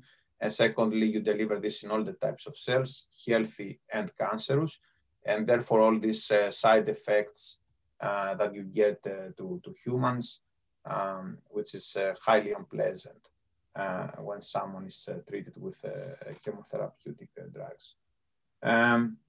So here the first step was to see if the doxorubicin was incorporated in our system, and you see the first observation is that when you incorporate the doxorubicin in your system, then the melting temperature of your DNA slightly increases. Yeah, simply because you have these intercalated molecules which they stabilize your DNA duplex now. And the other thing that we monitor was to see if there is any doxorubicin leaking. So your doxorubicin has fluorescence, so you can monitor the fluorescence in solution. And we monitor the fluorescence of our probes for several hours. and we did see that there was no leaking out doxorubicin from our systems. These were two important experiments, and then what we did is that we prepared probes that detected pimentin mRNA. We had intercalated the drug in, and then we do see that when we put these probes in epithelial cells and mesenchymal cells, these are the same probes in the mesenchymal cells, we can detect now the release of doxorubicin. This is the fluorescence comes from doxorubicin now, not from messenger RNA. And therefore, by this way, you can make a selective system when you release your drug only to the cells of your interest. And you can engineer this further. So we did also viability assays. And you see here, actually, we did a lot of experiments of finding the ideal conditions and how much drug we can release in. So you see, we increase the number of layers per particle. We can increase the number of drugs per particle in this case. So when we increase up to 120 drugs per particle, we have a pronounced effect in the MRC5 cells, where we kill lots of them, like 60% of them, while the epithelial cells, they remain intact. And here we have a control where we use just doxorubicin, no nanoparticles, just free doxorubicin, and you see that in these amounts, the free doxorubicin is not very efficient in killing cells, and also it kills both types of cells. We did more analytical experiments, which I will not go into details here, but by increasing the concentration of nanoparticles now, we were able to reach a stage in which we achieved around 80% of killing of the mesenchymal cells. You see that the same concentrations, the epithelial cells, they remain intact. And the same concentration of drug, you see free drug was not able to kill so many cells, but at the same time, it was no specific killing also healthy cells and the mesenchymal ones. We did also the opposite experiment, where we programmed now particles that they detect keratinate or desmocolin, but not pimentin. And in this case now, we were able to do exactly the opposite experiment to release doxorubicin drugs in epithelial cells, but not in mesenchymal cells, as you see here from the confocal images. And actually now we had the opposite viability. So now you can kill the healthy cells, but not the mesenchymal cells. Yeah, you kill the epithelial, but not the mesenchymal. So you can really, by design, decide what you want to do with your system. Yeah. So we went a step further. We multiplexed the probes now. And in this case, what we did is we brought together a technology from the past where we were able to make nanoparticle dimers, and we effectively brought two particles together, and these, they have advantages that you can carry more molecules around because you have now two particles. You can mix and match. You can have high reactivity of the local microenvironment, and you can combine properties of the cores if you use different types of cores of nanoparticles. Of course, issues you can have because it's a larger system, it's maybe more unstable, and so on. So that was the technology that we had in the past developed. So this is a copper-free click chemistry, which effectively you have DNA strands that they have an azide and an alkene group here. And once you hybridize these with the nanoparticles, these groups, they come in close proximity, they click, you make a chemical bond here, and therefore you chemically ligate your nanoparticles, making them extremely stable.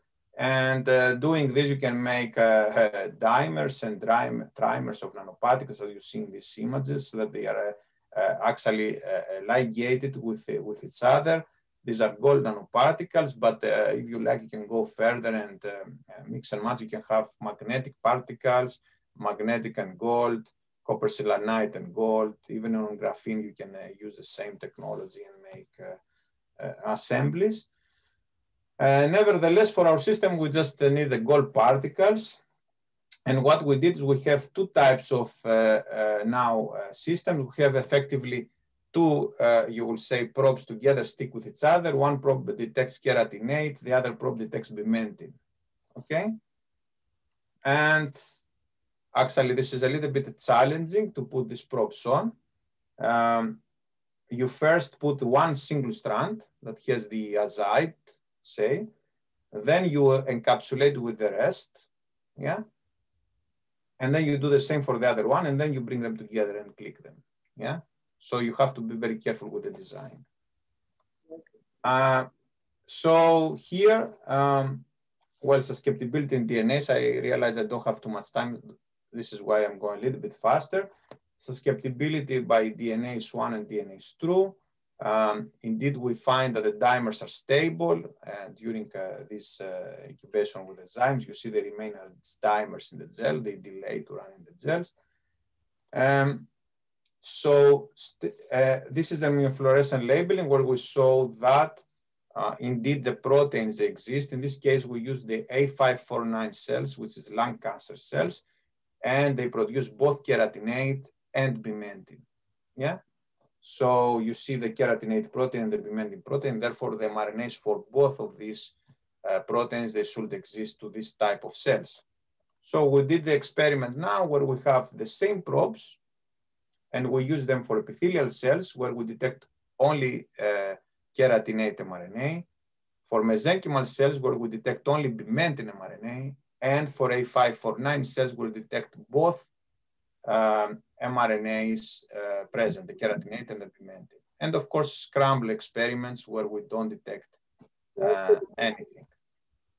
Yes, we are almost there. Yeah. So, and also just finishing with this, we did also with drugs. So we can intercalate two different drugs, doxorubicin and mitoxandron, and according to which mRNA we detect to release a specific drug. In this case, we don't have any other fluorescent groups around so that we monitor the fluorescence from the drugs, so there is no messed up in the system.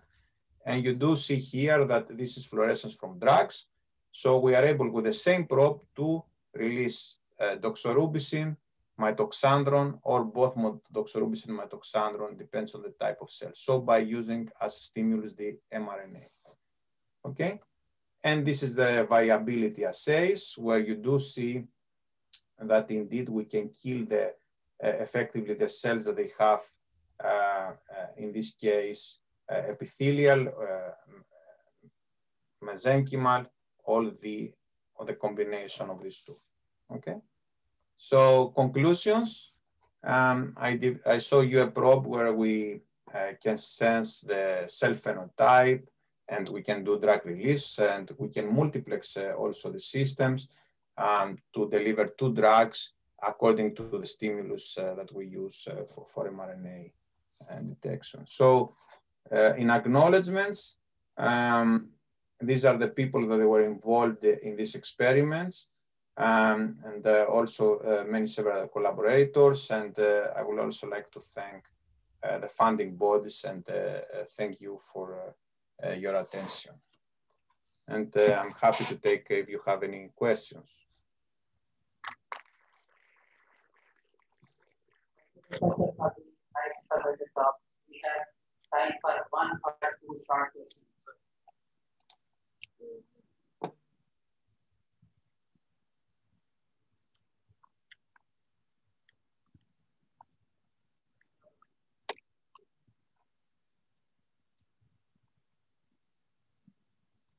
Hi, Matthias.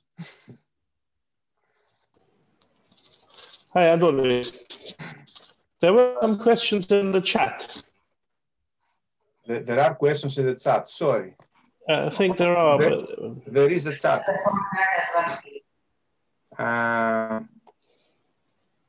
What linker is? I didn't put them yet. What? Sorry, I will still give you a couple of minutes. What linker is better for binding of nanostructures to DNA? You mean, well, you mean to have a sulfur group, right? Will bind to gold nanoparticles. I'm not sure what is the question that you ask here. So I have a question, Professor Canaras, actually, in Canada. When there are multiple molecules can be counted. To quantify. Quantification is a little bit more complicated story. We cannot do quantification at the moment. It's more qualitative, our approach. Thanks for these questions. Matthias, sorry, I stole you a couple of minutes. That's all right. Thank you, Antonius, for your nice talk and especially to accept our invitation to give this lecture. I have just one question. As you mentioned that it's really important to control the density of ligands. Irsad, I cannot hear anything. Sorry, I cannot really hear anything.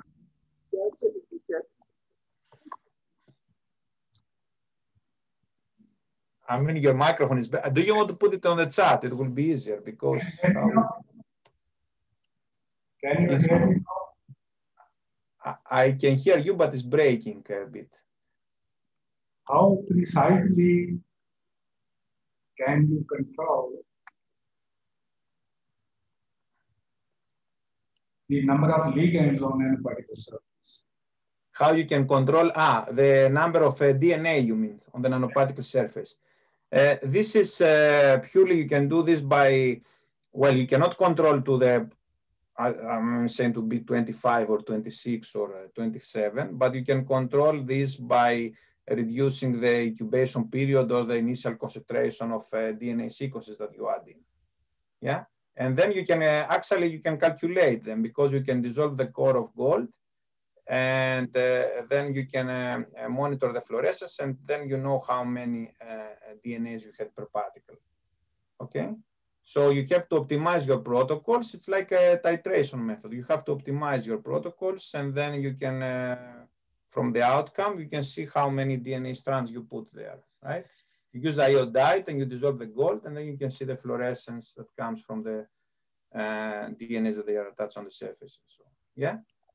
And recently, these DNA-coated gold nanoparticles have been used to detect COVID-19. So, can you comment on that?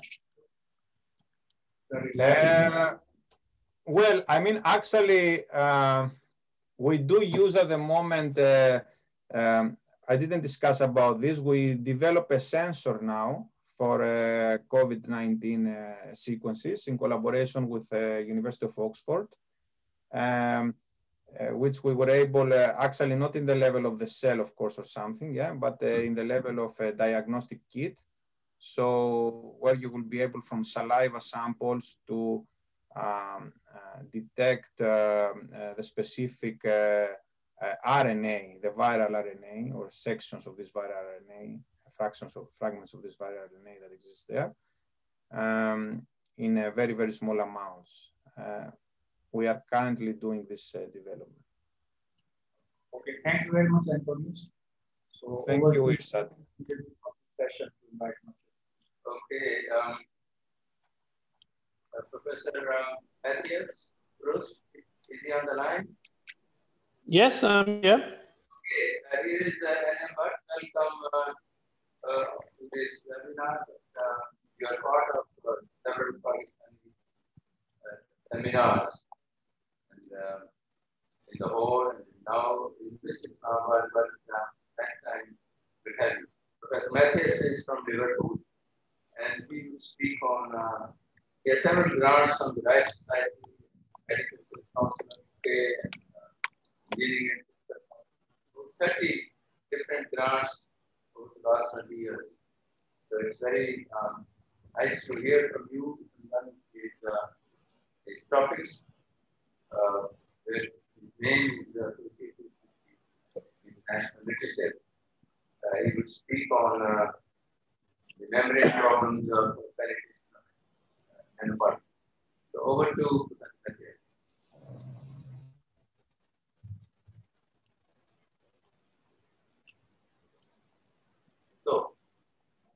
Yeah, Okay. just a second. Okay, yes, please go on. Right. Sorry, okay. Fine, I just have to get ready here.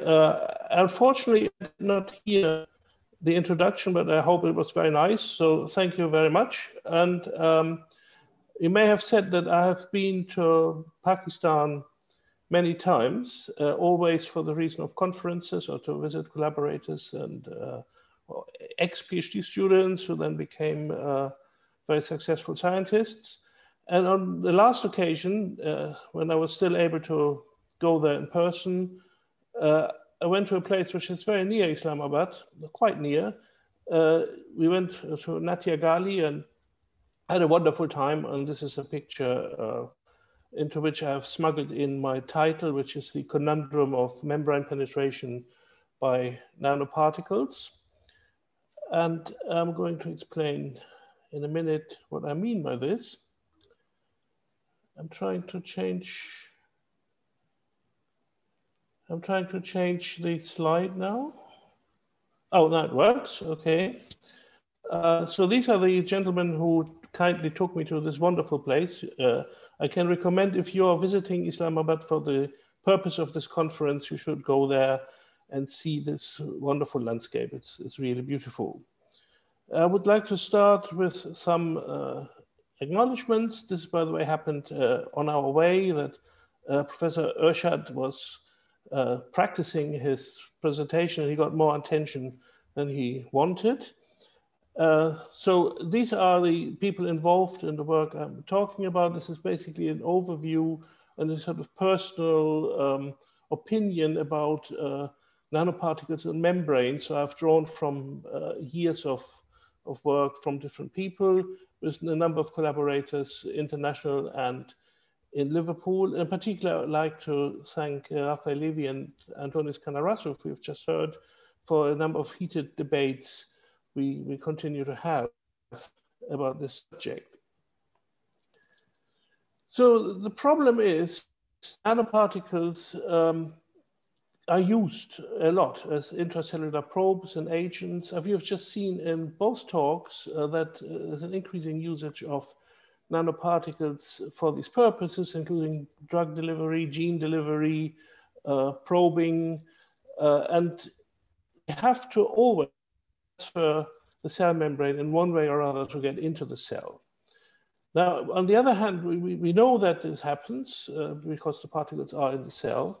On the other hand, we also know if you look at textbook, cell membranes are really freely permeable only to very small non-charged molecules such as oxygen, carbon dioxide, nitric oxide, water. DMSO is a famous one. HF is very toxic. But larger molecules, just simply such as glucose, would not go through the cell. And ions, but very importantly, ions don't go through the cell membrane. You know, the proton gradient in the inner mitochondrial membrane is very important. We have ion concentration gradients everywhere. So it's not penetrable for ions. Now, other entities that we have seen, ions, for example, larger molecules of proteins, viruses, currently very topical, RNA vaccines, and nanoparticles, as we have seen, they depend on specific. I'm getting a message of an invitation for coffee. This is not good. You've all received this, I think. I don't want to join this. Does anybody know how I can switch this off? Okay, sorry about that. These are the perils of modern life. So you need either ion channels or specific carrier proteins, or endocytosis, which is usually the way that larger objects get into cells. So indeed, for nanoparticles, this is some older work. You can see here caveolin-mediated endocytosis of 3 gold nanoparticles into a HeLa cell.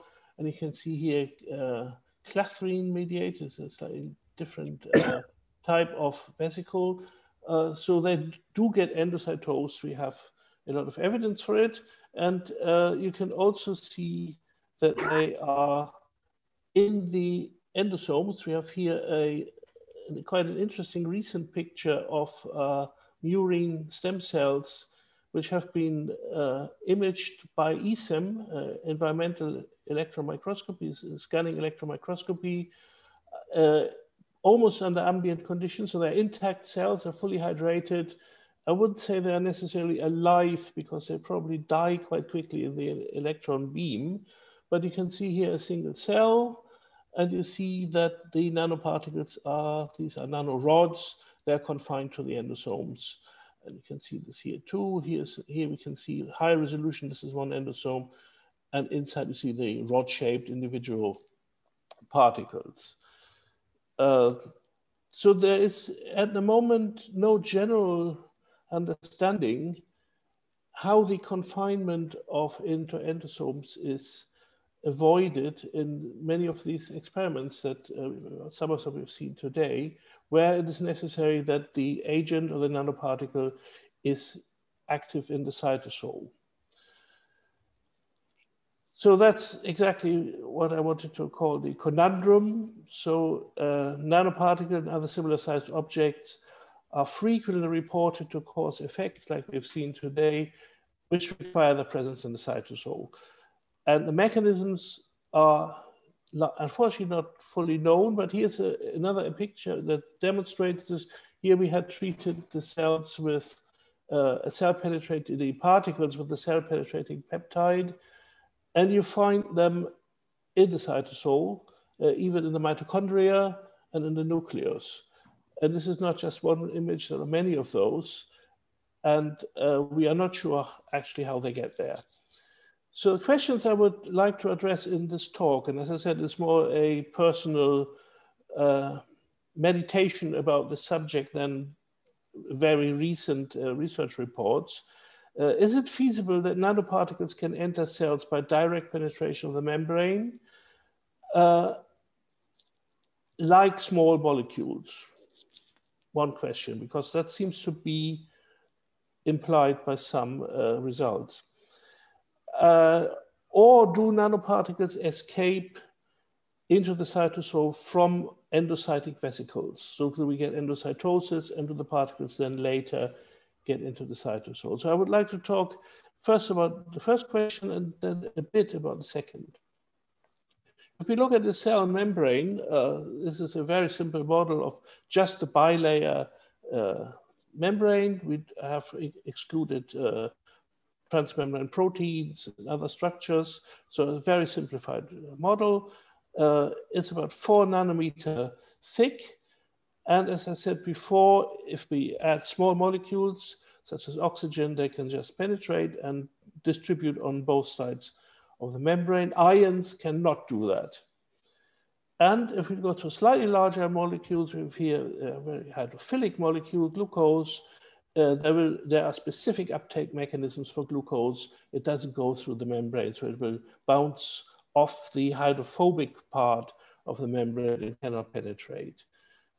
Similarly different, if we have a molecule such as benzene, we have a very low concentration of this to begin with in the aqueous environment, but if we have some of it here, it will tend to accumulate inside the membrane in the hydrophobic part.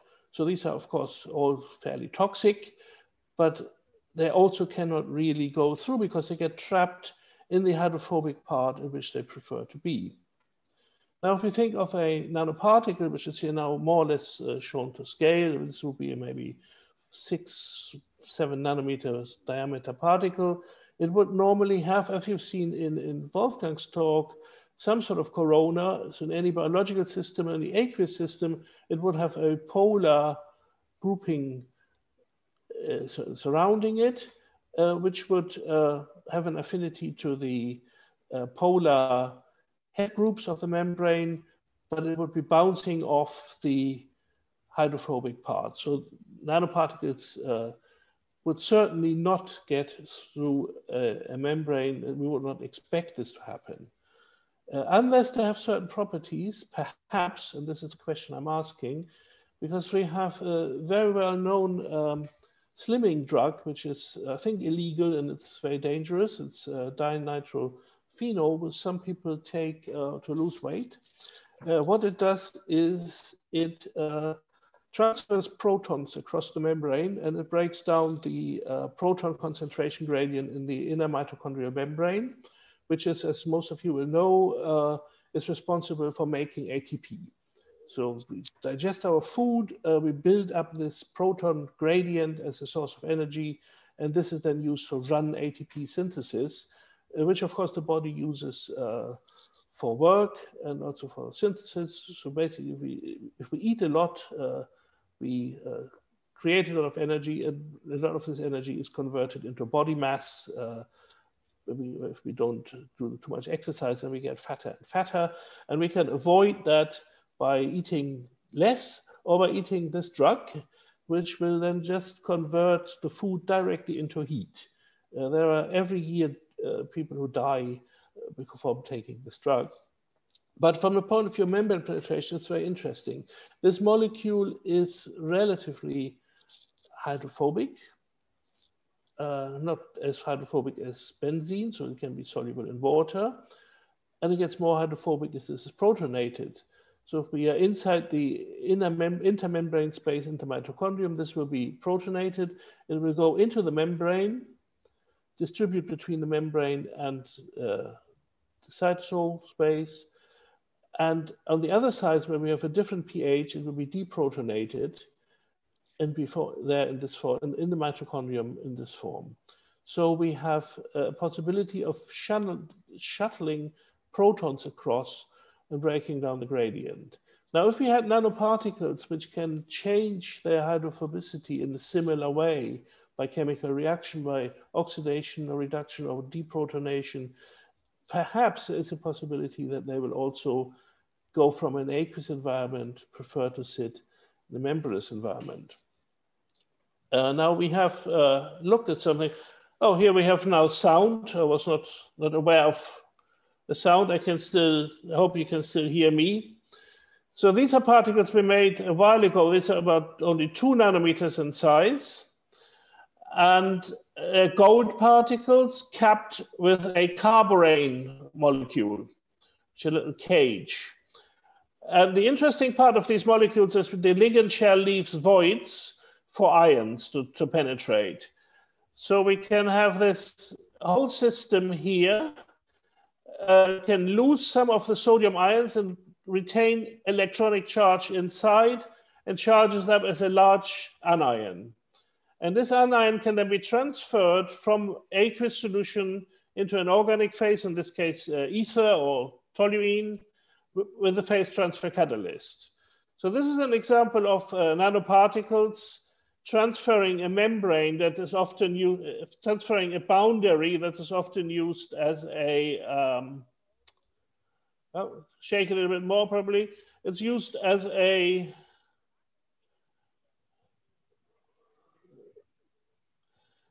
you can see the transfer across a boundary, which is often used as a model for half a membrane. So if particles can do that, we could assume they may also be able to transfer membranes. The same happens if we have an aqueous phase, an organic phase. We can use a redox switch. We can oxidize this with protons. So basically take away the electronic extra charge from the core. And you see hydrogen is developed. We have now a polyanion becoming a neutral molecule, which is then more non-polar and is sitting in the organic phase. So that's also possible. And then we can reduce it again with borohydride and go back to the aqueous phase. So here we have the polar situation, and on the right-hand side, the non-polar situation. We then wanted to study a system that is a bit better than just the interface between 2 immiscible liquids. So we created artificial membranes following quite an old paper, which is shown here at the bottom.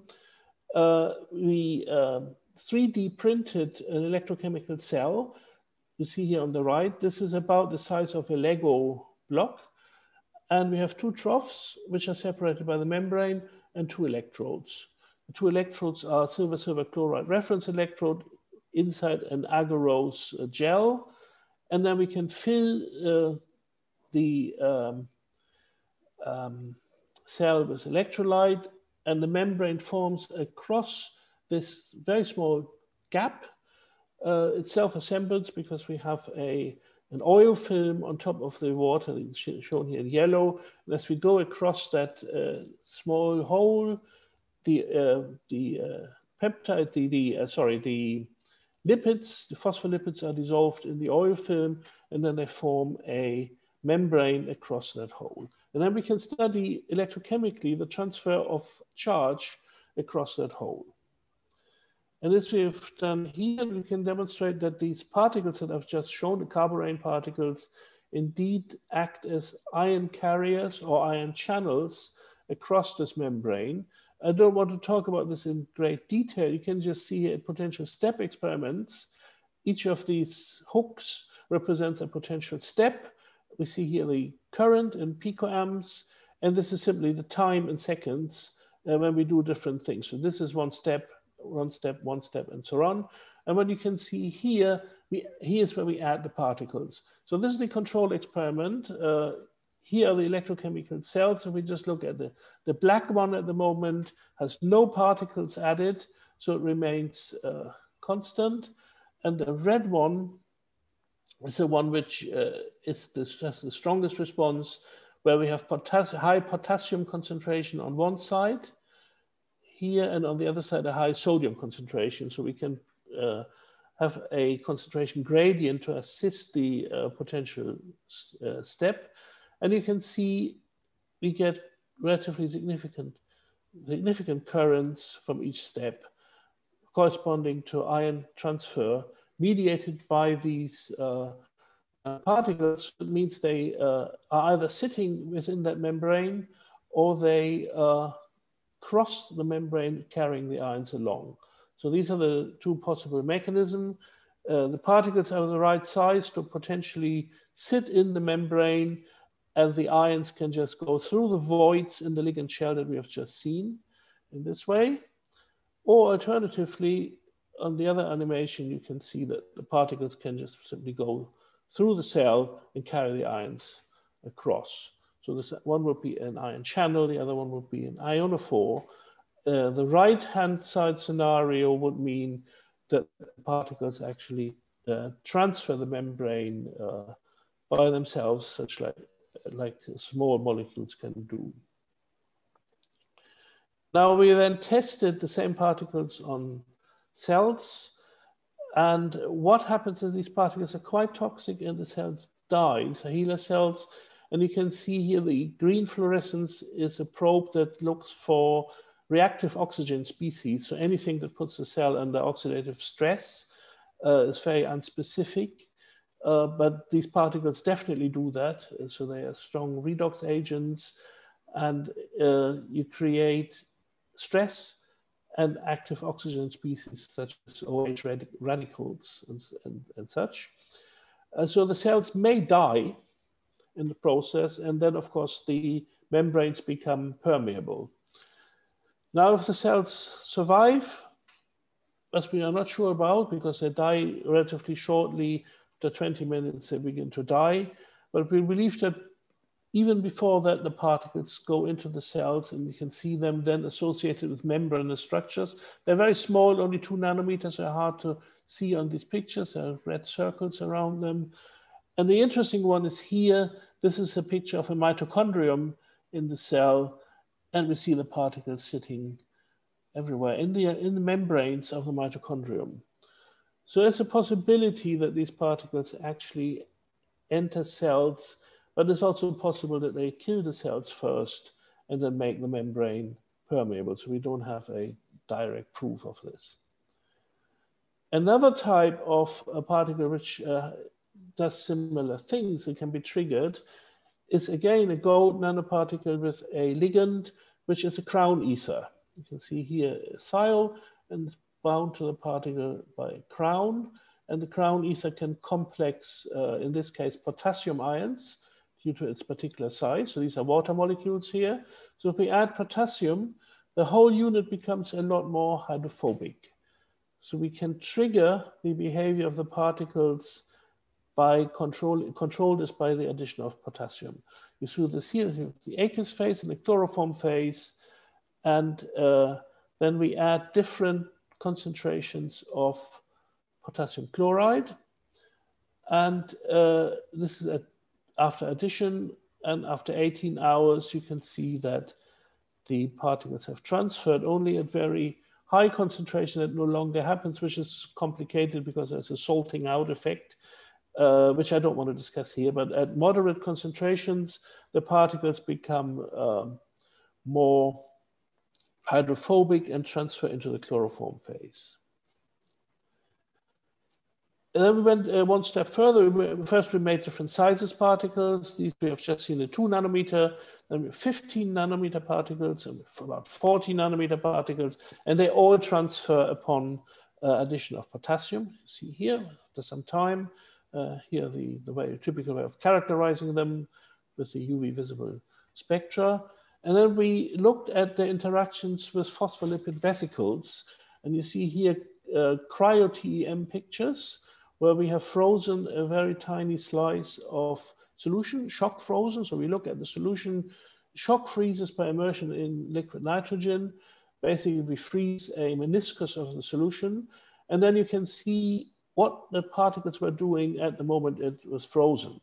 So at the top here, we have no potassium, and you see the vesicles, and you see the particles not particularly interacting in any way. At the bottom, we have frozen it after the addition and complexation of potassium. And you see that most particles are now associated with the membrane of a vesicle. And you also see that they're actually not sitting in the vesicle. They don't seem to be crossing the membrane, but they like to associate with it, which is perhaps not surprising because they become more hydrophobic upon complexation of potassium. We then looked at ion transfer from these vesicles. And again, I don't want to talk about this in detail. You can create a membrane potential by having different concentrations inside and outside the vesicle, in this case of potassium. And if you then add a ion channel, such as valinomycin, the membrane potential builds up. If you have a high concentration of potassium inside, it becomes positive outside and negative inside. And this membrane potential you can measure with a fluorescent dye called safranin, which we have done. So if we add these particles, they act as ion channels, and we build up a membrane potential, which is shown here. The fluorescence as a function of time. The black line is the control line of the valinomycin, which is a known potassium channel. And these are different concentrations of ground ether modified particles. So they indeed work as ion channels or ion carriers in vesicles, just like the other particles I've shown you before.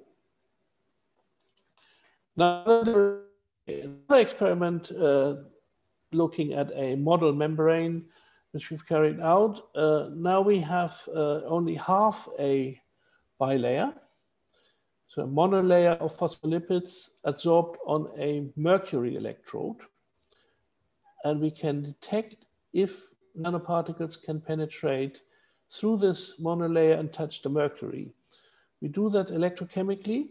If a nanoparticle is sitting in contact with the mercury, we get a hydrogen reduction and oxidation on that particle, which is seen here, these two peaks in the cyclic photomegram.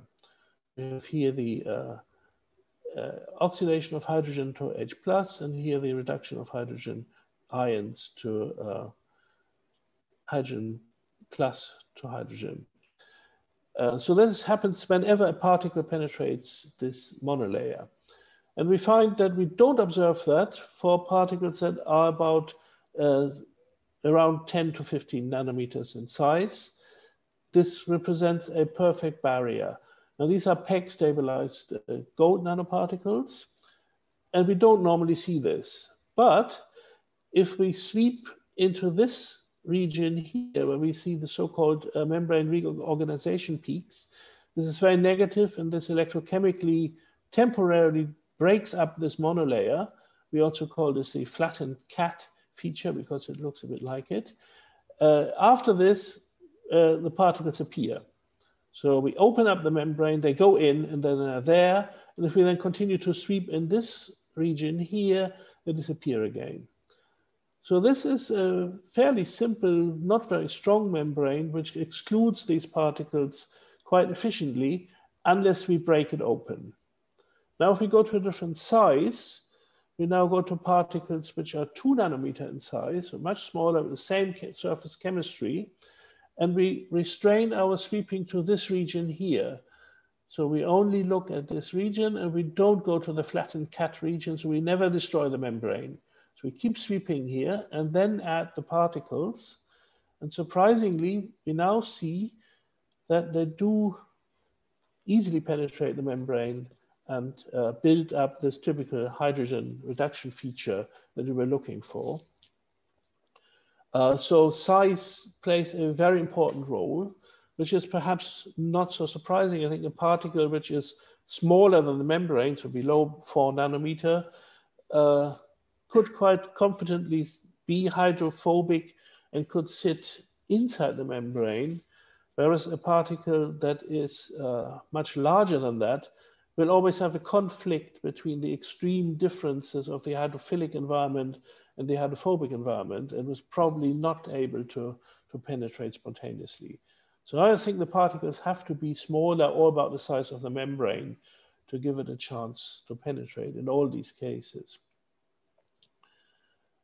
Now, the second question I wanted to address is the escape from endocytic vesicles. So we agree that in most cases, as shown here, this is just from a recent paper, where we used particles with a glass shell around it, gold rods with a silica shell. And I'm just showing this that you can really nicely see that all the particles are in endocytic vesicles. Nothing is free in the cytosol, and this is also after a while the case. So objects like this don't normally get out of the endocytic pathway inside the cell.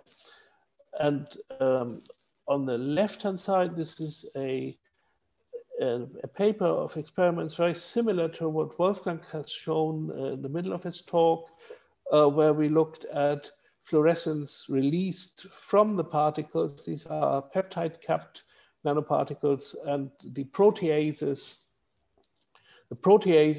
in the endosomes cut the peptide off and release fluorescence at the end of the peptide as a dye, which is initially quenched by the proximity of the particles and then comes off. And these are just simply looking at different concentrations of particles added. But what I want to show here that in all cases, you see punctual fluorescence. The material is in the endocytic vesicles and the endosomes, and you don't see the dye leaking out into the cells. And coming back to the conundrum, if we use delivery in liposomes, we have the particles here now in the liposome formulation, we find particles afterwards in endosomes, also in what maybe could be liposomes, which are then ingested by the cell. We don't know that, but we also find them free in the cytoplasm. So liposomic delivery seems to offer a lot of different opportunities.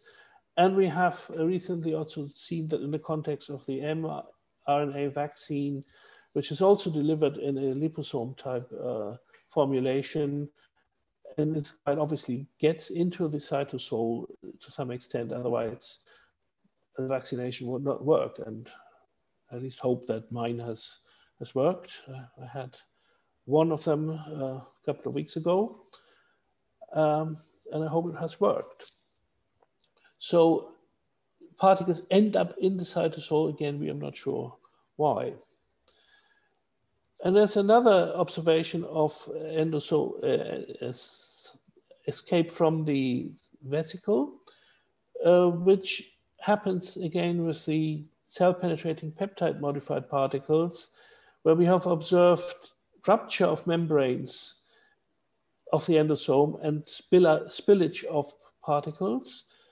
And we have also observed which looks like direct translocations of particles. Now, the problem with this is that TEM gives very convincing, nice images, but these have gone through a lot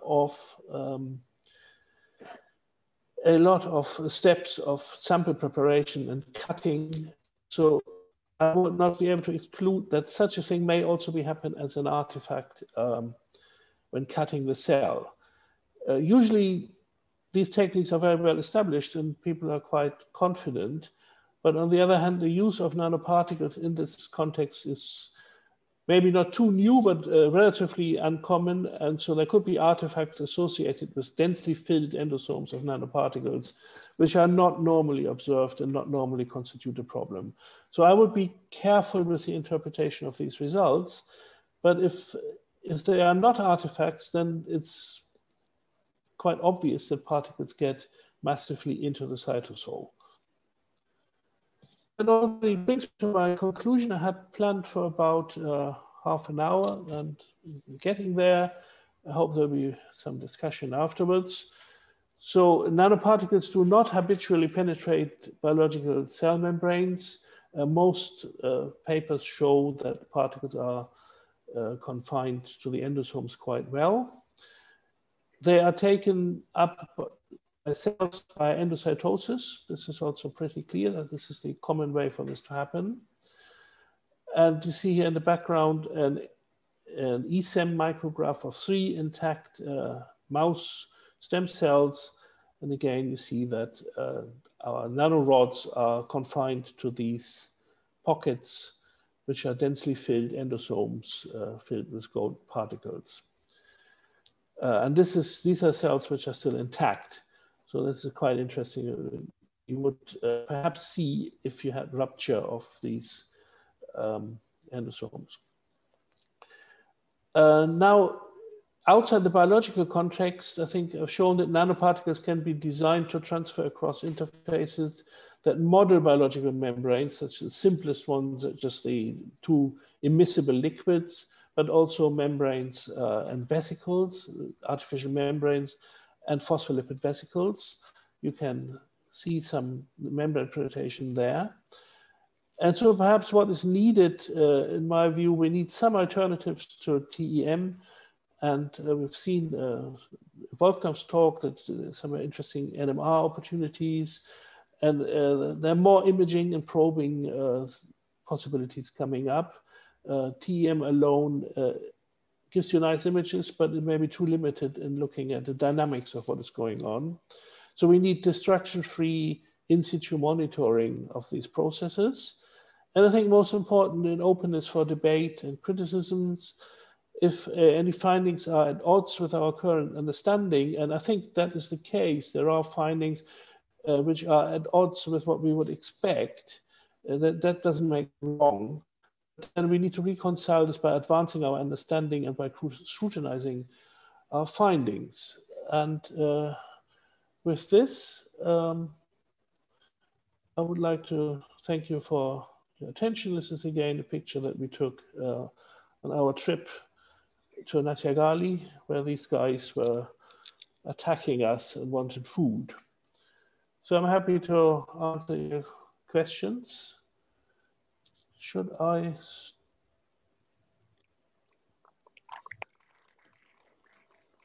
Can somebody say something? Should I stop sharing the screen? Thank you, Matthias, for a very nice talk. Always a very good ending with open invitation to criticism and scrutinizing, which opens new ways, very basic spirit of that. Thank you very much. And if there are certain questions now, we can go.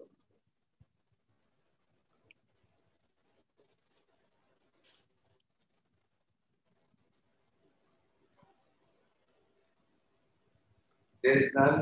Is there any criticism so far received by you on your findings? Okay. Hello? No, yeah, I can't hear you very well. I can hear that you say something. But have you received any criticism or scrutinizing of your research so far? Have I received criticism? Yes, have you so far? Can you type it in the chat? I'm sorry, I can't hear you. Okay. Am I clear now? Okay. I hope you could hear me better than I could hear you. I can hear you, but we are typing the question. I can't hear your question. Sorry, there's something strange happening. There's an echo and it breaks up. I only hear not even every other word.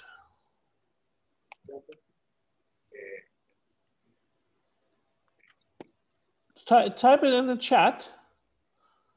Yeah, okay. And then I repeat the question and hopefully be able to answer it.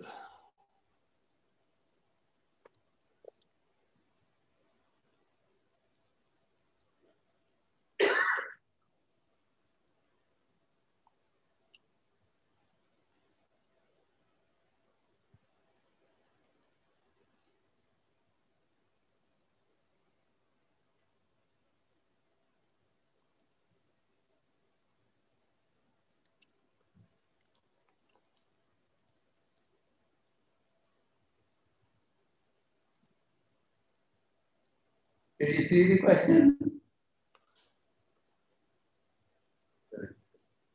Hi, Matthias. Is there, yes, thank you, I can see it. Hi, Dr. Butt. I now know who you are. I couldn't see that before.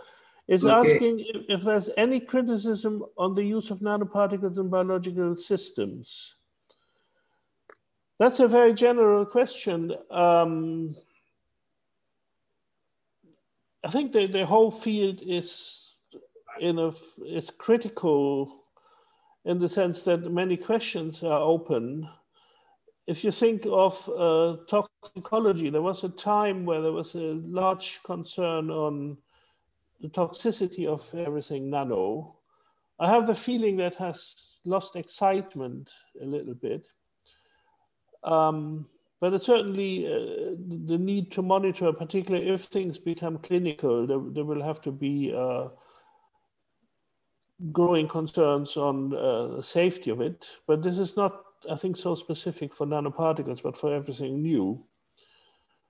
At the moment, in the context of my talk, there are debates on that certain things seem to work very well. If you think of the vaccine, and also if you think of the talk of Antonis Canaras, that one would not expect this to work so well unless you have a good route of probes into the cytosol. And seemingly they are there, so it would be interesting to know how they get there. So what happens in the endosomes, or how do things get? If you remember Antonis Canaras' talk, right at the beginning, he said one of the requirements is cytosolic availability, so uptake by cells into the cytosol. And I don't think we have something that naturally would offer this. Nevertheless, we have many situations in which things end up in the cytosol. It would be interesting to understand how we can control this. Okay, thank you, Matthias. Once again, thank you very much for accepting our invitation. Yeah, thank you for asking a question, and hope to meet you next time in person again. Sure. So I have just one very little question. As you mentioned that nanoparticles are generally taken up by the cells, by endocytosis. How do you think that nanoparticle size and shape can affect that uptake? I'm only speculating. I think size will be very important. if any particles can go through membranes, which I think most particles will not do, the size will be absolutely crucial. I don't think larger particles will be able to do that. In terms of endocytosis, these are usually receptor mediated, so I think it's more important to look at the chemistry. You can have all types of sizes and shapes, and almost anything gets taken up by endocytosis if the cell has decided to take it in. So I don't know how crucial the size will be here. Charge is another thing that will matter. And there are many studies about this, some contradictory, others conclusive, which I don't recall them at the moment. So there's not a final answer yet. But I would say my feeling is for endocytosis, the chemistry and the charge may matter more than the size and shape. And if anything goes directly through a membrane, I think it has to be very small. I think there are some reports in which people claim that rod-like nanoparticles are nanoparticles with sharp edges. They can be taken up by cells easily. So how can we correlate the shape, the effect of shape of nanoparticles on endocytes? So compared to spherical nanoparticles, rod-like nanoparticles. Am I right? Yeah, I don't know the answer to that. I would be very skeptical to think of very significant shape differences. It's also very difficult to control size and shape independently of the surface chemistry. So I'm not aware, I don't know this particular report, so I prefer not to comment on it, but it's hard for me to see that at that level, actual shape has a huge effect. Maybe some extremes of shape may play a role if you have sort of atomically sharp tips, so something like nanotubes or nanostars that may actually physically penetrate into the membrane. That could be. Okay, thank you very much, Matthias. Do we have any other questions for Matthias? So if there are no more questions, let us thank Matthias Gross once again. Hope to see you next time in Islamabad. Thank you, Matthias. Thank you. You can mute me, or should I do it myself? I do it myself.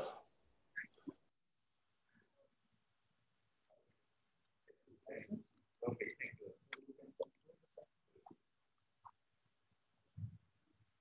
This session is concluded. See us tomorrow at 9:30 a.m. Have a good time.